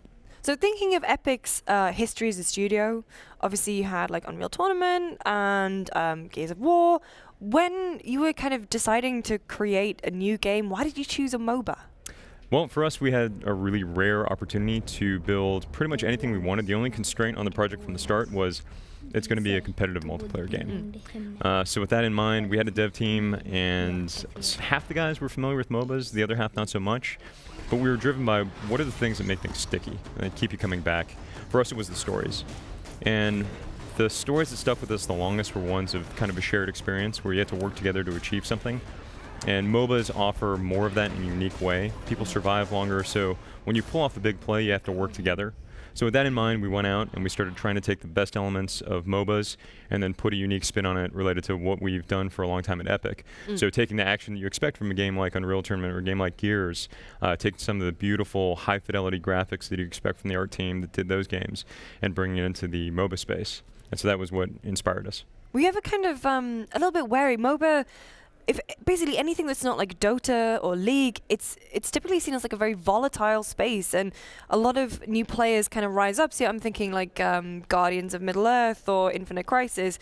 Maybe just because they're both Warner Brothers, but they both kind of tried it and it didn't take. What's so different about Paragon? Have you found like your own community? Because it's different. It's not the isometric view, it's the third person. Yeah, absolutely. For us, we're in early access, and so we have been seeing our community grow. And a big part of what we think makes it unique is that feeling of action, where for most of the top-down MOBAs, you're clicking and moving your guy along the field, but with our game, you're there, you're controlling your characters, and verticality is a huge part of what we think makes the game unique, where you're aiming in full 3 dimensions. So you have these moments where we've got a character called Rampage. He pulls boulders out of the ground and can toss them at you, and as a player, you have all these choices that are directly related to being in a 3D space. Do you dash forward and try and run under it? Do you dash to the side? You can try and have another teammate throw in one of their abilities to block it. Those are the types of things that we think are unique stories and plays that come out of Paragon. So, I mean, I've been reading up about the game, and it seems that you guys are kind of introducing new patches and stuff all the time because you are in early access and you're kind of finding that perfect balance. What's it like? How do your player base respond when you introduce a new patch so frequently and, they've been building up their own metagame and you kind of like throw it on its side a little bit? Well, it was because of that really important for us from the very beginning to say the most consistent thing about Paragon is going to be change. Yeah. We're going to be growing it and taking advantage of being a live game, which is something that the dev team was really excited about, being able to continually grow and change the game. So it's been tough, but we've been doing patches and updates every week, so we keep that cadence of change. I mean, the most recently you guys nerfed, was it ranges and movement speed, changed all that? We made a bunch of changes to those things. In fact, this week we've launched probably our biggest batch of metagame changes. But it's something where we have our community team telling people, hey, these changes are coming. We try and explain why. And so the reaction has been pretty positive, where people have information. They understand the goals for what we're trying to achieve and our commitment to changing it to make a better game. So change is always tough. You get used to playing something a certain way, and then, it doesn't quite work. But then there are all of these new toys and strategies that come along with it. So far it's been really healthy. But for a more casual player, maybe that's not... Yeah, it's more difficult for them because things change. They'll play maybe one day and then they'll come back next week and it's completely different. How are you guys kind of ensuring that there's some baseline, how are you working to find that baseline before you make all the other little tweaks and changes around it? For a lot of that, it's the timing of major changes. So for example, this week's build, we pulled together a lot of these things we've been working on over time. So there's not that randomization of every week the game's completely different. Yeah. Another part of it is iterating on matchmaking. So we group players of equivalent skill together as best we can. So that helps new players as they onboard. And over time, from the beginning of early access to now, a lot of our new features and a lot of our focus has been on making it more accessible, easing onboarding, providing more tips and hints, that type of thing, to make it a better experience for new players. Oh, just got some little jaunty French music coming out of nowhere there. Yeah, why not? So given that this game is currently in early access and you are sort of iterating on it and trying to, find the perfect balance for everything, is there ever going to come a point when the game is done? You're like, aha, Paragon is released. And, it doesn't mean that you won't continue to update it, but, at what point will Paragon be like a finished product? What will that take? I think part of the appeal for us of the MOBA genre is that it's always growing and evolving. We're rolling out new characters, seeing the metagame sort of change as those new characters come out. So for us, there's not really an end point in sight. It's not something that we really fixate on. I think for most developers, there's always that thing they want to change, that either something that didn't come out quite perfectly or something new they wanted to try. So for us, that's sort of what we look forward to, that constant change. So there's not really something we think of as, that's it, it's done. It's going to be, all right, what next? What's the next challenge we should tackle, the next change we should roll out that we think people will enjoy? So it's a free-to-play game. How have you kind of tweaked and worked your free-to-play model? Because obviously you have games that are already existing in the space. Were they used as like an inspiration for how much you can charge for things?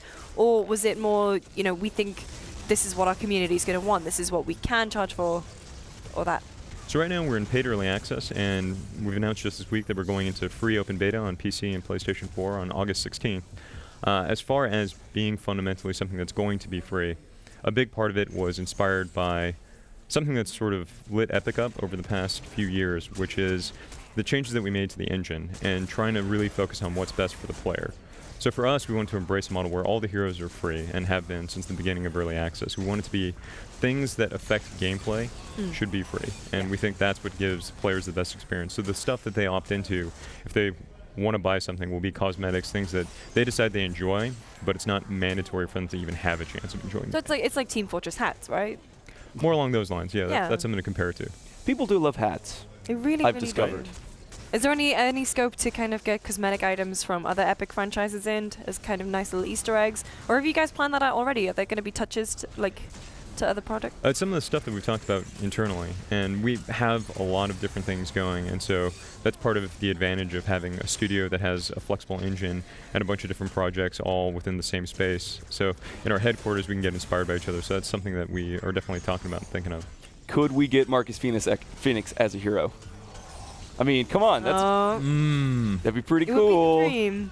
Can't make any promises there. All right, Raul, you think about it. How do you come up with or decide when it's time to introduce a new hero? Is this something that you're constantly iterating on? Are you constantly trying to come up with characters to add? Or is it like, we feel like the roster's gotten a little stale, time to come up with something new? Well, for us, we're releasing new heroes every 3 weeks, and we're committed to doing that for the indefinite future.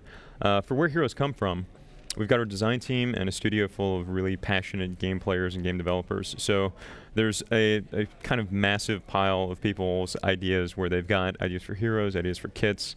They come from batches of concepts for cool things you might be able to play, and they also come from people who are drawing great art, and some characters, that's where they start, just a cool image. Someone thinks, I could make an awesome hero kit for that. Are there any heroes whose sort of natural gameplay wouldn't really work? I mean, have there been ideas where you're like, this seems like a cool character, but it's just not right for Paragon? I think over time, especially at the beginning of the project where we're defining what Paragon was going to be, we went through a lot of iterations of heroes where, as we were trying to sort of find out what the core of the game was, we built certain things where it was, this isn't quite working out. So some of our older characters, the ones in our first batch that we shipped with at the very beginning of early access, there were some of...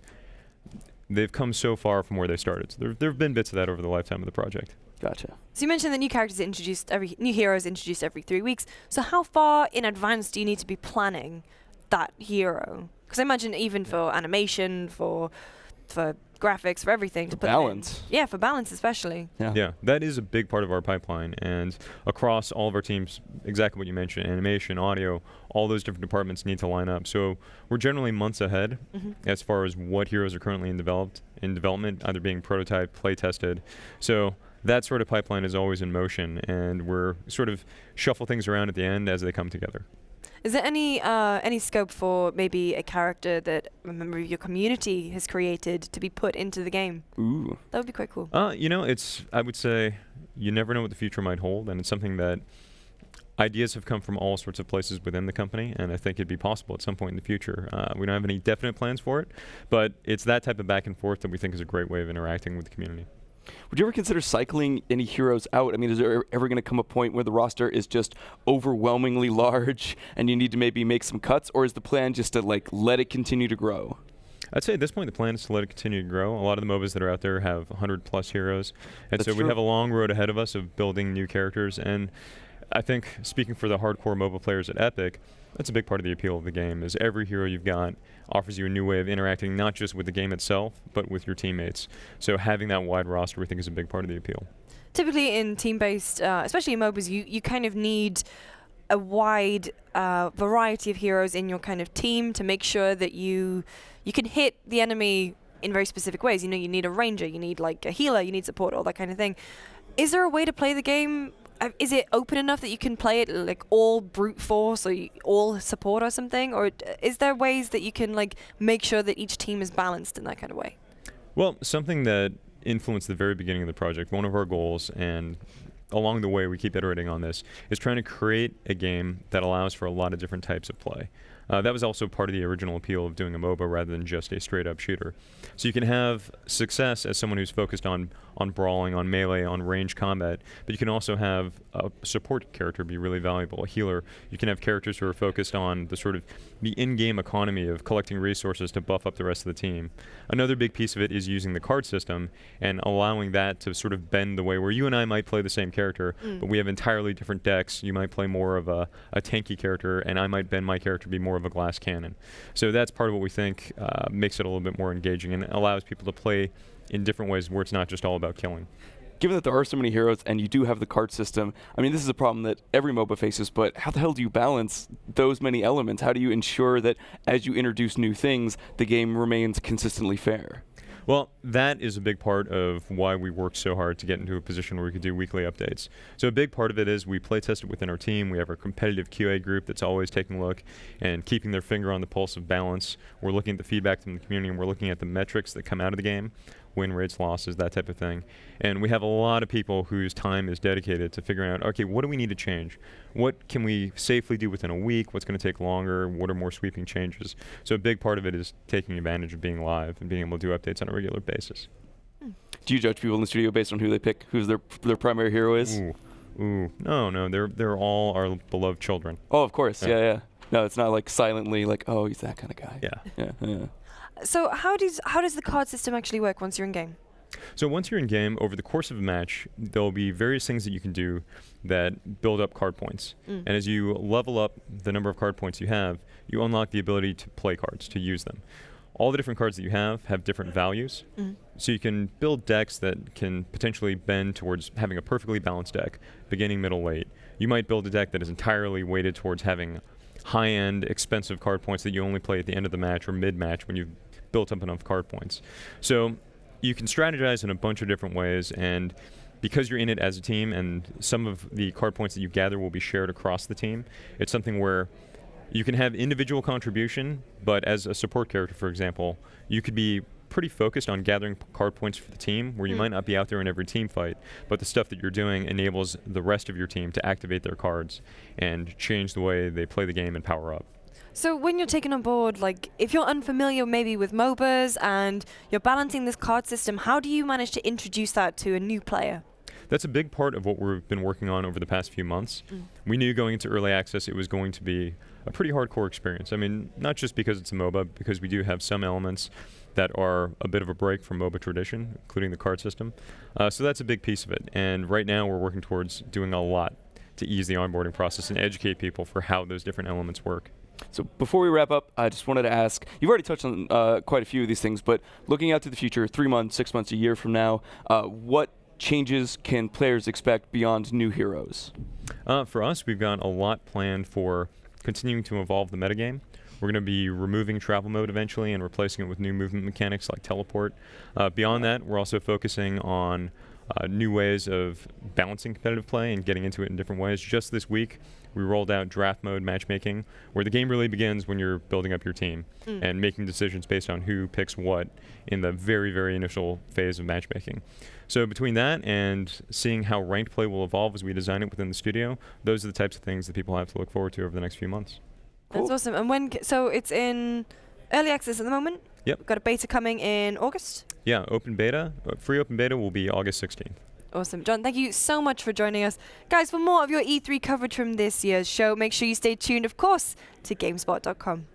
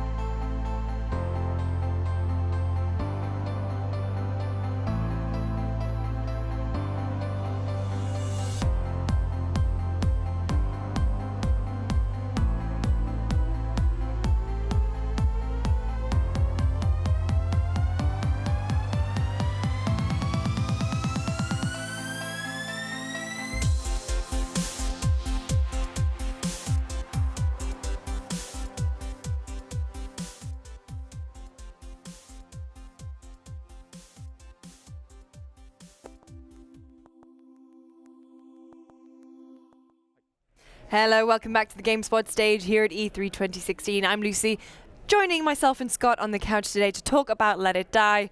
We have Suda51. Welcome from Grasshopper Manufacture. And we have Tyler from Gung Ho Online Entertainment.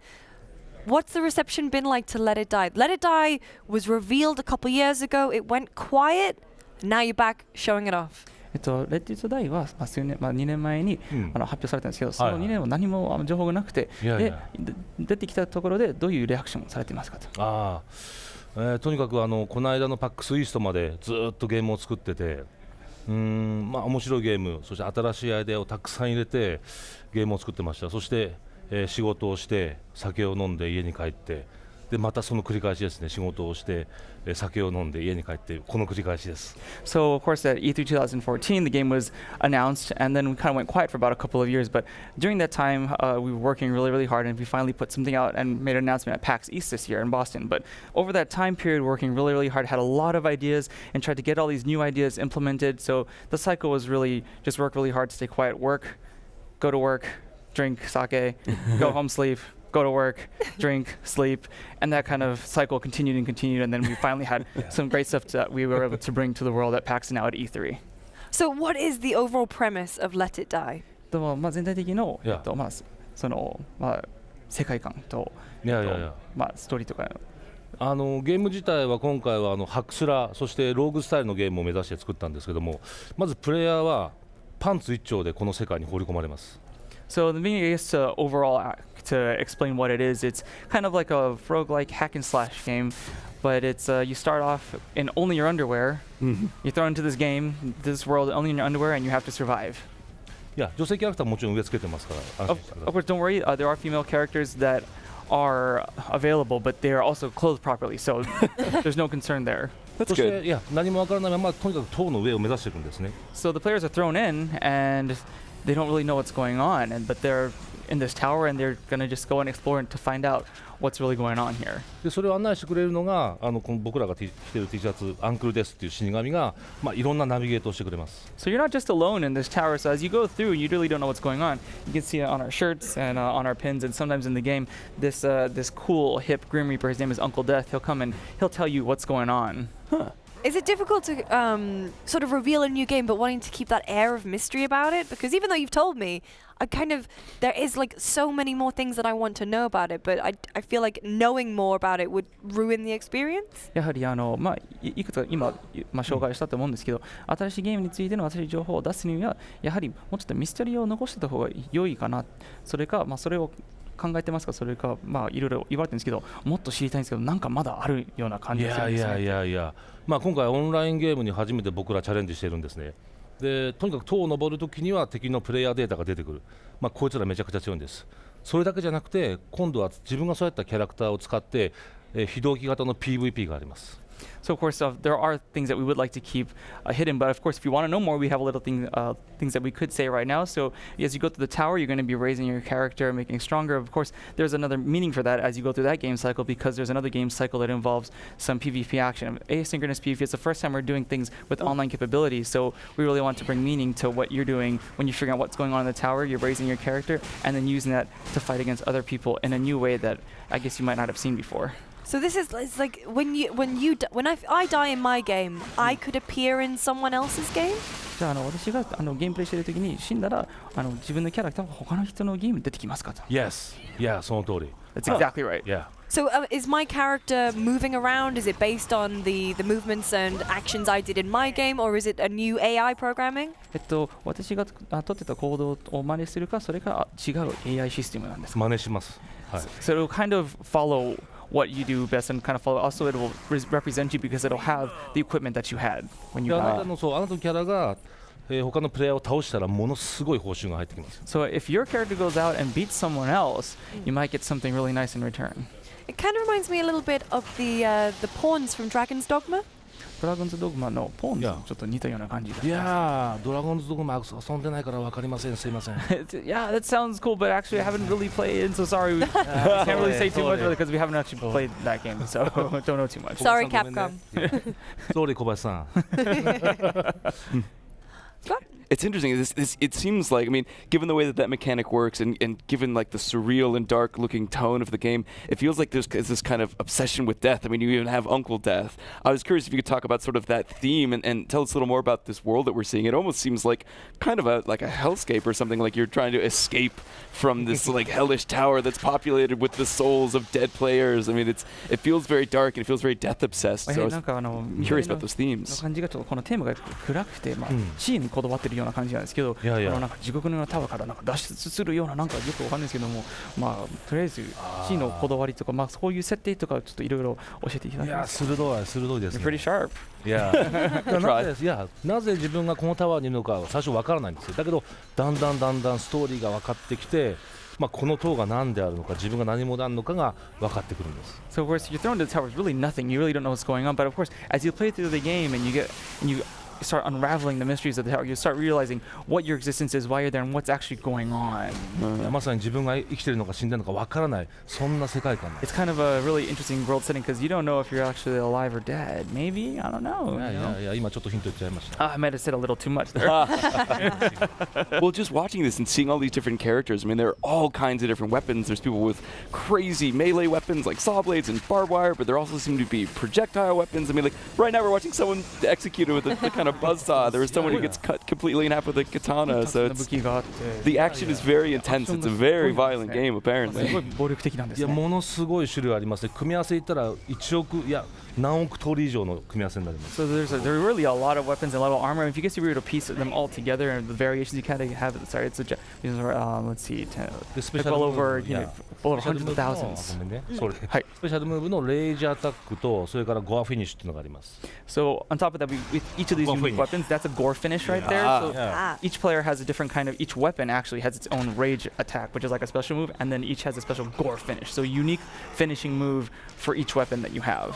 いやモータルコンバットにはかなわないんですけど頑張ってます。Yeah, it looks like Mortal Kombat. いやモータルコンバット先輩にはかなわないですね。We won't definitely be able to reach the level of awesomeness that Mortal Kombat has brought to the table, but we really want to try our best and see, and hopefully they think that we do something cool too. It reminds me a little of just when you're talking about like the story elements. Is there going to be some kind of like a main mission, or is it like Dark Souls where you're just wandering around the environment and you discover things and pick up on story elements yourself? ストーリーに関してはその、メインミッションがあるか、それがダークソーズのように、エクスプローリングしていくつかの、ヒントが分かってきて、それでそれがだんだん分かっていくような形になってるんですか。もう少しクレイジーな世界なのであんまり言っちゃいけないんですけど、変わったキャラクターが出てきてボスファイトをしたりとか、それによってストーリーがだんだん分かってくるんです。Can't really say too much about it, but we can say that this is a kind of a really crazy world, and you meet a lot of crazy characters. And as you go through, you'll meet a lot of different characters, and especially there'll be some crazy boss fights you can expect as well. Yeah. I actually want to ask a little more about the weapon system. I mean, again, what's kind of standing out to me is all these different weapons that you're seeing. So will you collect weapons as you go through the environment? Can you craft weapons? Can you customize weapons? I was hoping you could talk a little more about the weaponry that we're seeing. もうちょっと今、見てるとすごい種類があるんですね、武器。それで武器を拾うだけか、それか作るかとか、カスタマイズができますか。拾うことももちろんなんですけども、設計図を手に入れて作ることもできます。それはすごくスペシャルな武器、レアリティの高い武器です。So of course you can pick up a lot of weapons, but we also have blueprints where you can make some actual special weapons as well. So you think of like Dead Rising or something where you can build these really elaborate weapons. ちょっと似てるか。Might seem something quite similar, maybe. Interesting. Okay. So it's PlayStation 4 exclusive, but I remember reading that you guys are going to have some kind of companion app. Is that still planned? PS4 のエクスクルーシブですけど、大きいこと喋っていいよ。PS4 のエクスクルーシブって聞いてるんですけど、コンパニオンアプリの話も以前あったと思うんですけど、まだありますか？覚えてますか？So you remember about the companion app? いや鋭い、みんな忘れてるかと思った。We thought they've everyone forgot about it.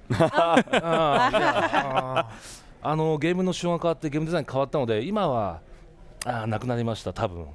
So the game design has changed quite dramatically over the past few years. So I guess you can say that because of the design change that kind of also went out with the change as well. Yeah.よく調べてますね。 You really did your homework. Thank you very much. Thank you very much. Try. You know, one of the things I've always found really fascinating about Grasshopper Manufacturer games, they always feel like they're very much kind of a personal vision, like they're almost subversive in a way. And I was curious for Suda's take on sort of his approach to game design. It seems like it's almost just devoted to, you know, creating whatever's in his mind and not so much worrying about, you know, what's going to appeal to a mass audience or anything like that. I was curious if that's sort of the mentality or if maybe I'm just reading that into his games. 全体的にグラスホッパーゲームの中で、ゲーム開発する先にそのデザインに関しては須田さんが、他の人はどう思うかっていう、どういうリアクションを取るかっていうより、とりあえず自分が作りたいゲームを、とりあえず作ろうっていうような流れになってますかと。世界中のみんなが喜んでもらえることを考えてはいるんですけど、やっぱり自分の趣味が出ますよね。かっこいいものだったりとか、そうクレイジーなものだったりとか、自分の趣味はやっぱデザインにすごく反映されます。So, of course, we do really think about what we think would appeal to others or what people would enjoy or have fun with when we do make the games, but you can definitely say that a lot of my hobbies and what things that I like are things that I've decided to put in the game on a design, from a design standpoint. And consistently, it seems like those types of things are dark or brutal. I was wondering what attracts him to these, you know, just very bloody and you know, high action kind of games and those types of themes. やはりそのパターンとして見るのがその暗いテーマや血が多いとかアクションがよくあるんですけど、そのボル的なものですけど、それにこだわる理由って特にありますか？確かに血に関して言うと今回 E3 版ってパックスに比べて 1.5 倍に増やしたんですね、血の量を。So of course you can understand with blood and bloodshed especially. For example, in Let It Die right now, we put a demo out at PAX, and we also have a similar one at E3 right now. But in between that, for the E3 build, he made sure that they increased the bloodshed by about 150%. Yeah. もちろんビューティフルだっていう理由もあるんですけども、一番はこの今僕らが生きている現実とは全く違う現実の世界を作り上げたい。なので普通とは違う血の量だったりとかデザインもみんな違ったりとかっていうことをイメージして作ってます。So in regards to that, the reason why it happens to be that why we'll have a lot more blood is, of course, it looks really cool for one, but we really want to take people away from reality and make sure that they understand that the game that they're playing, this is a completely separate reality. This is not reality. So it's a whole different world, and people can go into this world and enjoy it there. Does that not make it difficult, the amount of bloodshed, to release in countries like Australia or Germany, where they have much stricter rules on things like that than maybe we do in the US or Japan or the UK? やはりその血の量によって、他のリージョンに出しづらい時とかところとかありますでしょうか？いやこれまで僕の作品はすごく苦労してきたんですけども、今回は大丈夫です。So we have actually had issues with that in previous titles, but I think this time we'll be okay. いやドイツでもオーストラリアでも多分大丈夫です。I think that Australia and Germany should be okay. So this is the first combined effort between Gung Ho Online Entertainment and Grasshopper Manufacture. What's the working relationship been like? これ初ガンホーとグラスホッパーで一緒に作っていくゲームなんですけど、そのリレーションシップにといってどんな感じですか？もう本当みんなで作ってる感じなんですよね。僕だけのアイデアじゃなくてガンホーのトップの森下のアイデアも入ってますし、とにかくみんなでディスカッションしてゲームデザインを決めていって、そして作り上げていって、でオンライン部分はすごくサポートしてもらって、すごく仲良く作ってます。So it's a really awesome collaboration actually. So not only is Grasshopper organic, but we also have a lot of input from Gung Ho Online Entertainment. Of course, especially from the CEO Kazuki Morishita, and especially for being strong in online aspects, Gung Ho Online Entertainment, they've been giving us a lot of input and a lot of really good feedback on the online aspects of Let It Die when making this game. So we've been working together really well actually, and it's been a lot of fun. So one other thing that I think is really interesting about Suda's work and Grasshopper Manufacturers, very few sequels. In fact, almost no sequels. I was curious why the decision to just kind of create a new game or a new franchise or a new universe every time you set out to make a game. グラスホッパーのゲームの中であまり続編とかほぼないんですよね。でいつも新しいものを作り出す。で続編を作るより新しいものを作るっていう流れって特に理由ありますか？あるかな。毎回新しいゲームを作ろうと思って作ってるので、出し切ることもありますし、完結してしまうこともあるし、このゲームで足りないところがあってもっと作りたい、続編を作りたいっていうものがあまりないのかもしれないですし、ただノーマルヒーローズだけは続編作りたいって今も思ってますね。So for a lot of games, I guess you could say we really put everything into it and tried to wrap everything up really nicely. So at the end, really don't feel like we should or have to make a sequel and rather make something new and get some new ideas out there. But in the case of No More Heroes, well, there was a sequel and we still would maybe like to make another one. So you guys announced Let It Die a couple years ago. You went quiet, little bit of resurgence. Can you share a release date with us before we go? まあ、2年も何も言えなかったですけど、発売はどうなりますか This year. This year. This year. All right. And thank you so much for joining us. Guys, for more E3 coverage, make sure you stay tuned to GameSpot.com.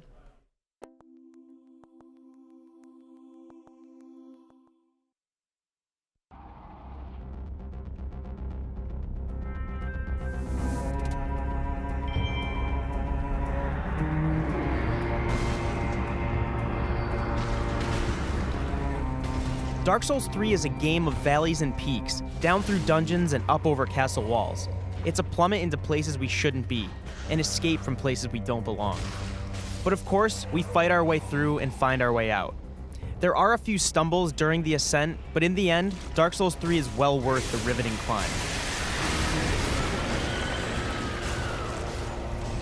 This is the third in a series of dark fantasy role-playing games known for their brutal difficulty and unforgiving nature. It grants minimal direction and little room for error. As with its predecessors, playing Dark Souls 3 means accepting two extremes: recurring defeat and the reward of breaking through it. This is a game that recognizes the value of perseverance, tearing you down before it pulls you back up, reinforcing the spots where it broke you, preparing you for the next valley down the road. The world itself is a disconnected series of detailed areas. Some sprawl outward, while others stack on top of themselves, folding back and looping around in intricate webs. It's a testament to the impeccable level design that discovering a bonfire checkpoint is as important as leveling your character or defeating a challenging boss. In this dangerous world of swamps, prisons, and undead villages, every milestone is a victory. It's also impressive how Dark Souls 3 strikes a balance between exploration and guidance. There's usually more than one path you can take through the world at any time, to new bosses, secret dungeons, or new areas entirely, but never too many that it feels overwhelming. The level design encourages wandering without losing focus. Obstacles come in a variety of grotesque forms along the way: hulking giants and feral dogs, ancient knights and suicidal monks. Each enemy is a unique threat, and in groups, they grow more dynamic and more punishing, demanding a flexible approach to combat. Dark Souls 3 is also clever in the way it plays on your false sense of comfort. Many deaths come at you when you underestimate an enemy you've killed dozens of times before. The danger is always lurking. It lends an added tension to the world around you. In the long run, survival requires patience.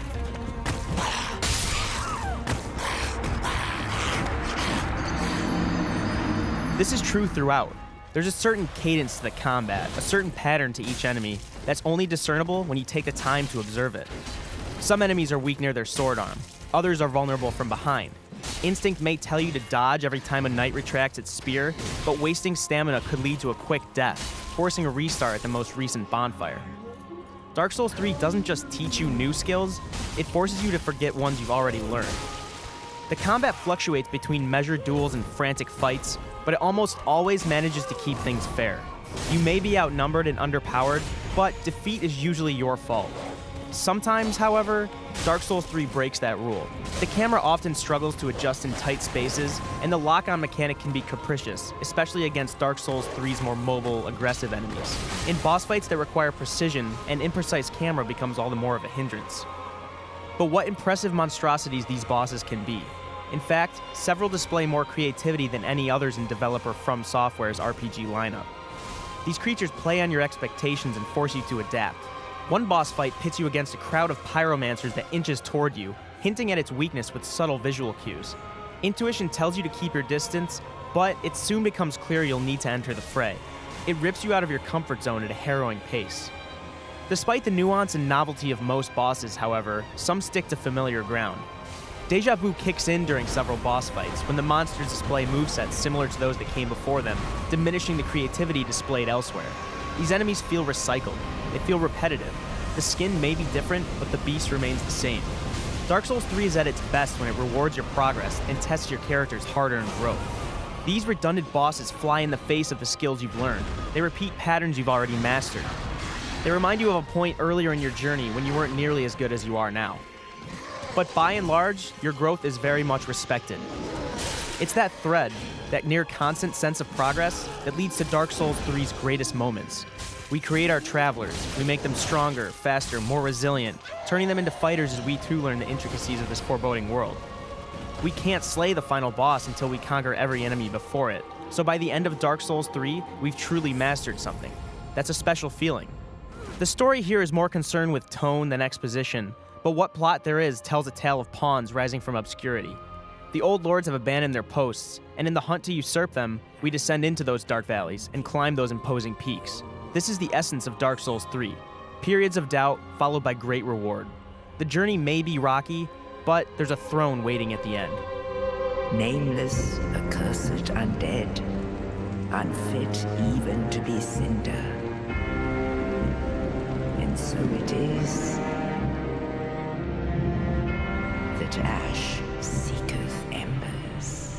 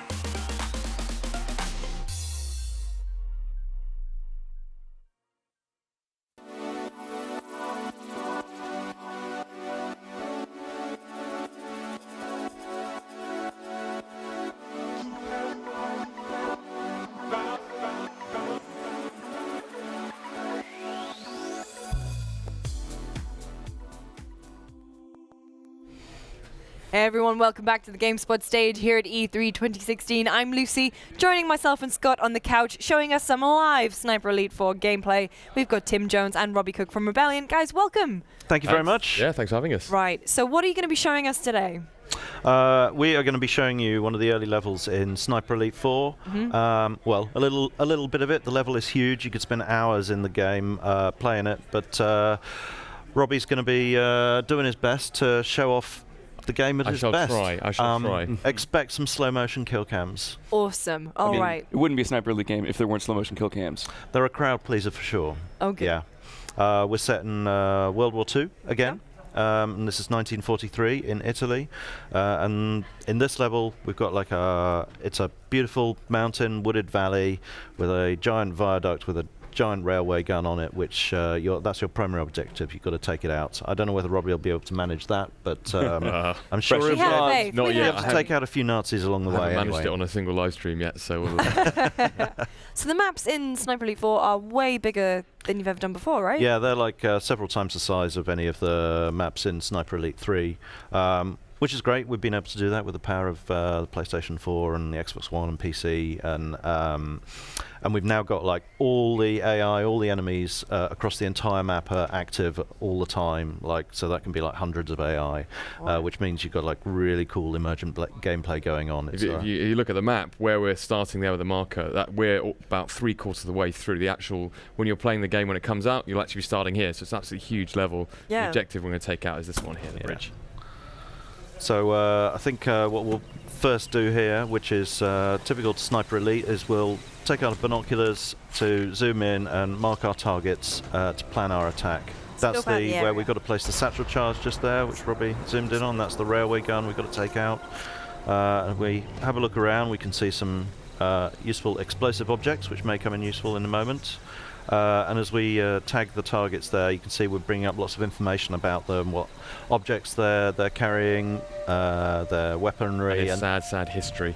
Yeah, this guy. Oh, joined the Hitler Youth at age of 16 to impress a girl. Yeah, and she married his best friend. Oh, man. That's a sad story. I guess he's going to die today, so he's really not having a good time. He's not going to survive this. So your writing team must have a lot of fun. I mean, like, I imagine the Easter eggs and stuff that are in. Yeah, there's all sorts of entertaining stuff. I mean, there's like lots of collectibles in the game, like, you know, soldiers' letters home and stuff like that, and documents and things. There's huge amount of detail to explore in the game beyond just the shooting. But okay, what are you going to do here, Robbie? You've already disturbed them.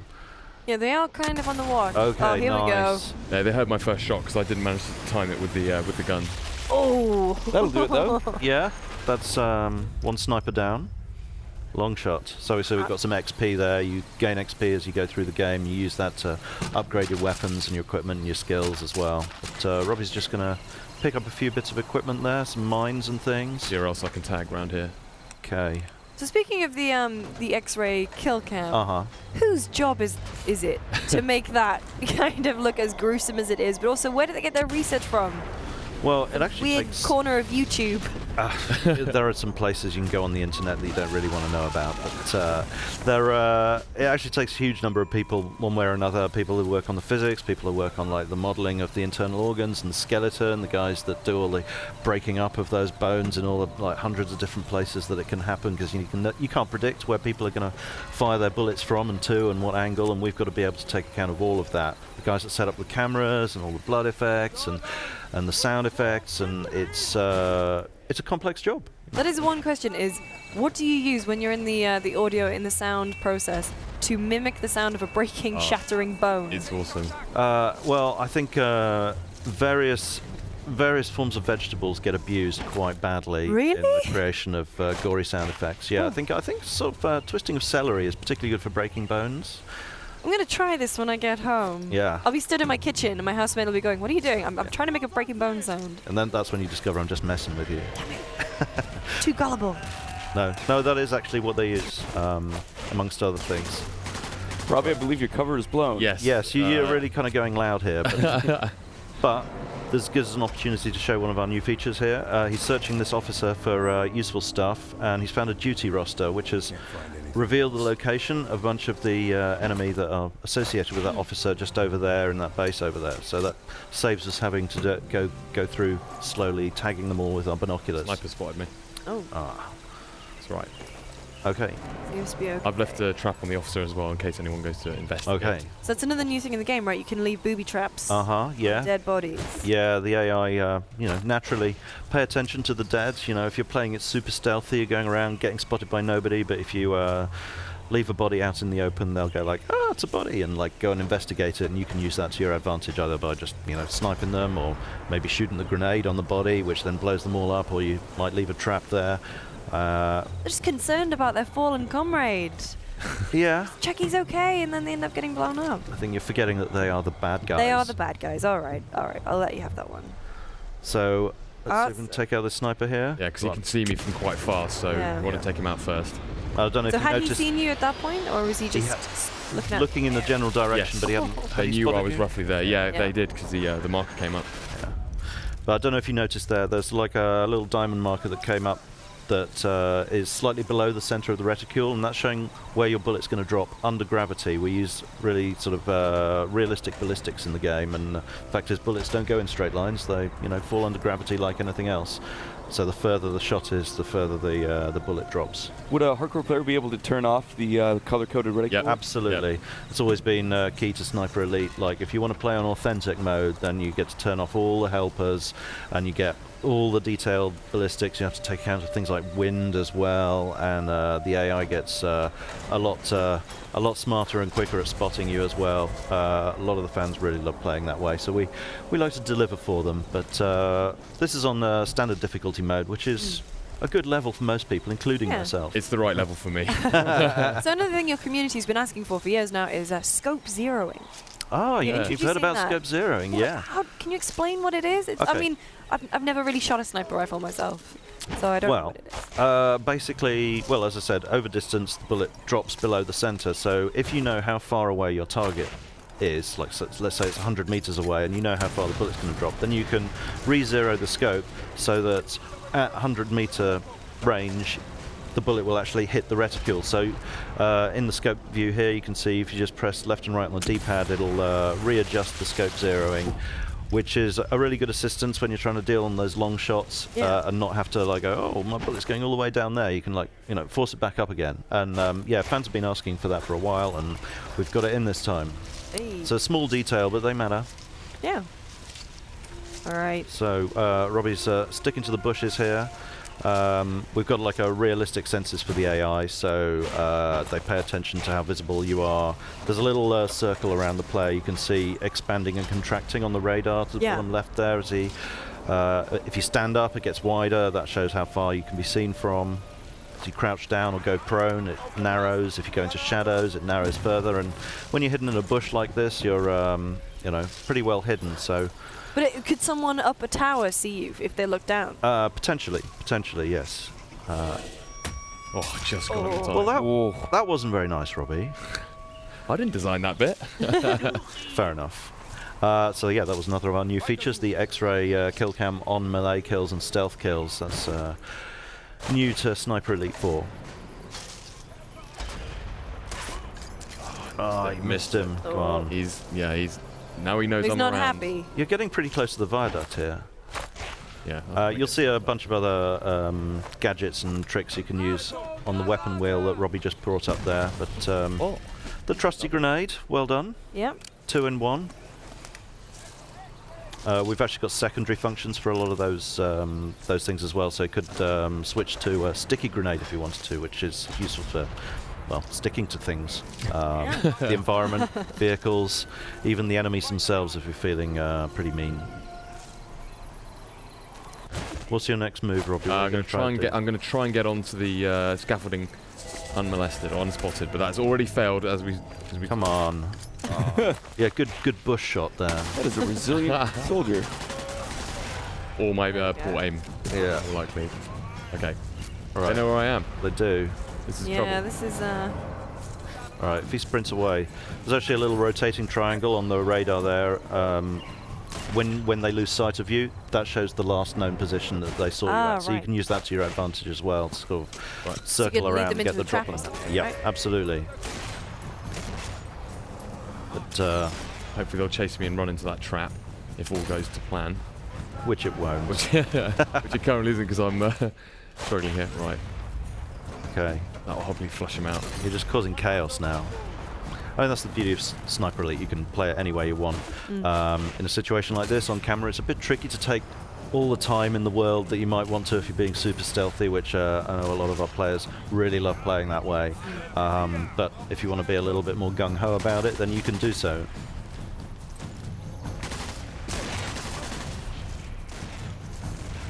Gonna pick up some ammo because I'm getting a bit short. Search those corpses. Yeah. Yeah, you could blow up this ammo dump right That's here. true, Robbie. I could actually. Yeah, why don't you nip in there? So that's one of the secondary objectives. Cover my back here with the trap as well. Go on then. If you've got any. Go on. Placing a trip mine. Okay. Right, in you go. Time to place a satchel charge. And then if we place a fuse on it and run away, don't get caught in there.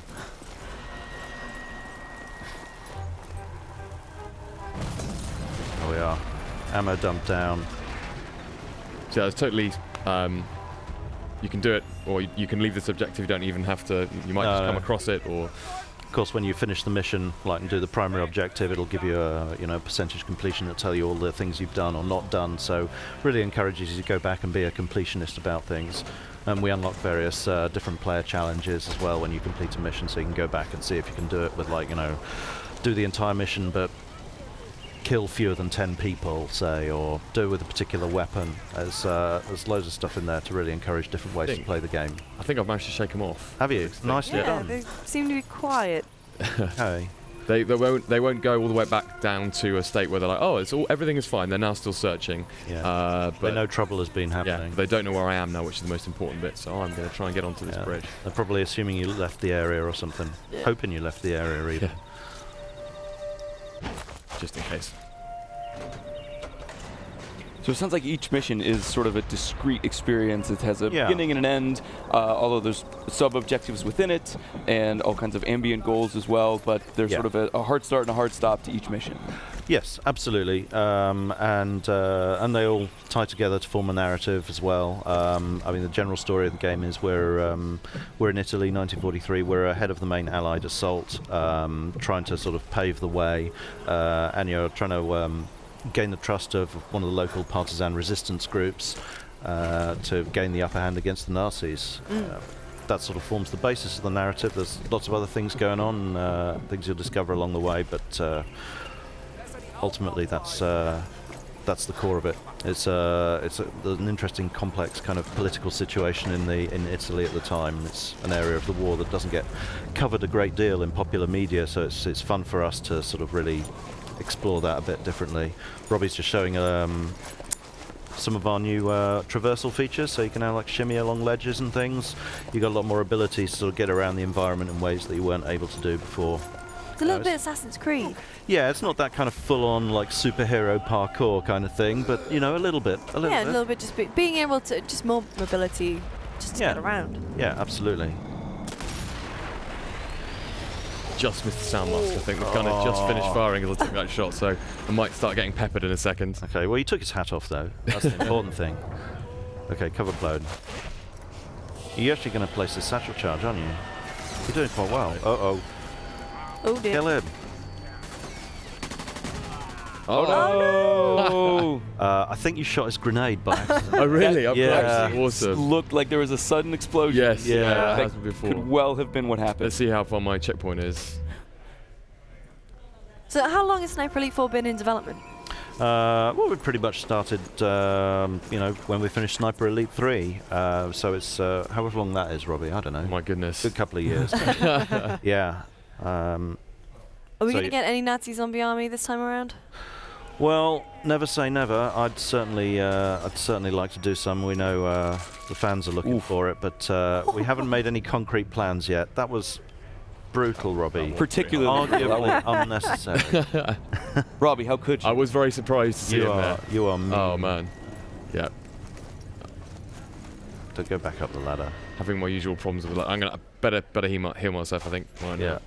So clearly you've added new mechanics. This is probably the most mechanically rich Sniper Elite. Is it also sort of the broadest in scope? Is it in terms of its, the way that the missions are structured and the length of the game? Yeah, I mean it's many times the size of any previous Sniper Elite game. We've got it's got the most variety in it. We've got the biggest variety of environments as well. So we've got these beautiful mountain valleys. We've got seaside like fishing villages and like countryside towns and monasteries and like nighttime levels, and with the stealth mechanics on the nighttime levels are particularly fun because obviously you've got the shadows on your side, but you can be shooting out the lights as well to make sure you've got the safest route possible. And it looks like even though you can pull out an automatic weapon or do any number of other things, the missions are designed around those long shots, those kill cams, all that sort of thing. So even if you want to, it sounds like you can play it as more of a straightforward third-person shooter. But also, given that your objective here is to blow up a bridge from a distance, clearly the overall goal of this particular mission involves a long shot. So it's still built around sniping. Yeah, absolutely. I mean, it supports both. It's something we found when we got people playing it, particularly people who haven't played Sniper Elite before and might be more used to things like Call of Duty. Sure. They start off by playing a little bit more high action, but the longer they play, the more they get into it, the more they start acting stealthily and getting into the Sniper Elite spirit and really getting into it. So it's it supports both, and people should enjoy it every which way they choose. This could be a record, Tim. I might Are you actually going to do this on a live? Oh no, I was oh, come on. Right. Spoke too soon. Go on, leg it. You can get.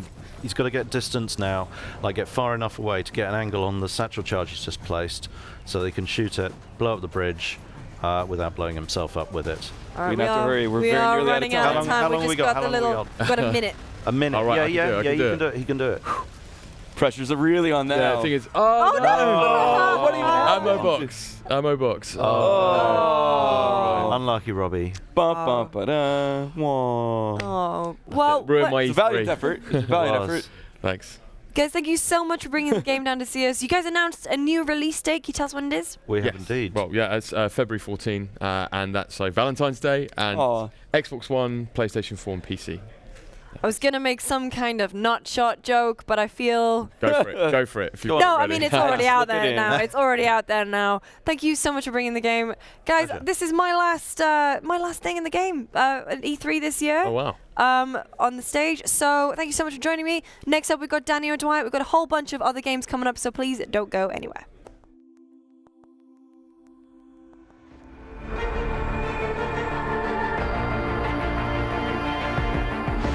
With Deus Ex, we want it to be the window to the future. What we're trying to do is change the prosthetics industry so we can offer affordable, functional, and beautiful prosthetic devices to amputees.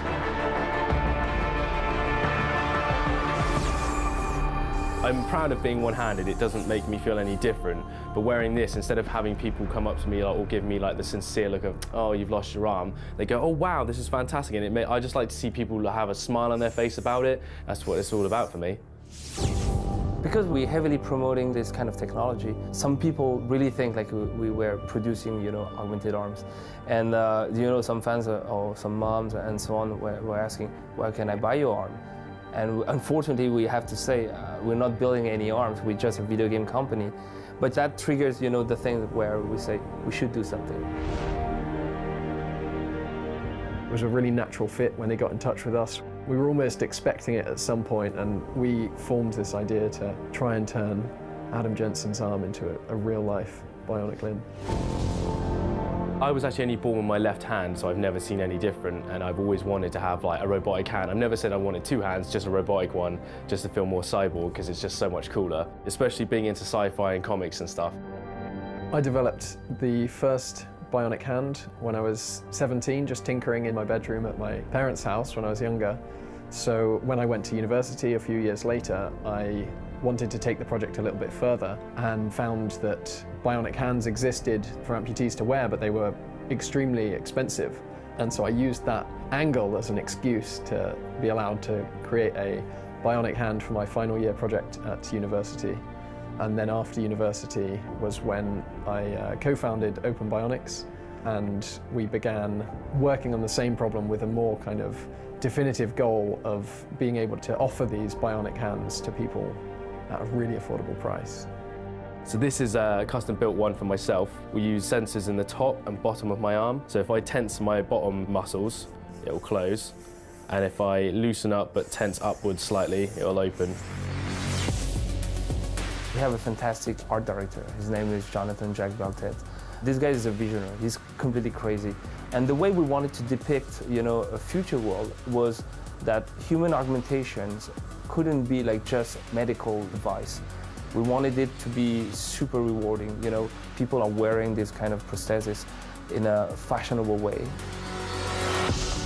For Deus Ex, we never wanted to do some gimmicky big robot's hand and so on. We wanted something to touch upon, the high fashion, very refined design, something that looks very slick and very, you could be very proud to wear it.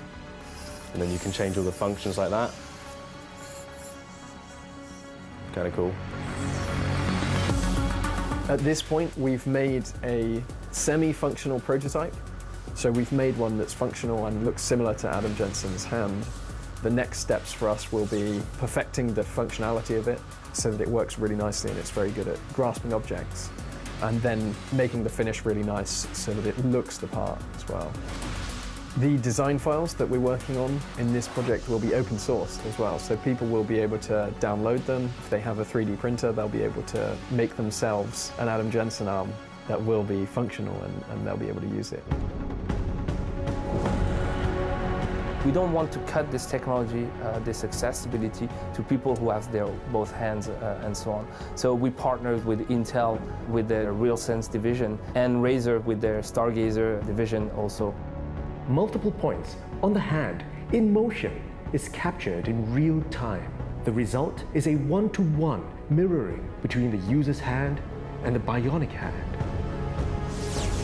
We want to show different people that the products and devices that they're seeing in science fiction, in gaming and in movies can become reality and can become reality very soon. It's mind-blowing for a lot of people, but I cannot wait for the future of this. Everything we're doing is somehow a new step forward. We now defining the future.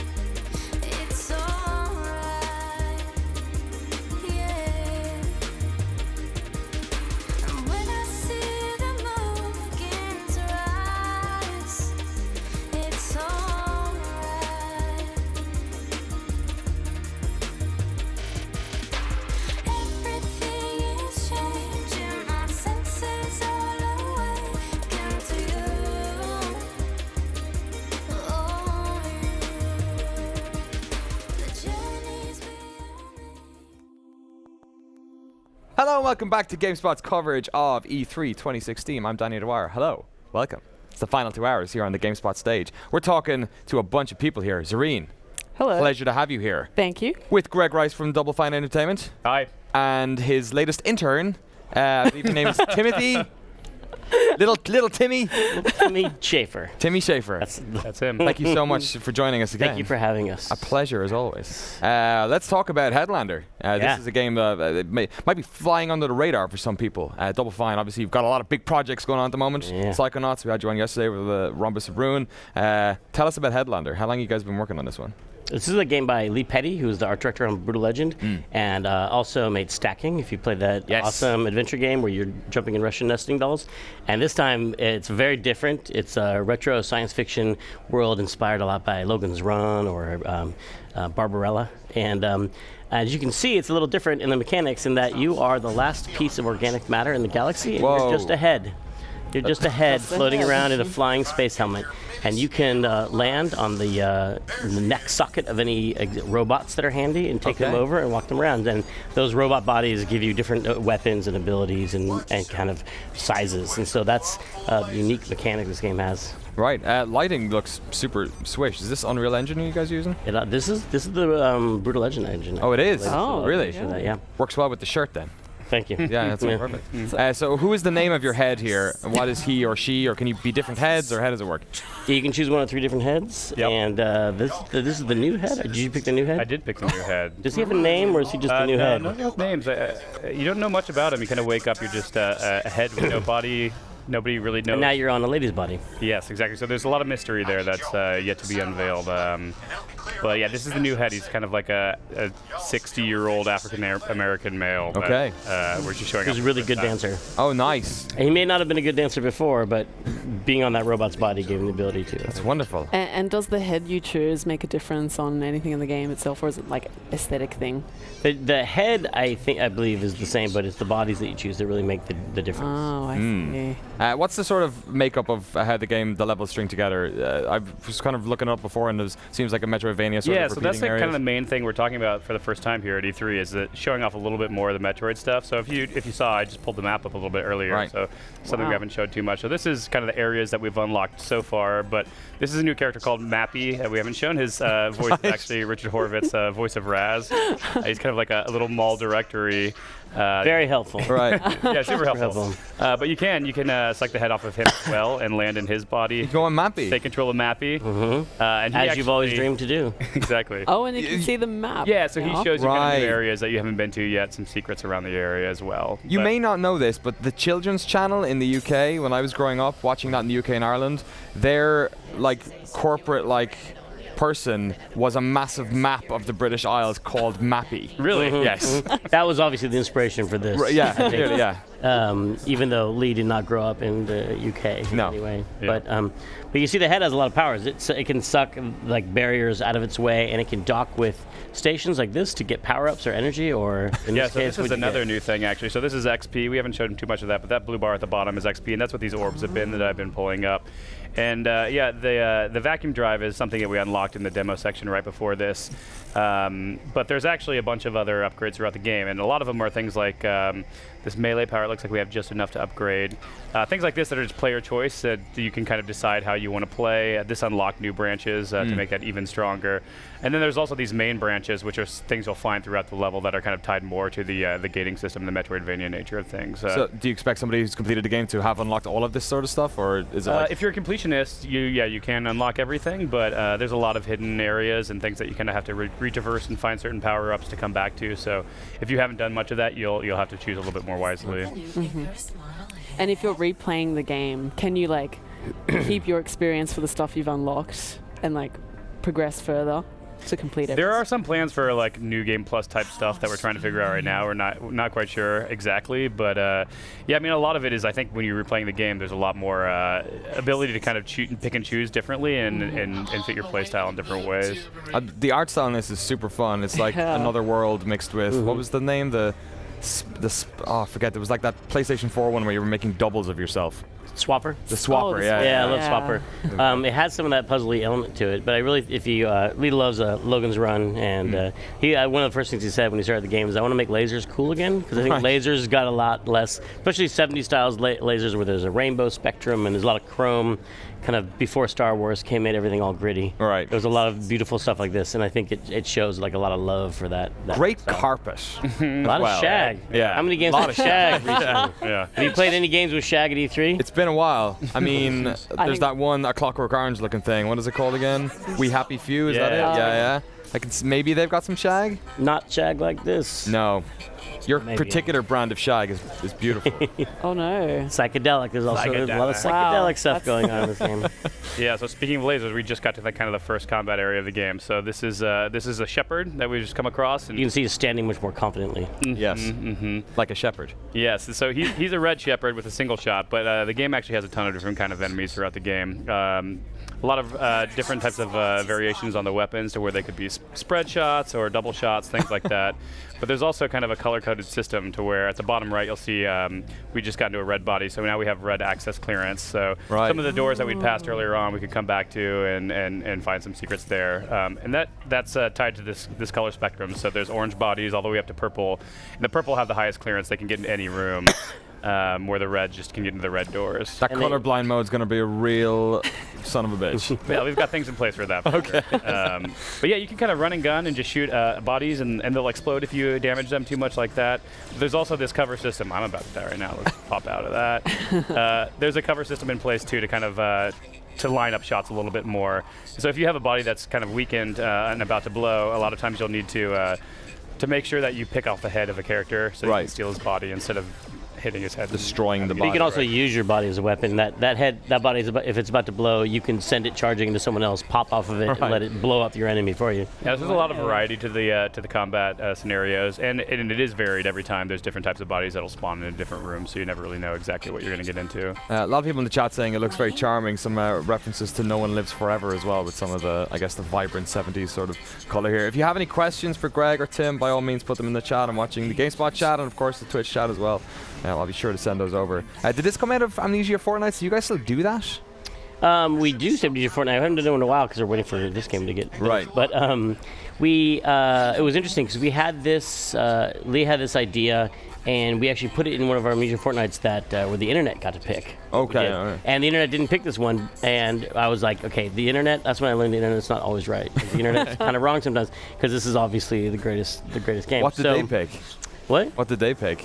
I mean, that was the year I think they picked. Well, I don't want to pick on other games. A bunch of good games. They were all good. But I really, ever since Lee pitched it, and I saw the kind of the puzzle mechanics possible with this, like getting over a gorge by jumping your head over instead of leaping, and so there's a lot of, and then now you can be a dog, right? And just seeing the possibility of this, I knew we wanted to make it, so we just kind of fought for it, and until now, it's a reality. We're working with Adult Swim on it. They're the publisher of it. Yeah, how did that partnership come about? We were just sharing this game. I think they were looking for games like this that didn't look like any other game. That looked really unusual. Right. Their sensibility is very. They like to push creative boundaries and stuff, and that's really great in the publisher because a lot of times the publisher would be like, let's just stay to something that people know. Yeah. And I think Adult Swim wanted to they actually just told leaders to go for it, which is exciting to hear from a partner in that. It's coming out on PC, Mac, and PS4, right? No Xbox One version?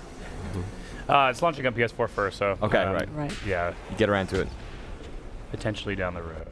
So. Sorry, go on, Zuri. I was going to ask, when you pop off a body and it stays there, does it stay there forever, or for the rest of the level, or does it kind of disappear after a while? Yeah, no, they'll stick around there, and actually, if you find later on, you might come back to the same room, and that you saw great. Yeah, that was happen, a lot of stuff. Yeah. Another body will come out with the same name, so there'll be like Evan 2 or something instead of Evan 1. Right. So this is actually a main upgrade station we just found. So like the vacuum driver we had before, we just kind of found one of these new main upgrade paths, which is the bounce shield. Can I just say that menu transition is brilliant? Yeah, it's great. Yeah, do it again. Bloop. Yeah, that's great. Look at that. Hotline Miami. Well, it takes a while for us to tune in on the signal of the map. Yeah, exactly. Yeah.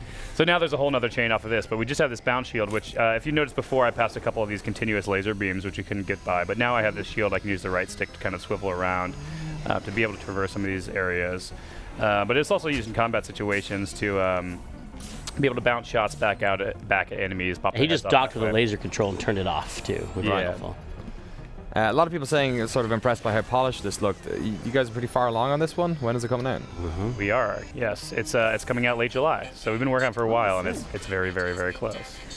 Greg, I was talking to you before we went live. I've actually not played a game at E3 2016. Don't care for games? I've not. I love video games. It's an awkward place. They were better in the people past. who don't like games. Would you like to play a video game? I would love to play a video game. All Is that okay? Well, I just got you into a new section that's go. going to use your bounce shield. So your bounce shield's on the right stick. Okay. And you're going to be able to actually you can deflect these back at them and blow them up.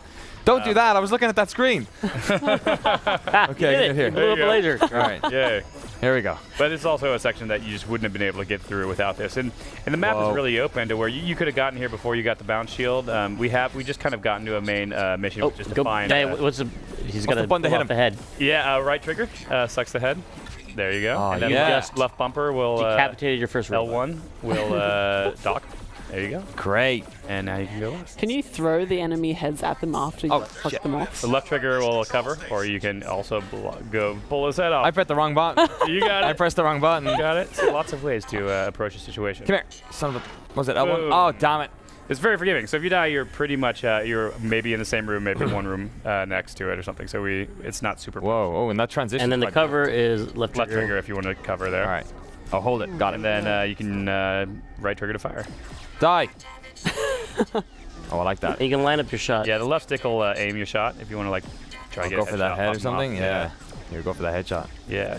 My cover. Oh, Oh, what was You that? popped off the terminal. Yeah. Oh, what does that do? Like, Yeah, you're in a mission right now, which is to find the 5 satellite dishes, and you just found the first of that. So you can dock into there and tune this satellite. Don't forget that. Yeah. Yeah, if you dock into that See machine, that blue you can light? actually control Oh, that this guy? satellite dish. All right. Yeah. You might need to move the character. Yeah, there you go.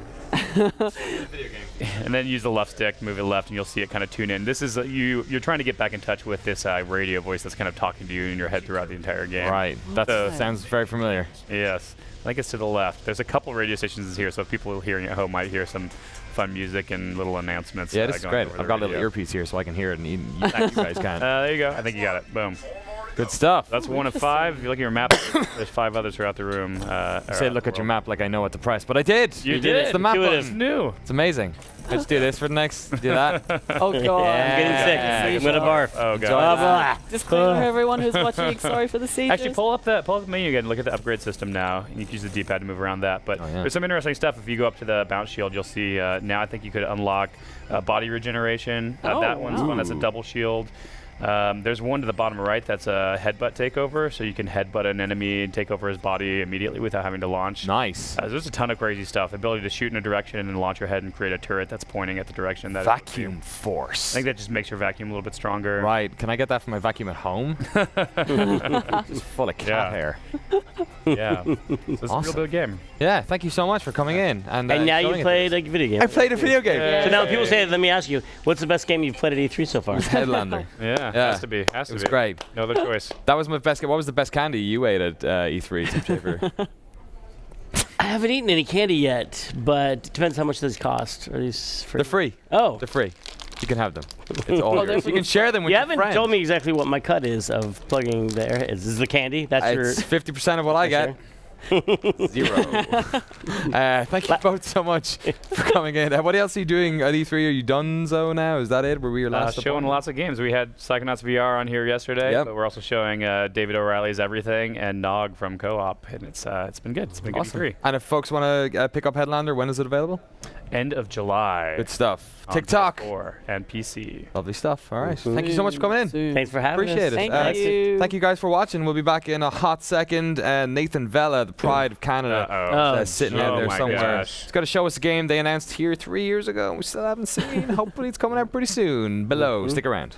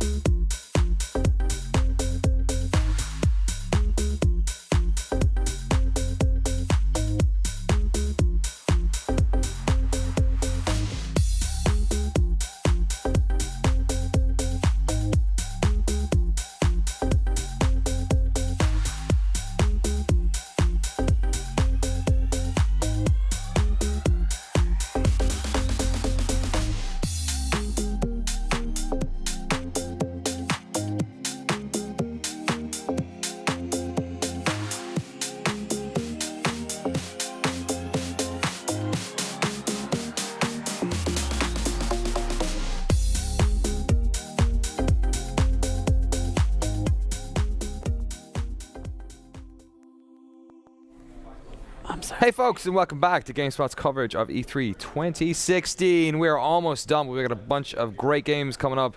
Delighted to be joined by the pride of the Great White North, Capybara's own Nathan Vella. How are you doing, sir? That's a good intro. Like that? Yeah, I do actually. Keep that. Great White North. Yeah, It makes Canada sound pretty awesome. It's a pretty cool place. It's pretty cool. Yeah, I like it a lot. And there's some pretty cool games coming out of it. One of which you debuted here 3 years ago? Yeah. A long, a while. A friendly amount of time. A unexpected amount of time, but a friendly amount of time. Yeah, we've been working on the game for a long time. We announced it with Microsoft in E3 2013. Yeah. Thought we were going to finish it in maybe like 2015, and as we were making this thing, it just kind of took us in a different direction, and we decided to give it a chance to kind of be what we thought it wanted to be. I mean, whenever I talk about it like that, I sound like it sounds kind of strange to be like, you have to find the game. Yeah. But really what we found is that like giving our studio a chance to explore an idea usually results in better stuff than if we try to just like, no, that's a good enough idea.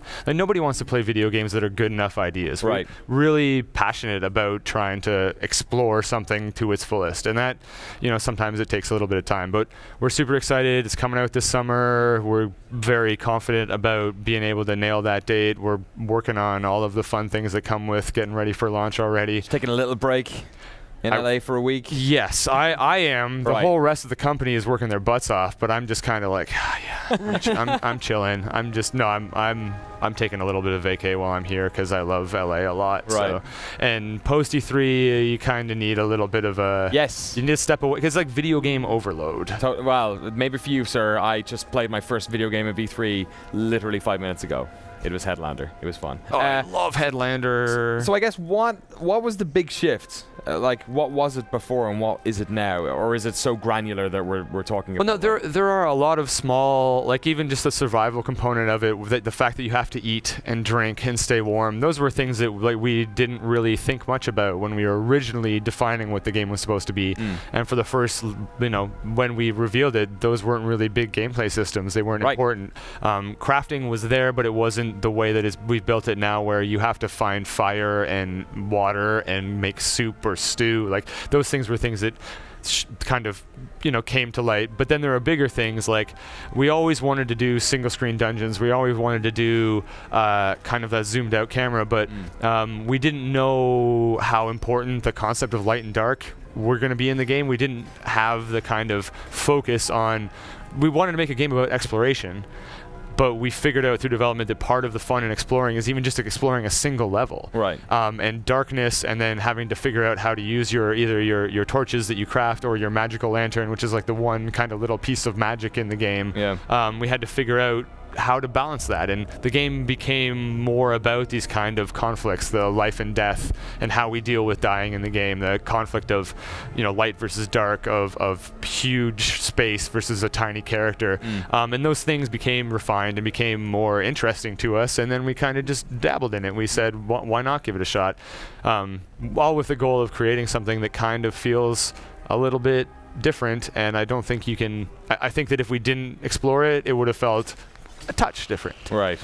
So yeah, the end result is a very big game about a very tiny character. Yeah. And we're really happy with the fact that we took that time. We're really happy that the fans were not the angriest, that they trusted us a little bit to kind of keep going. And the result is that we get to, when we talk about it, we're talking about a project, a game, an experience that we feel pretty good about because we took that time. For sure. Sorry, Zoe, you were... Oh, I was going to ask, like, how did you decide, like, at what point the camera would be stopped, right? Like, it's quite far away. It is. It is. So Chris, our creative director, one of the co-founders of the studio, like back in 2008 or something, he was super into roguelikes, and he was like kind of peeved that they were kind of not the prettiest things, and that they're a very different style of game. Yeah. And so he was really inspired by that. And at that same time, everybody on the internet has a 1080p monitor or TV, and we were kind of sitting there saying, like, that's a lot of pixels. Yeah. What can you do with that that's not just higher resolution, better textures, move camera closer? And so at the very beginning of the game pitch, he pitched the idea of pulling the camera back and making a game about teeny tiny little, Yeah. and feeling weak and meager and one hit away from dying, but then giving the player, making them nimble and giving them a move set that allowed them to do, to kind of battle that small scale. Yeah, it's wonderful. The sort of the fog of war that's around there makes it seem like there's so much possibility, sort of where you go. We hope For so. people who aren't familiar with Below, so what exactly? What's the elevator pitch for this? It's a roguelike. It's an adventure game inspired by roguelikes, about exploration, about survival, and about discovery. It's a game where you play this tiny little character. We call them the Wanderer just because we don't know. And the Wanderer arrives at an island with a sword and a shield and a backpack that you can put stuff in. And the very first time you arrive with a lantern, and there is just one lantern in the entire game. Okay. And so we hand you a controller.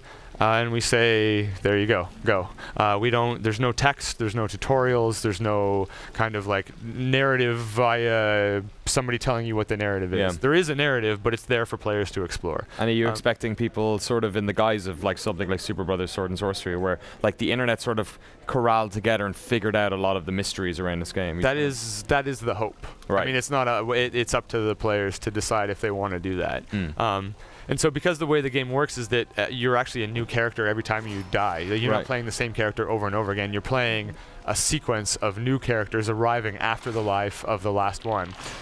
You can build on the successes of your past lives, but because of it, you start at the beginning every time. But we're building these systems that let players kind of cheat. Let them kind of, whether it's through shortcuts or you can light a fire at a fire pit and shine your magic lantern on it and turn the fire pit into a single-use checkpoint. Right. So essentially, if you have enough power in your lantern and you want to, you don't know where you are, but you think you're going somewhere interesting, you can create that checkpoint.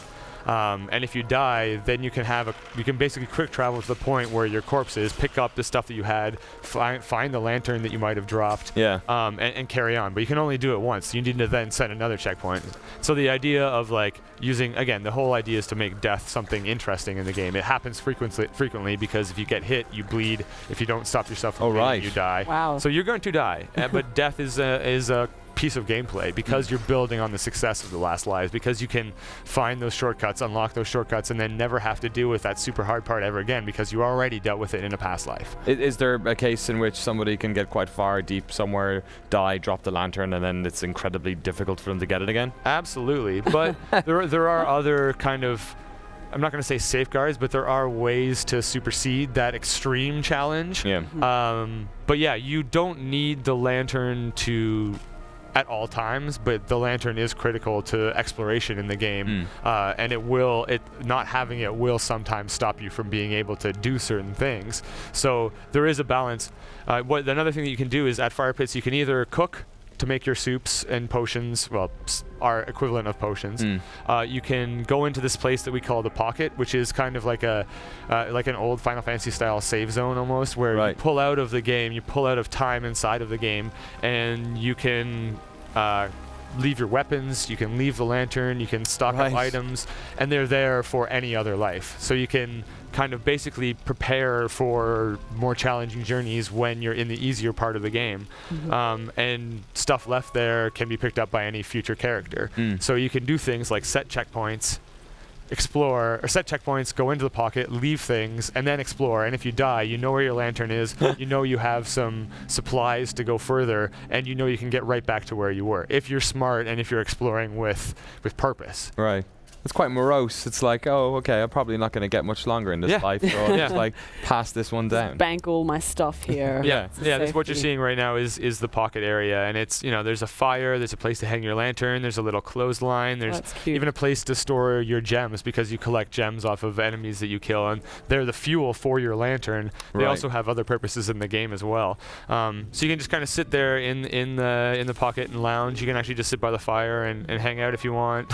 Are supplies only gathered from enemies, or can you You can scavenge for. There's kind of a flora and fauna within the game. The closer to the surface you are, the more natural it is, the more plants and animals there will be, and then the deeper and darker it gets, the more weird those items become. And you can find everything from potatoes to cabbage to you can kill bats and harvest meat from them. You can You know, Wow. you can harvest stuff from humanoid enemies like cloth and leather, and those are all pieces of the crafting. And I mean, are those recipes like I'm guessing there's no like cookbook in this. That's all like people are going to discover that themselves as yeah, well. we're like any. I mean, I don't know if you guys cook. I personally like to cook myself, and when you make soup. You put like some stuff in a pot, and you dump a bunch of things in it, and you boil it for a while, and kind of no matter what you put in there, it kind of makes a soup, right? Right. Yeah. So that will always, we will always be able to make something at least that will deal with hunger and thirst, and maybe give you a little bit of health. Okay. Might not taste too good. Yeah. But that's and it's definitely not going to give you buffs. Right. It's definitely not going to heal your bleeding all the way. Those are all saved for the bigger kind of special recipes, and those are for players to find. Are the recipes something like when you discover a recipe per se, does it save to something that you can refer back to later? We're still kind of sorting out that piece of the puzzle, to be totally honest. We want it to be not something that you can just kind of like, you know, we want the list of crafted. In the ideal scenario, the list would be shared amongst players, rather than being defined by us. Yeah. But it is kind of like that might actually be super friggin' frustrating, and we might just kind of let you do that. I think that's but I'm a great. huge fan of like playing some games with a piece With of a paper. notepad? Right. Oh my God, Yeah. I did that. I don't know if you guys played Device 6 on iOS by Simogo. I have like drawings, and same thing with the Witness. The Witness, Like, yeah, totally. So I mean, you know, we don't want to obligate anybody to do that, but that's again, we have these kind of like. We have these ideas in the game, and then we have the ideal scenario of people playing it. Whether or not they do, that's totally up to them. They can play this game however the heck they want. But it'd be really rad to see people's. If you take notes while playing our game, please send them to us so we can see them. Awesome. We got a bunch of questions coming in I want to get to. Scrubby Cat asking, co-op. Do you guys have any multiplayer plans here? It's a single-player game. That's something we would really like to think about. But for now, we're really focused on what the single-player experience is. It's a game that, like, again, as we kind of worked on it, we realized the feeling of scale really merges well with the feeling of loneliness isolation, and you know, the weight of the world being on your shoulders. And so yeah, it's a single player experience, but it's something that, like, obviously, you know, it's in the head, it's in the brain. You don't want to push this one out another year. Yeah. If Scrubby Cat would like to fund the delay, we would absolutely. I guess I'm sort of interested in how, I mean, indie studios are usually pretty scrappy, right? Like trying to like hustle to get the next game out. What is it about Capybara that allowed you guys to like be able to like take a intake of breath and be like, you know what, actually, we'll just leave this one be another 12 months, like put that time in? Well, I mean, part of it is we've had some games that have done well enough that give us the financial freedom to do that. But the other part of it is like we understand that our best chance of making games that matter to people is by making them as good as possible. Right. And that is a firm, like, that is just the way that it works to me. Yeah. I think that's the way that's what players expect from smaller, more kind of air quotes creative games. They expect something to be fully realized. They don't want half-baked cool little games. They want fully baked cool little games. The bigger games, they play in a space where they have to be complete and tight. Yeah. We have the ability to be a little bit looser. I'm my earpiece here at the moment, and I'm actually privy to all the wonderful music that's playing. Jim Guthrie again? Yes, Jim Guthrie he has like 200 minutes of music for this game. We have no idea what we're going to do with all of it. Fans of Jim Guthrie know him from Sword and Sorcery, from Indie Game the Movie. He also has done a bunch of other work and is back in Toronto is kind of an indie rock legend. But the soundtrack for this game is very different. Jim is a genius, and a big part of the game is the ambience, is the tone, and his music, instead of coming in and just being like amazing Jim song by amazing Jim song. It's this kind of like mixing his beautiful songs with a longer soundtrack. I think it's really, really rad, and I can't wait for people to hear the whole thing. Nice. Nathan, thank you so much for coming on. Thanks for having me again. Last question, have to ask you, were you responsible for releasing that capybara in Toronto? They found one of them. They found one? They found one. Oh, male. really? They found the male. The lady capybara is still at large. Oh, no. Oh my God. Yeah, I kind of wish that I was in hindsight, because that would have been the best marketing of all time. Yeah, you got a freebie. Yeah, we did. Thank you very much, Toronto Zoo, or Toronto High Park Zoo. Okay. The full zoo this is just a little tiny little. Oh right, they have zoo wars in Toronto. Oh, absolutely. You don't get in the middle of that. It's kind of like it's like Mafia 3 except zoos. Nathan Valla, thank you so much for coming in. When is Below available? Where can people find out more about it? Whatliesbelow.com. It's coming out this summer. We should have a firm release date very soon, because the summer is actually just starting in a couple of days, and it's only 3 months long. So that window is locked and loaded. It's coming to PC for Steam and Xbox One as well, and we're super excited to finally get it into players' hands and to stop talking to you about it. Right, yeah. Let's talk about a new game next year. You know what? We got some stuff cooking that I'm super excited about. Good stuff. Thanks so much for coming in. Thank you, folks, for watching. We've got a bunch more great games coming up here as we wrap up our final day on the Electronic Triple show floor. Next one up, a game I'm very much looking forward to talking to the developers about. It's Yooka-Laylee. Be back in 2 minutes.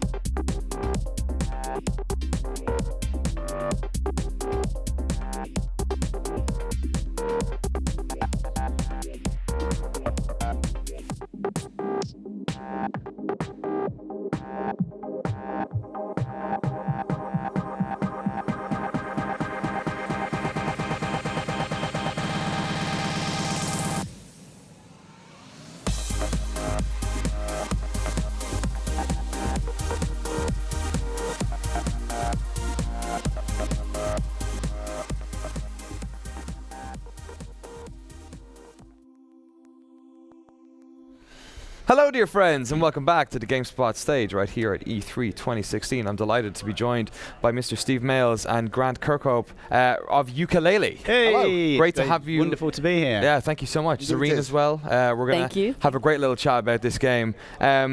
It's great to see you guys here with like a really like full demo of Yooka-Laylee, because there was always these worries when you've Kickstarters that, you know, we're going to see this, we're going to see it, but we're going to see it in like 5 or 6 years time.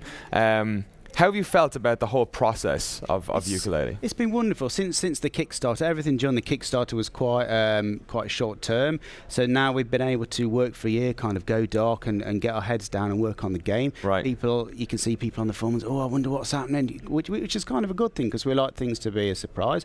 But we've expanded the team from 6 to 20 people. Right. And we're all heads down, and it's going great. Yeah, I think that kind of whole last year's thing was just a kind of not smoke and mirrors, but a bit of a little demo thing we had kind of going. It's so nice to have something proper show now, you know, and we've all been working very hard. Even though we're all very old now, of course. Right. But also experienced, and I guess that's a lot to do. That's a good experience. Yeah, right. Veteran. Yes, that's right. Yes. Those are the words we bandied those words about quite a lot these days. It makes that a bit more important than they actually are. Even with your experience, though, were you expecting the Kickstarter to be as successful as it was? No way. Absolutely not. It was such a wonderful time. None of us will ever forget that moment. You know, that number just kept climbing and climbing. We thought, we might get to a target after a week or so. Yeah. But we blitzed the target. I think it was 38 minutes and went on to be the my God. Yeah, it was ridiculous, UK's highest ever Kickstarter for a game, there you go. and globally one of the highest ever Kickstarters for a video. $1 million in the first 21 hours. That's incredible. I know. We were honestly like you press refresh, going and just sort of going.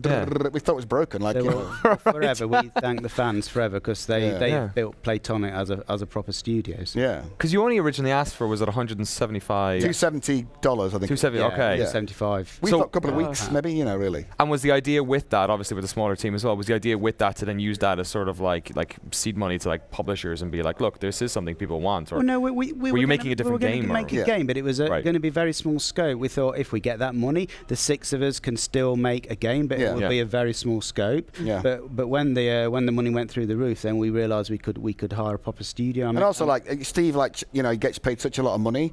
He's so expensive to employ. It's really, he took all of it mainly. Driving around in my 15-year-old band. He's got a new house, the whole lot. Everything. Ridiculous.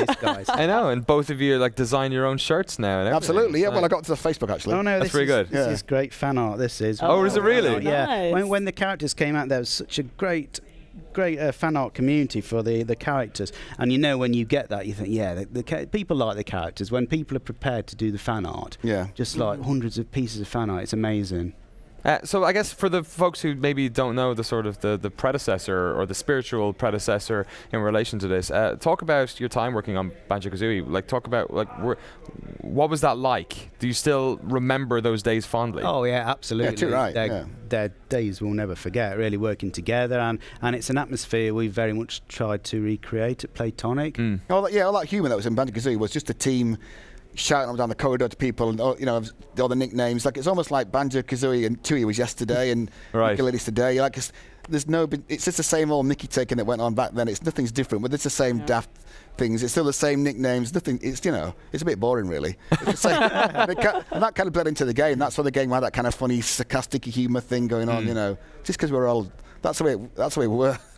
We try to work in the same efficient way. So there's efficient. That's right. Yeah. I think I know that word. Yeah. so there's little wasted work because the team is experienced in this sort of game. So I think that allows us, because 20 people for a game of this scope is still quite small. So I think that allows us to punch above our weight a little bit. So. Totally. I mean, as a Kickstarter, it seemed like a pretty sound investment, because I know it's not investment, but like a pretty sound punt, because I mean, you guys are so experienced in what you're doing, and you have that sort of you're probably more experienced as individuals than a lot of other people would be in this genre, which also is very underserved at the moment. You're in some ways, some of the only people left who have ever made these types of games. We're just so old, we've survived so long, we're about to keep going. Yeah. For a new studio to whirl up something like this would have taken a lot more time and a lot more people. To a lot of young people, this is a new genre because they've probably never played free roaming open world platformers. So in the 90s when we did those games, it was a bit like there was tons of platformers around. But now it's weird that we're they've been out now. There's no one. We're the only guys out there right now. I mean, when Banjo-Kazooie was a thing, but that was when 3D platformers were kind of in their heyday. Oh yeah, right? Does that mean you're making Ukulele now, and there's almost like a brand new audience that you are making a game for? Are you adjusting or trying to change things up a bit to cater to the audience? Yeah, we're doing new stuff. Things mainly around player choice. So we've got expandable worlds where our fully expanded worlds are so big, we start the play off with a more manageable chunk of world, and then when they've got enough quillies, they can progress to either expand the world to see a lot more, or they can go straight to the next world, so they've got a choice there. Or there's tonics, which are like player modifiers, so if you're struggling with a challenge, you can boost your powers in a certain way. You don't have to unlock the moves in a particular order. I think we're trying to get that kind of warm tickliness from the original games and like bring it up to date. You know, so we're making sure we've got enough of that spirit in there. Yeah. And adding, because hopefully we're like better now than we were then. You know, Right. so there's no guarantees but we're hoping that I'm a better composer, Steve's a better artist, which is unlikely, guarantee. I mean, you know, he's struggling a little bit, you know, but I mean, you know, so we're hoping that we're better now than we were then. So, you know, it's not a retro game. It's supposed to be. It's got to have that nice. It's like putting on your favourite pair of slippers. It feels nice. Right. It makes you smile. But there's new stuff too, you know. So yeah, but the 80,000 backers are expecting a spiritual successor to Banjo. So, right. So it's a fine line. We don't stray too far away from that formula they're expecting. But then again, we are bringing in loads of cool new features as well. And the cart. Oh my God, the cart sequences are back. Yeah, you got to have a cart, haven't you? You know. And the fact that it's on, you know, current gen consoles and with the graphics, that makes it fresh straight away, because it's a genre that just hasn't been around for so long. Totally, and I feel like this is still one of those genres that a lot of people have trouble nailing the art style for it. Yeah, it's just our natural art style, being part of Rare and now Playtonic. It's just the art style that comes naturally to us, and I think that will be Playtonic's art style going forward into future. Yeah, the word sort of one-trick pony springs to mind, really. If it's a good trick, you might as well stick with it. That's what I say. All right. Well, I mean, you're going back to your old tricks as well, right? Yeah, yes, all right. No, it's true. Mr. Five Tunes for the rest of his life. He just reverses the same old jokes never get tired, do they? Them all. Yeah, how are you going to manage that one, Grant? Like trying to obviously like instill that classic music that people know your work so fondly for. Well, you know, I think there's some umpire left in me yet. I think, you know, a bit of umpire. There's a bit left over from before, so I'll just churn it out. You know, I think we have been really kind of cognizant not to just. It would be easy to be an autopilot, right? Just kind of do the same thing we did before. Right. We're really careful not to do that, and we're pushing each other to say, I think we can do better than that, and you know, musically and all that stuff. We're trying really hard to make it extra special. Yeah. You know, so we're trying our best. So, and I guess the other thing about like having such success on Kickstarter and like there seems to be like this general air of like there's no worry with this one. It seems like we usually with the Kickstarters people are like very like oh, it's not coming together right. This one seems like it's pretty solid. So then are you know it's like a second lease of life for you guys. Like getting the band back together. Playtonic now you're exactly thinking like that when you walk into the office and you see all these old faces from the past. Old people work there, that you maybe haven't worked with since like 20 years ago. Right. Sometimes it's like some kind of strange alternate reality. You know, you have to pinch yourself. This is really happening. So, but it's been a really sort of set of fortunate disasters that have kind of got us back together again, really, because some of the guys got laid off from Rare, some of the guys left Rare, so it's the first time since Banjo 2 that we're all available, really. Right. So it has been that kind of strange alignment of the stars, so it's kind of happened in a really great time. Yeah, because we've talked about this a little bit before over the years, but kudos to Gavin Price, our studio head. He was the one who brought us all together, really, and said, come on, lads, you know, I think we can do this. Yeah. Because him and his wife had a cake shop in Burton-on-Trent. Is that what he did afterwards? Well, he had that at the same time I was working at Rare. That was other business, right? So he's used to kind of getting business loans, like us lot, like, you know. Right. So he was like, I don't have to do this. You just make music. You don't know anything about. He was like, I'll put it together. Don't worry. I'll sort all the business stuff out, and guys can just do it. So I think it took him to do it. Really, he was a catalyst. Right. So the cake experience has been very valuable. That's great. Did he still make the cakes? I don't know. Yeah, his wife made the cakes. I thought he sold the cake shop. He sold the cake shop. No. You can still make cakes though. Yeah, I think so. Make cakes at home. There's still cakes going on. Yeah. Still a lot of cakeage. When are we going to get to play ukulele? Well, backers will play it first because there's the toy box which is coming out next month. Yeah, wonderful. It was a certain tier for Kickstarter. It's a spoiler-free special level that's been created. There's things to do on there. There's a new NPC to meet. There's quills to collect. You can try all the moves. Players can give us feedback. Yeah, that's great to get some feedback from them. That helps to balance it all. Certainly, and makes them feel involved as well. Yeah. And people can't buy into that now, they right? Can't. No, that was a backer exclusive. Yeah. That's cool. Then after that, it's first quarter 2017. Awesome. We're looking forward to it. Thank you both so much for coming on. I have one random question for you, though, Grant. Last one up. I was looking through your Wikipedia page, which is quite long. Right. You know, I don't know how much duplication happened in that with the music, but it's quite long. It's really good. Right. And one of the games I saw in there was Fart Cat. Fart Cat. Yeah. Oh, yeah. I did do Fart Cat. Which is an iOS game which was made by Ben Coelho and Rich Gallup, who used to do my job. That's right. Do this job. I know those guys. Yeah. So yeah, you know those guys? Yeah, because like when I used to work at 38. Oh, you worked at 38 as well. I did Kingdom of Amalur, right? So, right. So I knew those guys. So when it all went bust, yes, Fart Cat was their next venture, which of course didn't go so well. You know. But it's notorious, obviously. Yeah. That's great. I'd heard you only as one well. tune for that one. It was quite farty, obviously. Yes, yeah. Congratulations, guys, on your success with Kickstarter. Thanks for having us on. Not at all. Looking forward to playing it early next year. Thank you so much for watching, folks. We are almost done. We got 3 more games coming up. We got a virtual reality game. Actually, we only got 2 more games coming up. We got virtual reality game, Star Wars. Star Wars. Whoa. Almost get that fucking mistake out of the way right now. Star Trek Bridge Crew. Oh my God. Days Gone. And then we're going to talk about what our favorite game of the show is. You might want to stick around for that. We'll be back in 2 minutes. You're watching the GameSpot Stage, brought to you by Airheads Bites.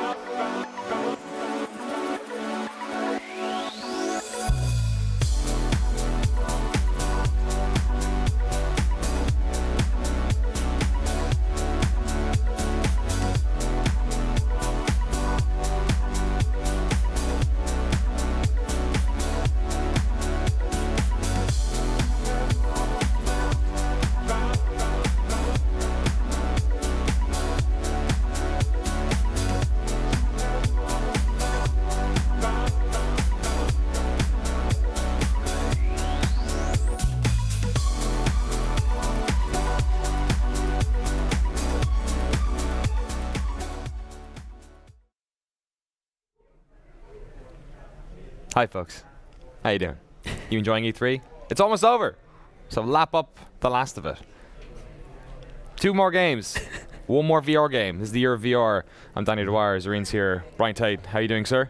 I'm doing great. Good to have you here. I wonder what video game you're going to talk to us about. I could not possibly tell. Yeah, there's a little hint right here, but Star Trek Bridge Crew. Yes, this is a very interesting sort of surprise. We got a lot of eventually we got a lot of surprises yes. at E3, but for a while there we were hearing leaks of all of them. Right. With one with such a prestigious brand associated with it, it was really wonderful that we didn't get any leaks out of this one. So congratulations, first of all. Thank you. Nice work. Yeah, what's it like been working on this? It's been amazing. It's a dream come true to work on the Star Trek franchise. Right. Mm-hmm. And who's your favorite captain? Oh, you had to go there, didn't you? Yep, straight away. All right, well, okay. So I grew up, one of my first play sets I got for Christmas was the original series Bridge, which I don't think I was doing it right. I would mash that up with my sister's toys. Right, yeah. So Hey, Donnie and awesome. Marie Osmond would be on the bridge along with Kirk. So Kirk was my first love, right? But then I think I started to gravitate more toward Picard later in life. You know, that's what I was watching in high school and college. But Janeway and Sisko never got a look in, or I know I love them too. But you know, I'm a Kirk or Picard guy. I gotta say. Fair enough. So Bridge Crew, for people who don't know what it is, to me it reminded me, there's a game that I love playing on my phone called Space Team. Oh yeah. Where you're working with a bunch of people. And I instantly thought, oh my god, it's that, but you can actually look around. This sounds like a wonderful idea. Is that close enough to where you That's not a bad way to compare it, because you do get, when you're playing like 4 players, it can get pretty crazy and everybody's yelling at each other like, oh my god, get the shields up, get the shields up. So a little bit like Space Team that way, but it's really you know, you're actually flying the starship. You know, you're not just yelling orders at each other or anything like that. You're doing it. You're actually, you know, working the controls. You've got the helmsman piloting the ship. You've got the tactical officer working the weapons and shields, and the engineer keeping everything running. The captain, the smartest guy in the room, coordinating everybody. It feels like the real deal. Awesome. And so there's 4 different people playing in co-op, right? Yeah, it's up to 4 players. Right. So you can play it solo. Okay. You can play as the captain giving orders to AI crew members. Right. And if you just really want to take the seat, like you like to fire the torpedoes, you can jump on the tactical station and operate the weapons, then go back to the captain's chair.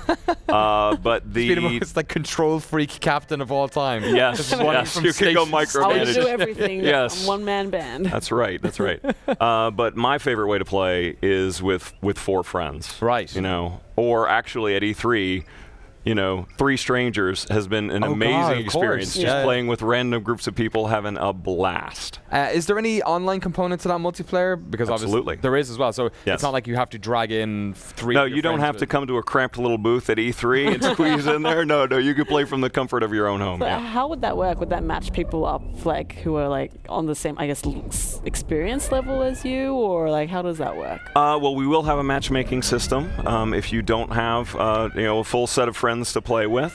But you can also, you know, play using friends lists and that sort of thing if you want a more controlled scenario. It's fascinating because if you're playing with random people, oftentimes there's a sort of oftentimes there's a singular goal, but everyone's having this like one-upsmanship thing where like I'm going to be better than everyone else. But in a scenario like this, you have to work together. Exactly. It's not like you can be the best helmsman in the world and like everyone else just falls apart. So it's going to be a fascinating. Like I wonder if you guys can even like listen in on those to see like strangers from around the world getting onto the same ship and being forced to be nice to each other. Yeah, just all creepy, listen in on other people's sessions or something. It would be fun. It's like a weird social experiment. Yes, absolutely. So what are you doing? Like, what are they small enclosed levels, like multiple levels? Are they mostly combat? Is there exploration? Like, what are you actually sort of doing in the levels? Well, there's got to be combat in Star Trek, right? But combat is never the purpose of your mission. You're right. You know, Starfleet is not out there to blow people up. But inevitably, you know, some people stuff get happens. blown up. Yeah, some people are going to get blown up. But the idea is that you're given a goal. Like you might have a rescue mission, you might be on an exploration mission. But if you do run into opposition, you as a crew are going to decide what to do about it. Are you going to fight? You're going to try and run them off? You're going to try and kill them? You decide how to deal with that situation. Does that mean the crew can fight amongst themselves about like which direction they go in? Well, there's one person driving the ship. The helmsman drives. But he has all the power. Well, he or she has all the power, basically. Everybody has a lot of power. It actually takes the whole group working together because the helmsman has to get you to your objectives. Right. The tactical officer is scanning things and locking on the enemy ship and firing torpedoes and stuff. So if you want to fight, the tactical officer's got to join in, right? Right. And everybody depends on the engineer as well. He's allocating power and figuring out who needs what resources at any given time and keeping the ship repaired, transporting people if we're on a rescue mission, that kind of thing. Wow. And the captain is, as we say, the smartest guy in the room. The captain has more information about the situation than any of the other players. So the captain is the best one to keep everybody coordinated and to let them know what our priorities should be. Like, here's how we should do this, guys. But it's a social game. Right. You're really on a starship with other people. So people argue about it. They argue about how to deal with it. The captain's like, lower shields, and tactical officer's like, no, we're under fire. This happens a lot. I love the idea that the captain, he or she is trying to control all these people, but unlike the show, they can't just relieve the engineer. Right. I feel like just move over. Fired. Wesley, it doesn't work that way. Yeah, they're doing off. It's big time here. Get somebody else on there. So I guess the other aspect of this is a virtual reality game. Absolutely. It's really cool that there's all this to see folks like Red Storm, like Ubisoft, sort of getting involved in virtual reality and trying to make these experiences. Is there a non-VR version of this? No, it's a virtual reality only experience. Right. It's really about being on a starship. And that's something that doesn't sort of come across when we have these conversations, right? A lot of the time, or when we show B-roll or you guys show trailers or whatever. Right. But so is there a sort of a different? Are you turning around to look at people, and are you yes, you're talk about that sort of aspect, why virtual reality is sort of a requirement. The first eye-popping moment when we demo for people is if the captain's like, take a look around. I'm right here behind you, and people are like, oh my gosh, the captain is right there. He can see everything I'm doing, and that's just the first of many eye-popping moments that people have when they're playing the game. But it's just like we're here, talking to each other face to face. When you're playing in a social VR experience, it's like we're actually on the starship together. Right. Looking at each other, talking to each other, gesturing. Dance moves seem to be a really popular thing at E3. We see a lot of raising the roof when people are playing. How do the controls work? Is it DualShock 4 we're talking about, or? No, the ultimate way to play the game is with hand tracking controls, with the Vive, or Move with PlayStation VR, or with Oculus Touch. We've been demoing with Oculus Touch here at E3. So so people really get into it. Yeah. Do this kind of stuff. That sort of stuff. Yeah. Yep. God, that's fascinating. But you can also play with a gamepad. We want to make sure that as many people as possible can play the game. You just don't get to do this when you're playing with the gamepad. That's amazing. I didn't realize that Oculus Touch were doing game. I used it at Gamescom last year, and it was incredible. Yes. Oh my God! To have that sort of amount of control over individual digits is. Yes. It's tremendous. And so I guess I'm super fascinated by this. I guess another thing that I'm very interested in is the audio in this. When you're talking with people, especially if it's online, is the audio spatial? So you hear the captain over your shoulder, or is it like comms in Call of Duty where you can hear people? Well, I'm so glad you asked, because most people they immediately just think about the visuals when they think about virtual reality, but sound is just as important. And our audio team has been working so hard and doing such an amazing job on the spatialization of the audio to make sure the sound is really like you're there, and that really helps you communicate with other players. You can really tell when they've got the sound spatialized just right and the levels are mixed just so, you can really tell who's talking, where it's coming from. And it's not like your conventional party chat where everybody is just talking in your ear. You can really make out individual voices when everybody is screaming. It's an absolutely essential part of the experience. So and presumably as well you get to hear the nuanced sort of panic in someone's voice as well. Oh, absolutely. And I have to say, we've had a great relationship with CBS since beginning work on this, and they've been providing us. I totally forgot. Yes. I'm part of the family. That's right. Right. Yeah. So CBS hooks us up with all the assets we need for the to produce the look and sound of the game. Right. So when we got the actual authentic sounds of a Federation starship. We got them in spatialized audio on the bridge. It was just, okay, this is a moment I'm just going to close my eyes. That's amazing. And I'm just going to enjoy the ambiance, because I'm really there.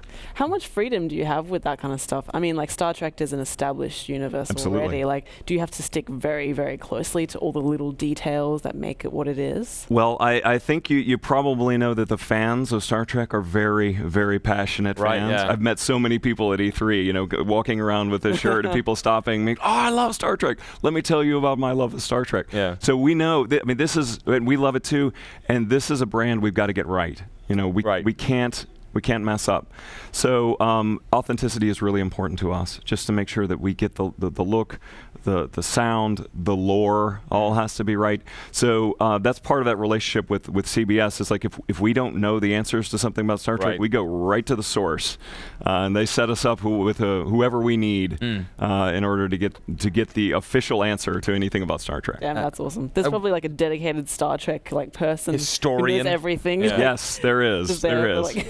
I guess what got another question I have about sort of speaking to that is like, what era are we talking about here? Okay, the game is set in the alternate timeline that you see in the reboot movie. Right. Okay. So that's the most visually spectacular version of Star Trek. Lots of lens flares.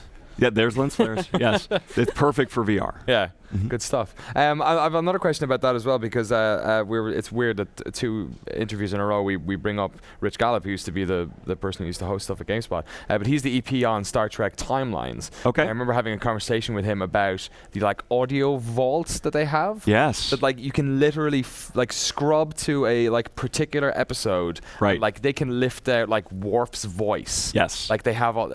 Yes. What's that been like working? Oh, the resource is amazing. It's like we were like kids in a candy store, right? when the digital assets started coming in, all the sounds, all the the reference footage from sets and everything, you know, down to individual decals on panels. So right, yeah. Wow. And yes, it's amazing the wealth of material available. It's amazing just having your Elcar's wet dream. Sorry.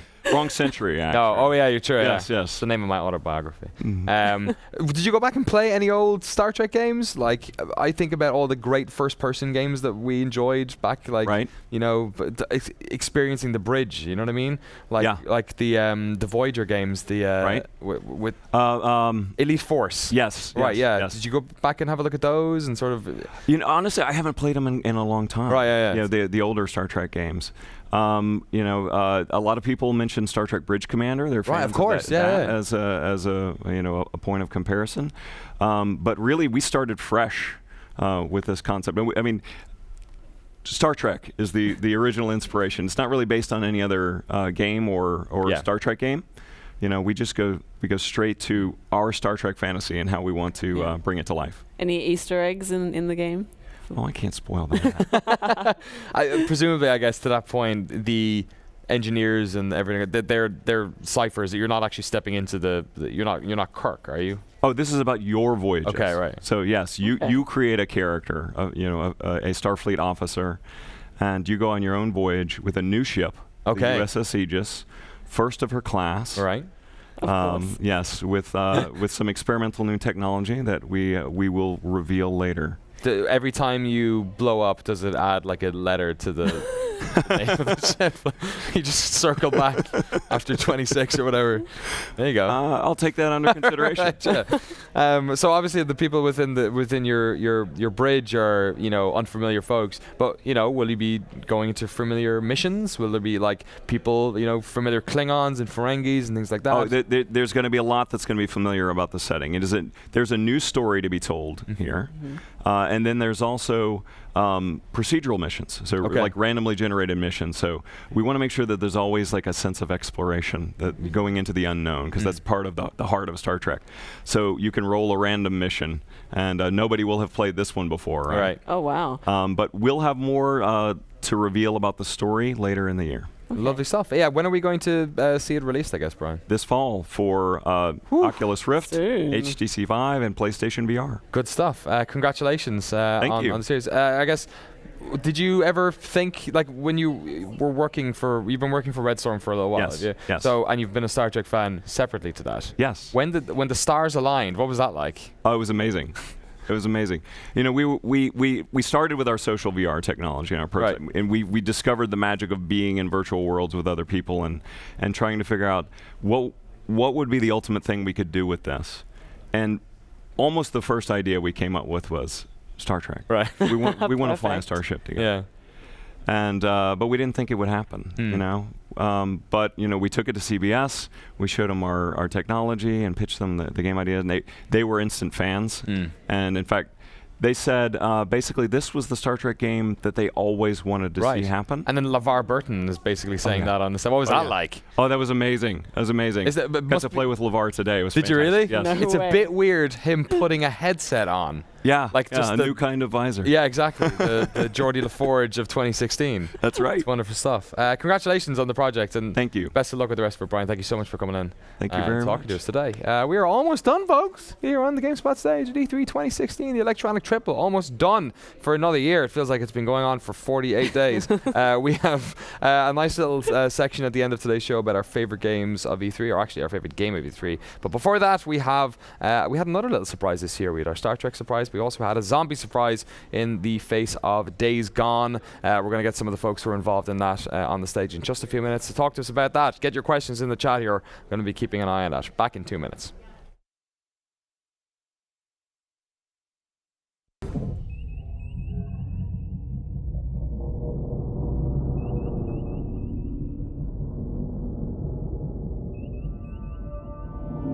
Captain's log. Stardate 2016.165. Starship USS Aegis is preparing for her maiden voyage.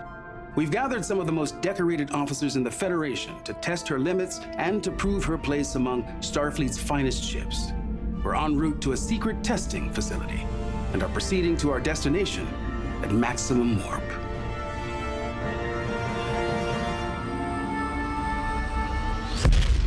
This is amazing! Wow! Absolutely astonishing.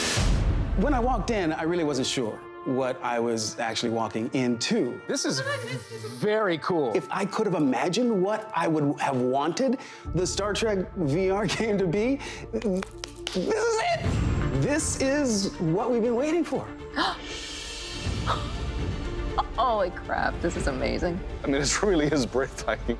That was an extraordinary experience, to be fully encompassed in a world. Whoa, not into that. You're interacting with each other and you're talking to each other and you're taking orders from the captain and I mean, it's really cool. So there's captain, helm, piloting the ship, tactical, and the engineer routing power and charging warp coils. I'm feeling pressure already. I'm feeling nervous now. All right, shields up. Prepare warp. Take us out. Yes, Captain.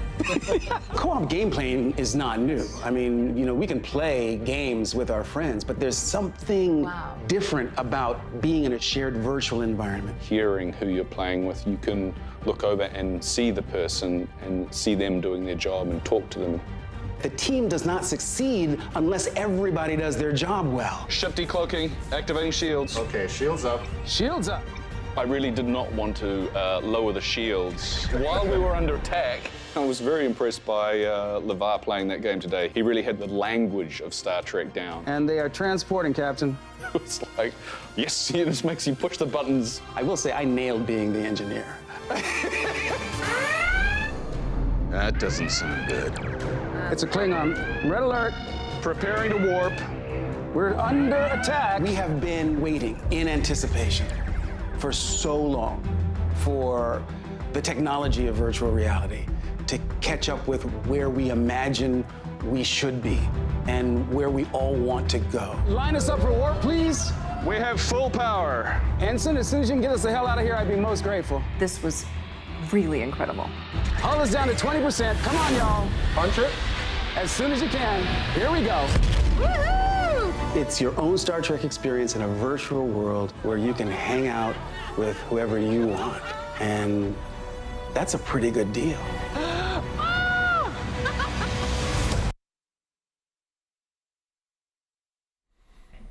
Hey folks, and welcome back to GameSpot's coverage of E3 2016. Great to have you back. It's our final game of the show. We've been here for 12 years, looking at all the games that have been shown, games we knew about, games we did not know about. And this is one we did not know about at all. Ron and Eric from Sony Bend Studios. How's it going? You guys used to make a game called Siphon Filter. That we did. Pretty popular series of games. Good fun. And you've obviously been working with Sony on a bunch of other things. But in the meantime, you've been working on this game which surprised us all at the conference, Days Gone. Congratulations, first of all, on keeping it a secret. Thank you very much. And for working on this game. There were some rumors like floating around months and months and months ago about that you guys may be working on some sort of zombie biker thing. And turns out they might be relatively close. Tell us about Days Gone. So Days Gone is an open world adventure game set in the beautiful high desert of the Pacific Northwest. And if you guys didn't know, that's our studio's backyard. Right. Yeah. So you guys up in Seattle or it's Portland? Or? It's kind of Central Oregon all the way up. Yeah. The Northwest goes all the way through Seattle. Good stuff. And so you take control of Deacon St. John, which is a drifter, a bounty hunter, and I'm sure you can tell by the cut on his back that I was an MC of a motorcycle gang.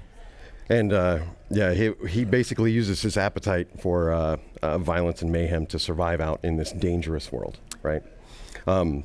It's set 2 years after a global pandemic has wiped out most of the population and turned millions into these feral creatures that we call freakers, right? I'm sensing like really strong like Sons of Anarchy vibes from this. I mean, obviously you think bikers. Yes. Modern day at least you think Sons of Anarchy, right? What other inspirations did you have? There's we take inspiration from all kinds of things, from media, from music to pretty much everything. This game is kind of a culmination of everything that our group loves, all into one thing. And it's extremely exciting for us because this is, as you were saying, this is our first original IP. In a while, yeah, since Siphon Filter in the 1990s, right? Right, yeah, which is crazy, and it's just extremely exciting for us to do this. You pretty much want to get one chance, and this is what we want to show. So let's talk about the very impressive demo that you guys showed. In fact, we got 2 bites at it, Jerry. We saw it earlier in the conference, and then they finished on it as well, which was wonderful. With the whole office here, was just sort of like glued to the screens, enjoying this one, and how it escalated was quite something else. So it's great to hear you guys talking about this being an open world experience, because one of the things about this demo is that it's very well produced, obviously, for the purpose of showing what the game is, but it also felt like it might have been a little kind of, you were it was like a linear sort of progression that was happening here. So talk about sort of like what you were trying to do with this to explain to gamers what the game was. So that actually was one of the missions in the game that takes place later on, and you're going in there for something, can't talk about it yet, but you have a goal, and you do have an objective for that mission, and your goal is to clear out the entire horde. And depending on how you approach it, the different weapons, the upgrades, the ammo that you take, it can play out completely different. You saw Deacon get a oil filter for his pistol. Yeah. So he was trying to attempt to go into that situation stealth-like, but things didn't work out in his favor. Excellent. Let's talk about some of the technology involved here as well. Like we're talking like massive amounts of zombies moving very, very fast as well. Presumably this is quite a difficult feat to achieve. Oh, absolutely. We have an evil genius locked away. Right. Yeah. Working on this for us. We've taken we're using a pretty heavily modified version of the Unreal 4 engine, which helped our studio, hit the ground running basically. And it's a very impressive feat, and that's why we wanted to show that. But here's the thing: it's only a very, very small snippet of our game. The whole game is not that. The game is about much, much more, and we can't wait to unveil way more in the future. Yeah. I mean, it's incredibly impressive, especially when you see the horde moving. Even just now on screen, we can see all of the freakers moving. Right. All the animations look really slick, look really solid. I mean, hopefully this isn't going to make my PS4 collapse and die in a puff of smoke, right? Right. It's been optimized. Oh yeah, absolutely. Yeah, no, it's heavily optimized. It's running on PS4, and the really cool thing with the Horde is, each and every one of those guys has their own behavior. Every one of them is making their own decisions and going after the player, but at the same time, they're thinking as one. And you see in the demo that the player's constantly trying to distance himself or knock things over to kind of make a gap. Yeah, just create a couple of yards extra and every time. you know, that's super important to being able to take on the Horde, because just trying to run away from them, they're going to take you out. So I guess, like, you know, you're obviously like showing off this little snippet, and I'm sure you're keeping a lot of stuff private for later on during the course of its development. But sort of like generally, what do you do? Is there a lot of like exploration in this game? Is it mostly gun combat? Is it, you know, lots of traversal? I mean, there's so many things. You think about life at the Pacific Northwest, it's all about sort of like nature and exploring and things like that. Like, is there an element of that happening here? Oh, absolutely. So the one thing that we really haven't gone too much, a little bit into the trailer that we showed at the beginning of the press conference. We have a living world. It's a living ecosystem, and this is, again, you know, 2 years after this pandemic, right? So the survivors, it's a dangerous world, and people that are survived are desperate, and desperate people do what they need to do to survive. And there's a living, as I was saying, the living cycle.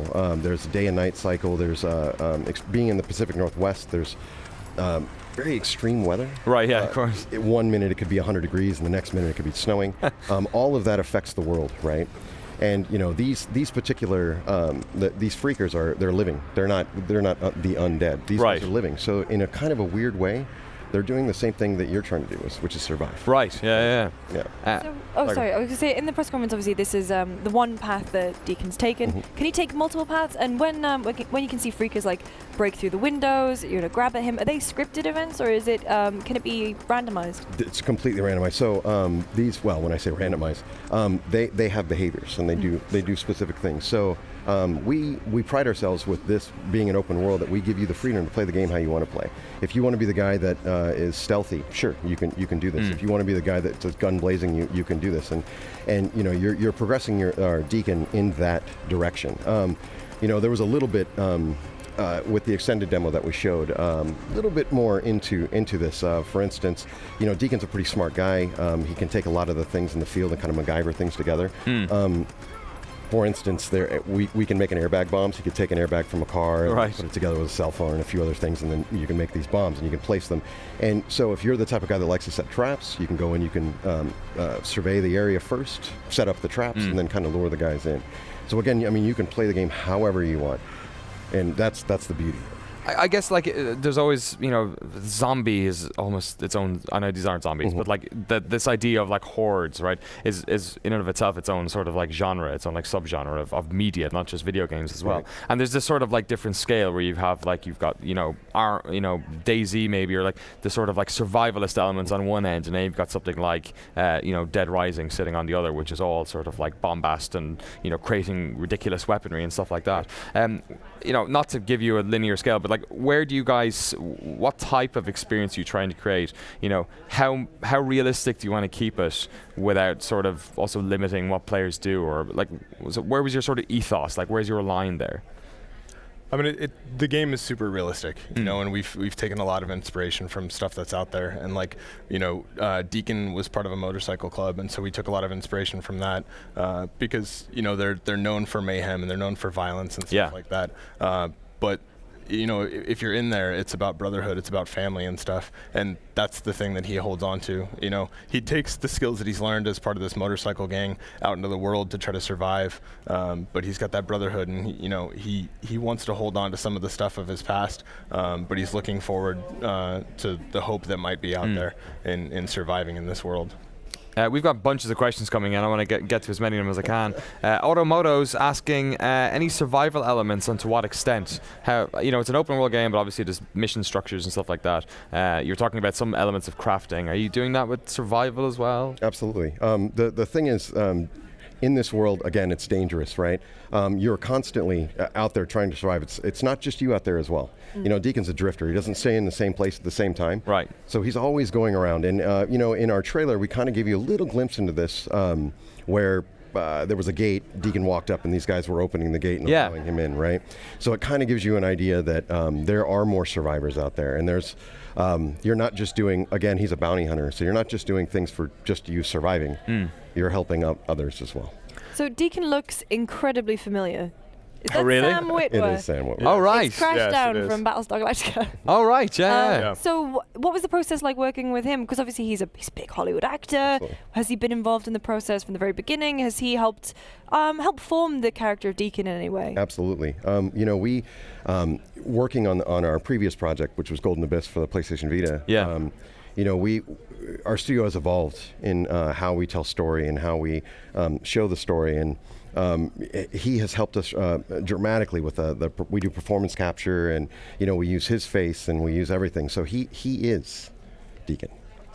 I saw him at E3 about three years ago walking Right. the show floor, and I was like, why are you here? Is this another Force Unleashed game? You guys have presumably been working on this for quite a long time then. I mean, it looks like quite a big undertaking. We've been working on it for a few years. Yeah. Right. Yeah. Absolutely. Lots of questions coming in about, I know this stuff tends to get super specific, especially when people are excited about the game, but I'm guessing he's a biker.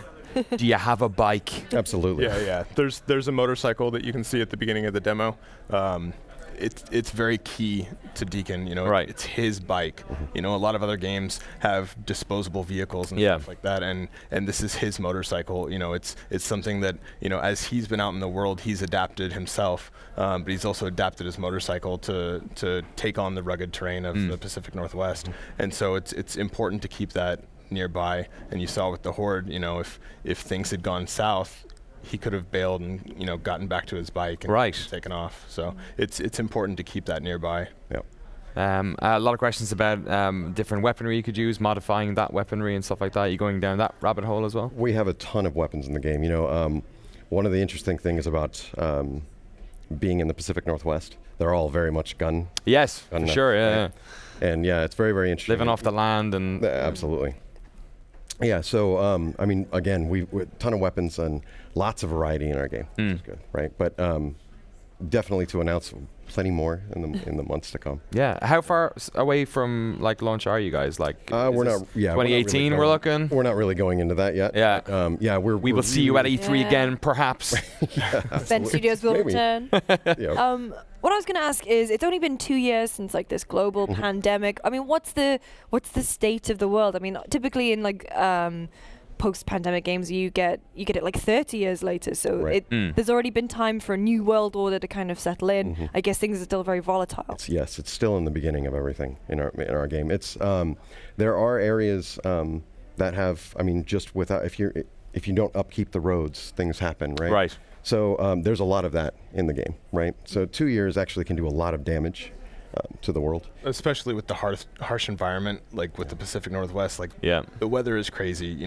We're constantly dealing with potholes and stuff, and you let the roads sit for too long and they start falling apart. So not only is the environment, off-road dangerous, but the roads are dangerous too, because you've got washed out freeways and abandoned vehicles and stuff, and that's what makes the motorcycle so important to this. Right. Is maneuvering around the environment. You've got blocked roads all over the place, but the bike can fit through. Yep. Game studios are so often making video games in iconic locations that they then travel to and sort of learn about. What's it like making a game about basically your back door, about a place that presumably you quite enjoy being in? Oh yeah, absolutely. It's so much fun. And it's unique to us, and that's kind of the thing. It's like we've never seen any game set in anything like that. Right. We have a ton of different areas, from the mountainous regions to lush forests to the whole area is built on this ancient lava flow. And we're being 4,000 feet and above, right? It's home to some very interesting things. For instance, we have these huge lava tube caves that you can traverse in, and it's a very, very interesting environment, that's for sure. Yeah, is there a pride associated with that as well, that you sort of want to represent the places as well as possible? What about I guess even the local cultures and stuff like that? Because that's always, we've got so many of these wonderful worlds that are they look so much like their real world counterparts, but then oftentimes the actual people who live there and the things they talk about and the things that they value are kind of misaligned. It doesn't really work out. Presumably you guys have a pretty good, insight into that, being residents. Yeah, there's the cool thing about Oregon is there's a lot of really small towns that are kind of tourist trap kind of things. Right. And you'll see in the trailer there's a giant statue of a guy with the Paul Bunyan looking axe and stuff. And there's a lot of character to the little towns that are in Oregon, and so we've kind of taken a little bit of that and put it into the game. Awesome. Are animals affected by the pandemic. I mean, I'm just thinking in terms of like food and scavenging. Sure, like tinned food would still be okay, but is there any scope for other creatures, not just freakers? You folks like hunting up there, right? Absolutely. Yeah, we're not going into too much detail about that right now, but in the trailer you can see that there's wolves, and you saw some wolves in the demo, and then there's some deer in a couple shots. So it's definitely a living world. There is an ecosystem there. Good stuff. What's the? We're almost done here in a second, but what's the mood like at Bend at the moment? You guys have obviously you've been busy for the past couple of years. Yeah. Have you been there for a long time? Absolutely. Did you work on Siphon Filters and the earlier ones as well? Yeah, I've been with the team since Siphon Filter 2, and I actually moved up to Bend. I was from Foster City, and I actually moved up to Bend around Siphon Filter 3. Okay. And yeah, so I've been with the team designing since then. And so what's it feel like to have it out there now, especially must be wonderful. Yeah. How happy we are to talk about it finally, right? It's incredible. Like it's cool. I started in QA at Studio, and now I'm getting to design this game that we just showed, and it's this big, huge game that's getting all this attention, and I'm just blown away. Like it's really cool. I've been there 10 years. I did some of the Siphon Filter games. I worked on Golden Abyss, and this is just next level. So we're super excited. Absolutely. It's not every day you get to announce a new IP. No, not at all. And yeah, our entire studio is going crazy right now. Right. Oh man. Seems like you put the work in as well. It's been a long time since it. And so. the feedback we've been getting has been overwhelming. It's awesome. crazy. Yeah. It's good stuff. And are you okay with that? Because the other thing that happens a lot at E3 is that you've got like games like Watch Dogs and The Division, or No Man's Sky, where then you get this overhype and this over attention. Oh yeah. Are you guys feeling that a little bit, or is it? Not at all. We're riding the wave, right? Right. Yeah, absolutely. Enjoy it. Yeah. Awesome. Well, thank you both for coming in. Thank you. For folks, obviously this is a ways away at this stage, but for folks who want to keep up to date on the project, where should they be following or looking? You can check out our Twitter account at Ben Studio, and then PlayStation blog is going to be posting stuff. So awesome. Thank you so much, gentlemen. Yeah. Cool. Thank you. Did you enjoy your E3 experience? Absolutely. Yeah, it was awesome. You got to talk to people about your game. Yeah, wouldn't trade it for the world. Excellent. Looking forward to seeing you probably again here next year. Thank you. Thank you. Good stuff. Thank you all so much for watching. That was our final game, but we got one more section. We're going to get a bunch of the GameSpot editors who have actually been going out and playing games, unlike me and Lucy, to come on the stage and talk about what their favorite game of the show has been so far. So stick around. Back in a couple of minutes.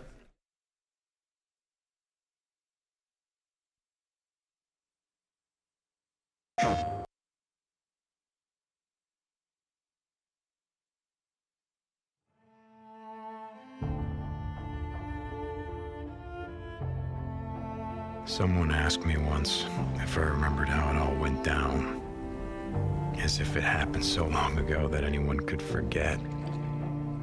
So yeah, I remember. I remember when our homes and our towns turned into graveyards, when the wilderness became our only hope for survival. I remember when the planes fell out of the skies, when the trains stopped running, when the turbines shut down, and the world went dark. I remember when they put up the razor wire, like it was gonna stop anything. When the feds ran out of body bags. Rope. When some of us sort of lost our minds. I think it's dead. Some lost more than that.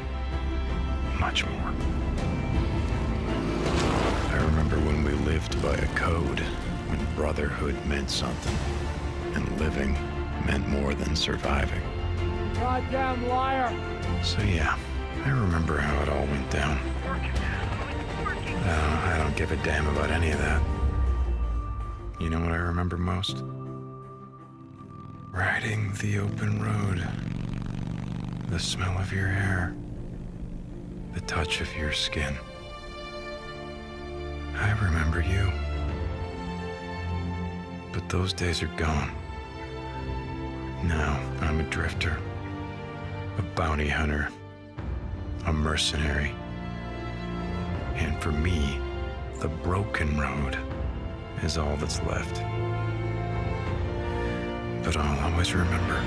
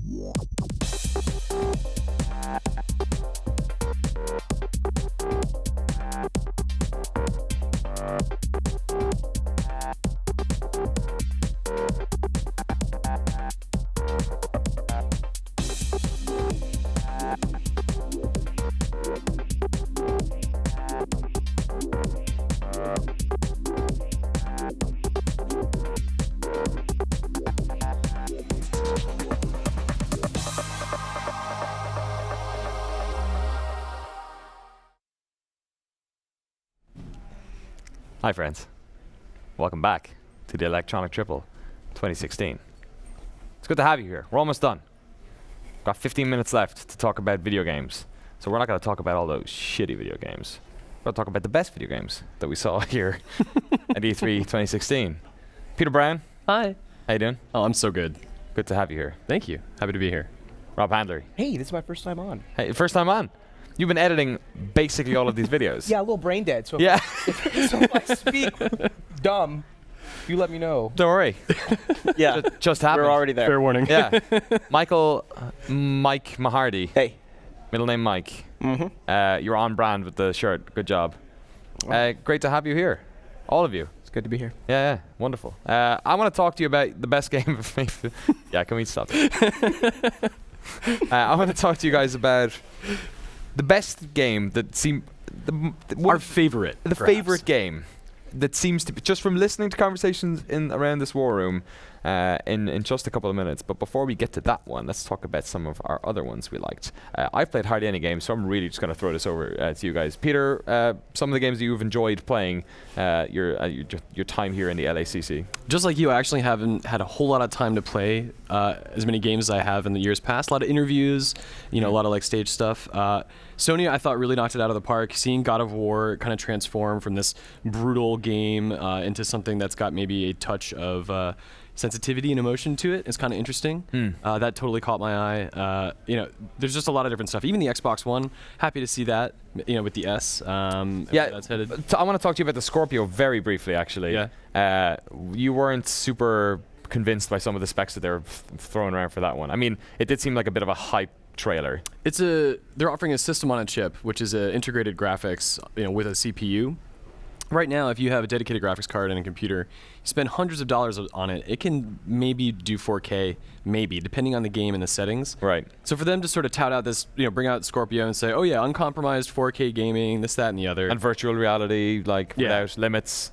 They're blowing smoke up people's butt. Right. I think maybe you're going to see games scaled to 4K, but still rendered natively inside the console at lower resolutions, or you're going to see really simple games that aren't really graphically demanding. Great. At 4K. Res 4K. Looking forward to it. Rob, what are some of the games you've played here that you've enjoyed? I've actually been pretty lucky. Yeah.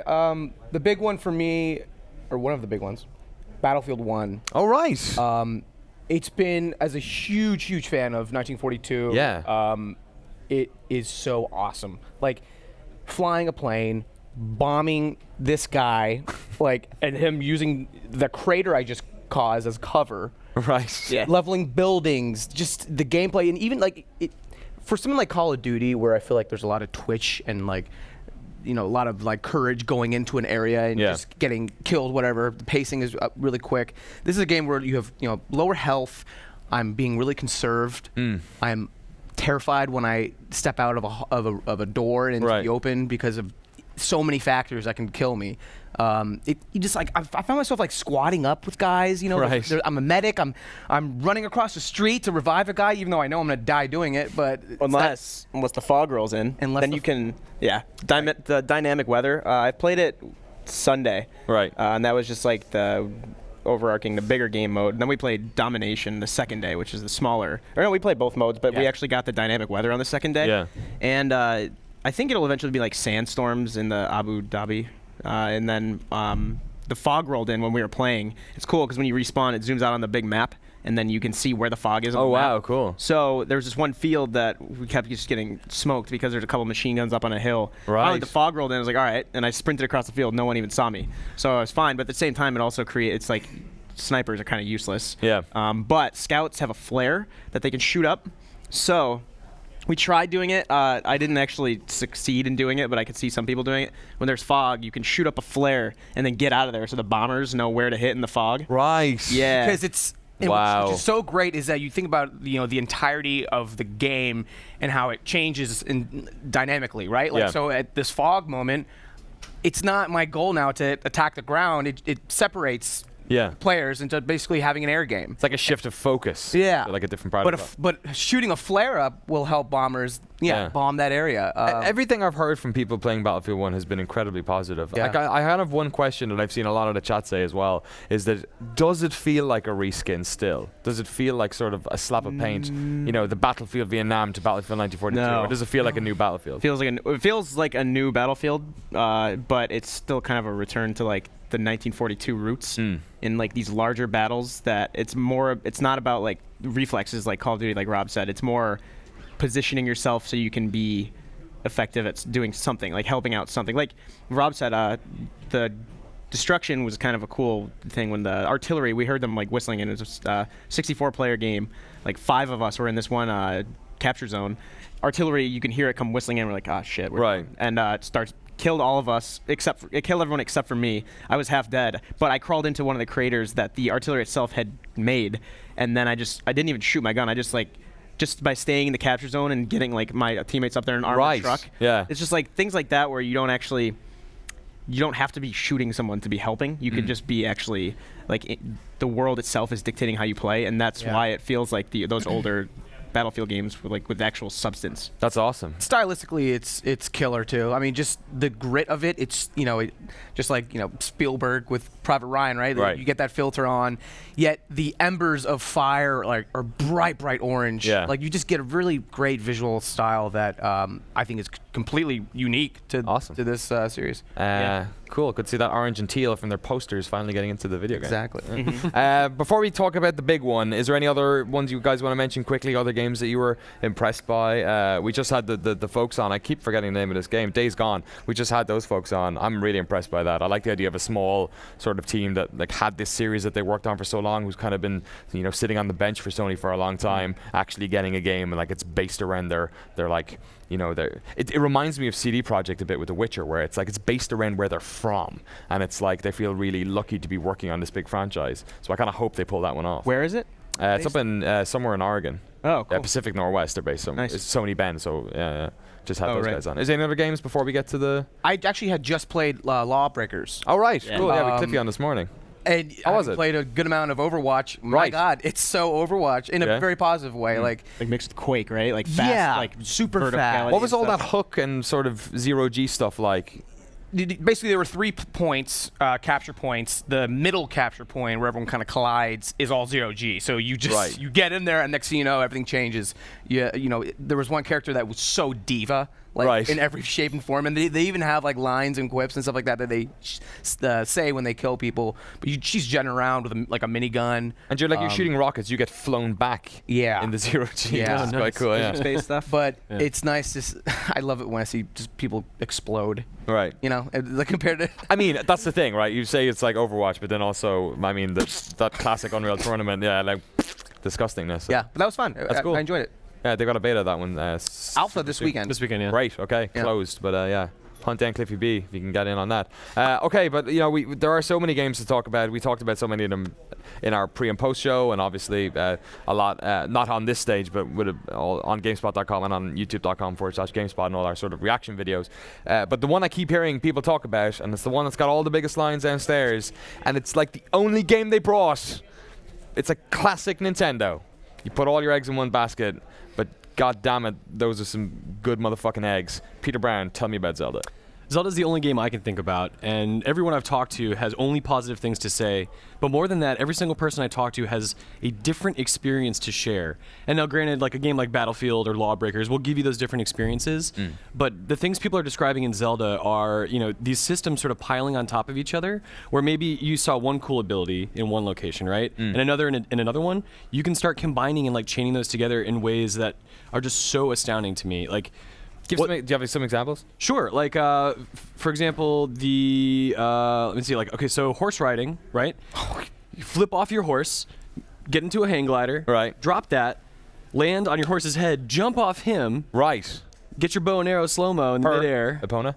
Huh? Epona? No, it's a wild horse. You catch wild horses. Okay. Okay. Did not know that. That's the thing. Anything you talk about in this game, you can just be like, no. There's like a whole other thing to every little nuance that I'm talking about. I was expecting old Zelda. Yeah. Okay. Yeah. No, you can. Okay, jump off a cliff, use your hang glider, land, snowboard on your shield, do a spin to attack enemies, use your bow and arrow while doing it. And then just like, as Rob was telling me yesterday, like, stop mid-slide and just like put your thing on your back and like keep walking away like a jerk. And, like oh man! When you said the hang gliding, the gift that you showed me earlier on Twitter was he had started a fire. Oh right. So he's on the horse. There's a fire in front of him with a boss past that. He uses the fire heat and wind to then get higher. No. And then get into slow-mo and fire the ice arrow. Holy shit. Okay. This is like some of my gameplay. So this was so freaking cool. This was the first thing I saw in my 45-minute demo. He shot an arrow at a beehive. All fun. There's the bees.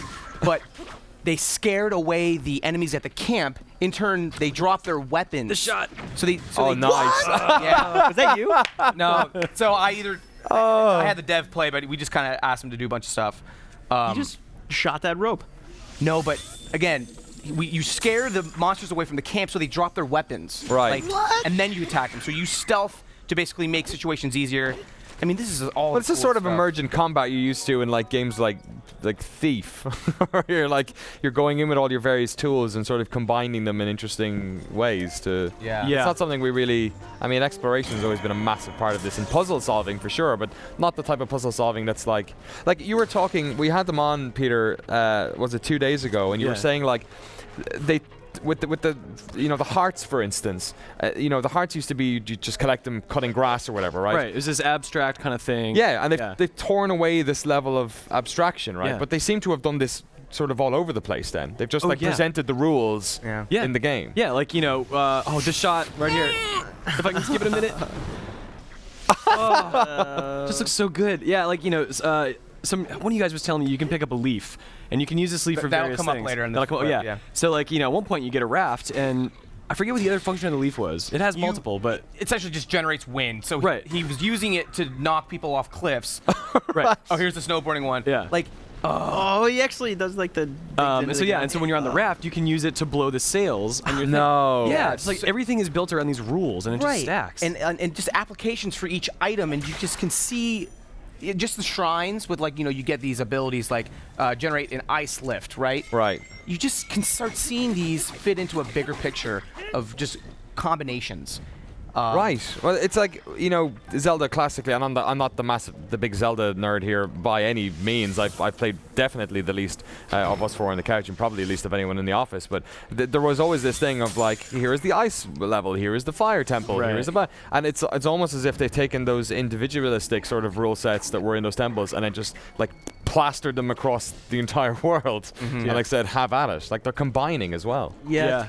It definitely seems like there's. I mean, the map we were playing on was. I think one person said 5%, and then someone else came up to correct her and said 1%. I heard it was 1%. Yeah, and it was. Oh my still big. Right. And you zoomed out, and it's pretty. What is it? 10 times the size of Twilight Princess, which is a pretty big. Yeah, 12 game. times. 12 times. But yeah, there's different biomes. Like I mean, there's the winter area, then there's the more kind of like marshy. You start off in this like kind of just regular deciduous forests and fields and whatnot. Yeah, and there are still dungeons. Which are now known as shrines. There are 100 of them. Okay.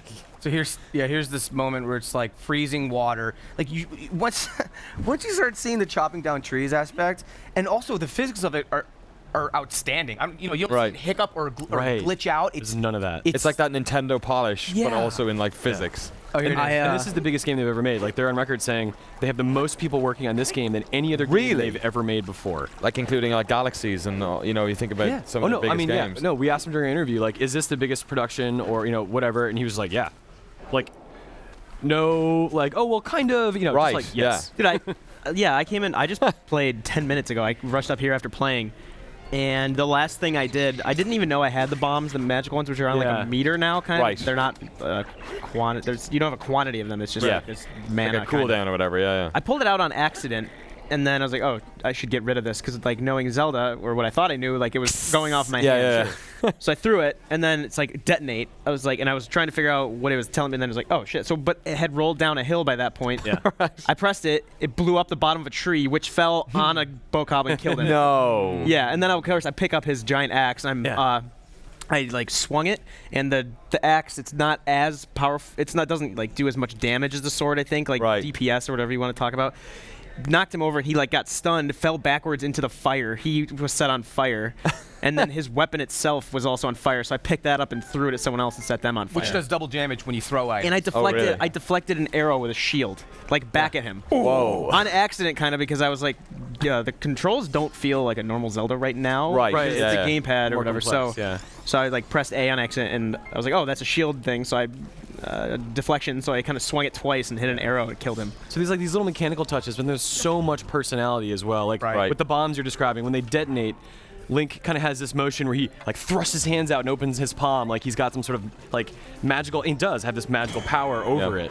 All these little things, like when he's cold, he's like shivering. When he eats, it's like this big dramatic. And even with the stealth mechanic that they have in there with the audio levels. Yeah. Like, Yeah, it's a super weird aesthetic too, because like when you pull up your map in the game, he has like this gamepad looking device, Right. So but then like the arrow, it's the NX, I heard. So that's what Randy is thinking. Like he believes that's because you're using NFC, like you're doing things with this that you would use a modern piece of technology for. Right. It's not just a thing that has a screen. So Randy's starting to think maybe it's indicative of what we're going to see on NX in terms of hardware. Wow. Yeah, I mean, and the other thing I guess is that there was this kind of wonder, this question that okay, we're releasing this on NX, will it be the same game on both platforms? Yeah. I mean, it's not like they're going to be able to change this. Right. It's too big a project. Yeah. So you're thinking then, okay, the NX is going to be this traditional type of. It will at least support traditional controllers that we are familiar with. Yeah. What it will do beyond that, beyond the gamepad, we don't know. Did you get any information as to story stuff wider than what they've talked about already? You've been asleep. You've been asleep for 100 years. You wake up. Okay. There's these two chests. One with a God, basic I'd love shirt. to be One with a asleep for basic. 100 years right now. One with a shirt and one with pants. You put them on. Okay. For the purpose of the demo, you already outfitted and stuff. But one of the fast travel points they respawned was the Shrine of Awakening or whatever, and you leave and go out. Yeah. And so basically, the story is 100 years ago, Calamity Ganon. Got it. Like he's like an entity now. Yeah, he's not a rapper. Yeah. I love his early work. He's like this cloud of smoke over Hyrule Castle, and you've been asleep for 100 years, and Ganon is now at the point where he's about to be powerful enough to take over all of Hyrule. Okay. So you were woken up to basically be like, all right, now's your time to put your powers to the test. You're the Doom Marine. They've been exactly though. It's that exactly, and. So yeah, that's kind of the main story. But one of the interesting things that they've said a couple times now, which I still find so fascinating, is if you are a good enough player, you can start from the very beginning and go straight to the final boss and beat it without experiencing any of the story. Like that's like the opposite of what Zelda has been forever, which is gated since the first game. Oh God, they used to be an adult. You needed the sword. Yeah. Talk to that old tree. It's got some instructions for you. Pete and I were talking about how like this is the closest. There's a lot of like Zelda purists who think that the first game is still like one of the best because it's an actual open world, whereas like, every single other Zelda is like a false open world almost. Yeah, or like item gates. Yeah. But like Link Between Worlds got a little closer to that on the 3DS, and then now we have this, and this is almost like the game a lot of Zelda fans have been like waiting for. Link Between 30 Worlds, years. I feel like did it in a way that was kind of like cold and calculated. Like, how do we change it? Oh, we strip away, the need to go in a certain order by just giving them access to whatever they want. Yeah. But at the same time, that meant you were prepared for what you were going to do because you said, I'm taking this item to go do this thing. This game doesn't give you that. You have to be resourceful and acquire everything on your own through your knowledge, through your ability. And that's really impressive. The onus is on you to be successful. The onus is on you to define how you're going to be successful. And it lets you do it in so many ways. Very impressive. Everyone who's come back who's played it has been very speaking highly of it. It's going to be annoying that you guys won't be able to play it again for quite a while. Yeah, I mean, it'll at least be a... No, I got it. They gave it to me. Yeah. You got the NX. Do you want to sleep over? Yeah. Everybody come to my house tomorrow. Rob's not invited. The NX is supposed to come out in March of next year, right? So... and it's going to be available simultaneously on both platforms. This is the sort of game where people are saying, I'm going to buy an NX day one. We don't even know what the hell NX is yet, but they want the best version of this game, and they're willing to throw hundreds of dollars at it, not knowing what sort of hardware. Like, that's impressive as hell. Yeah. All right, there you go. The Legend of Zelda Breath of the Wild. Breath of fresh air. That was the lead of our story. Video game fans out there. You shill. And that's the end of our stage show here at the Electronic Triple 2016. It's the four of us sitting up here, but we have this massive crew, 2 stages, and a bunch Wall of just people drops. and a microphone being rolled. Am I supposed to sing that? What's going on? My mic's gone. Is it really? Oh, I thought it was like, oh, I got to do my Tom Jones bit now. Well, that's a shame. Thank you so much to everyone for watching. Thank you. A massive round of applause to all the people behind this who've been...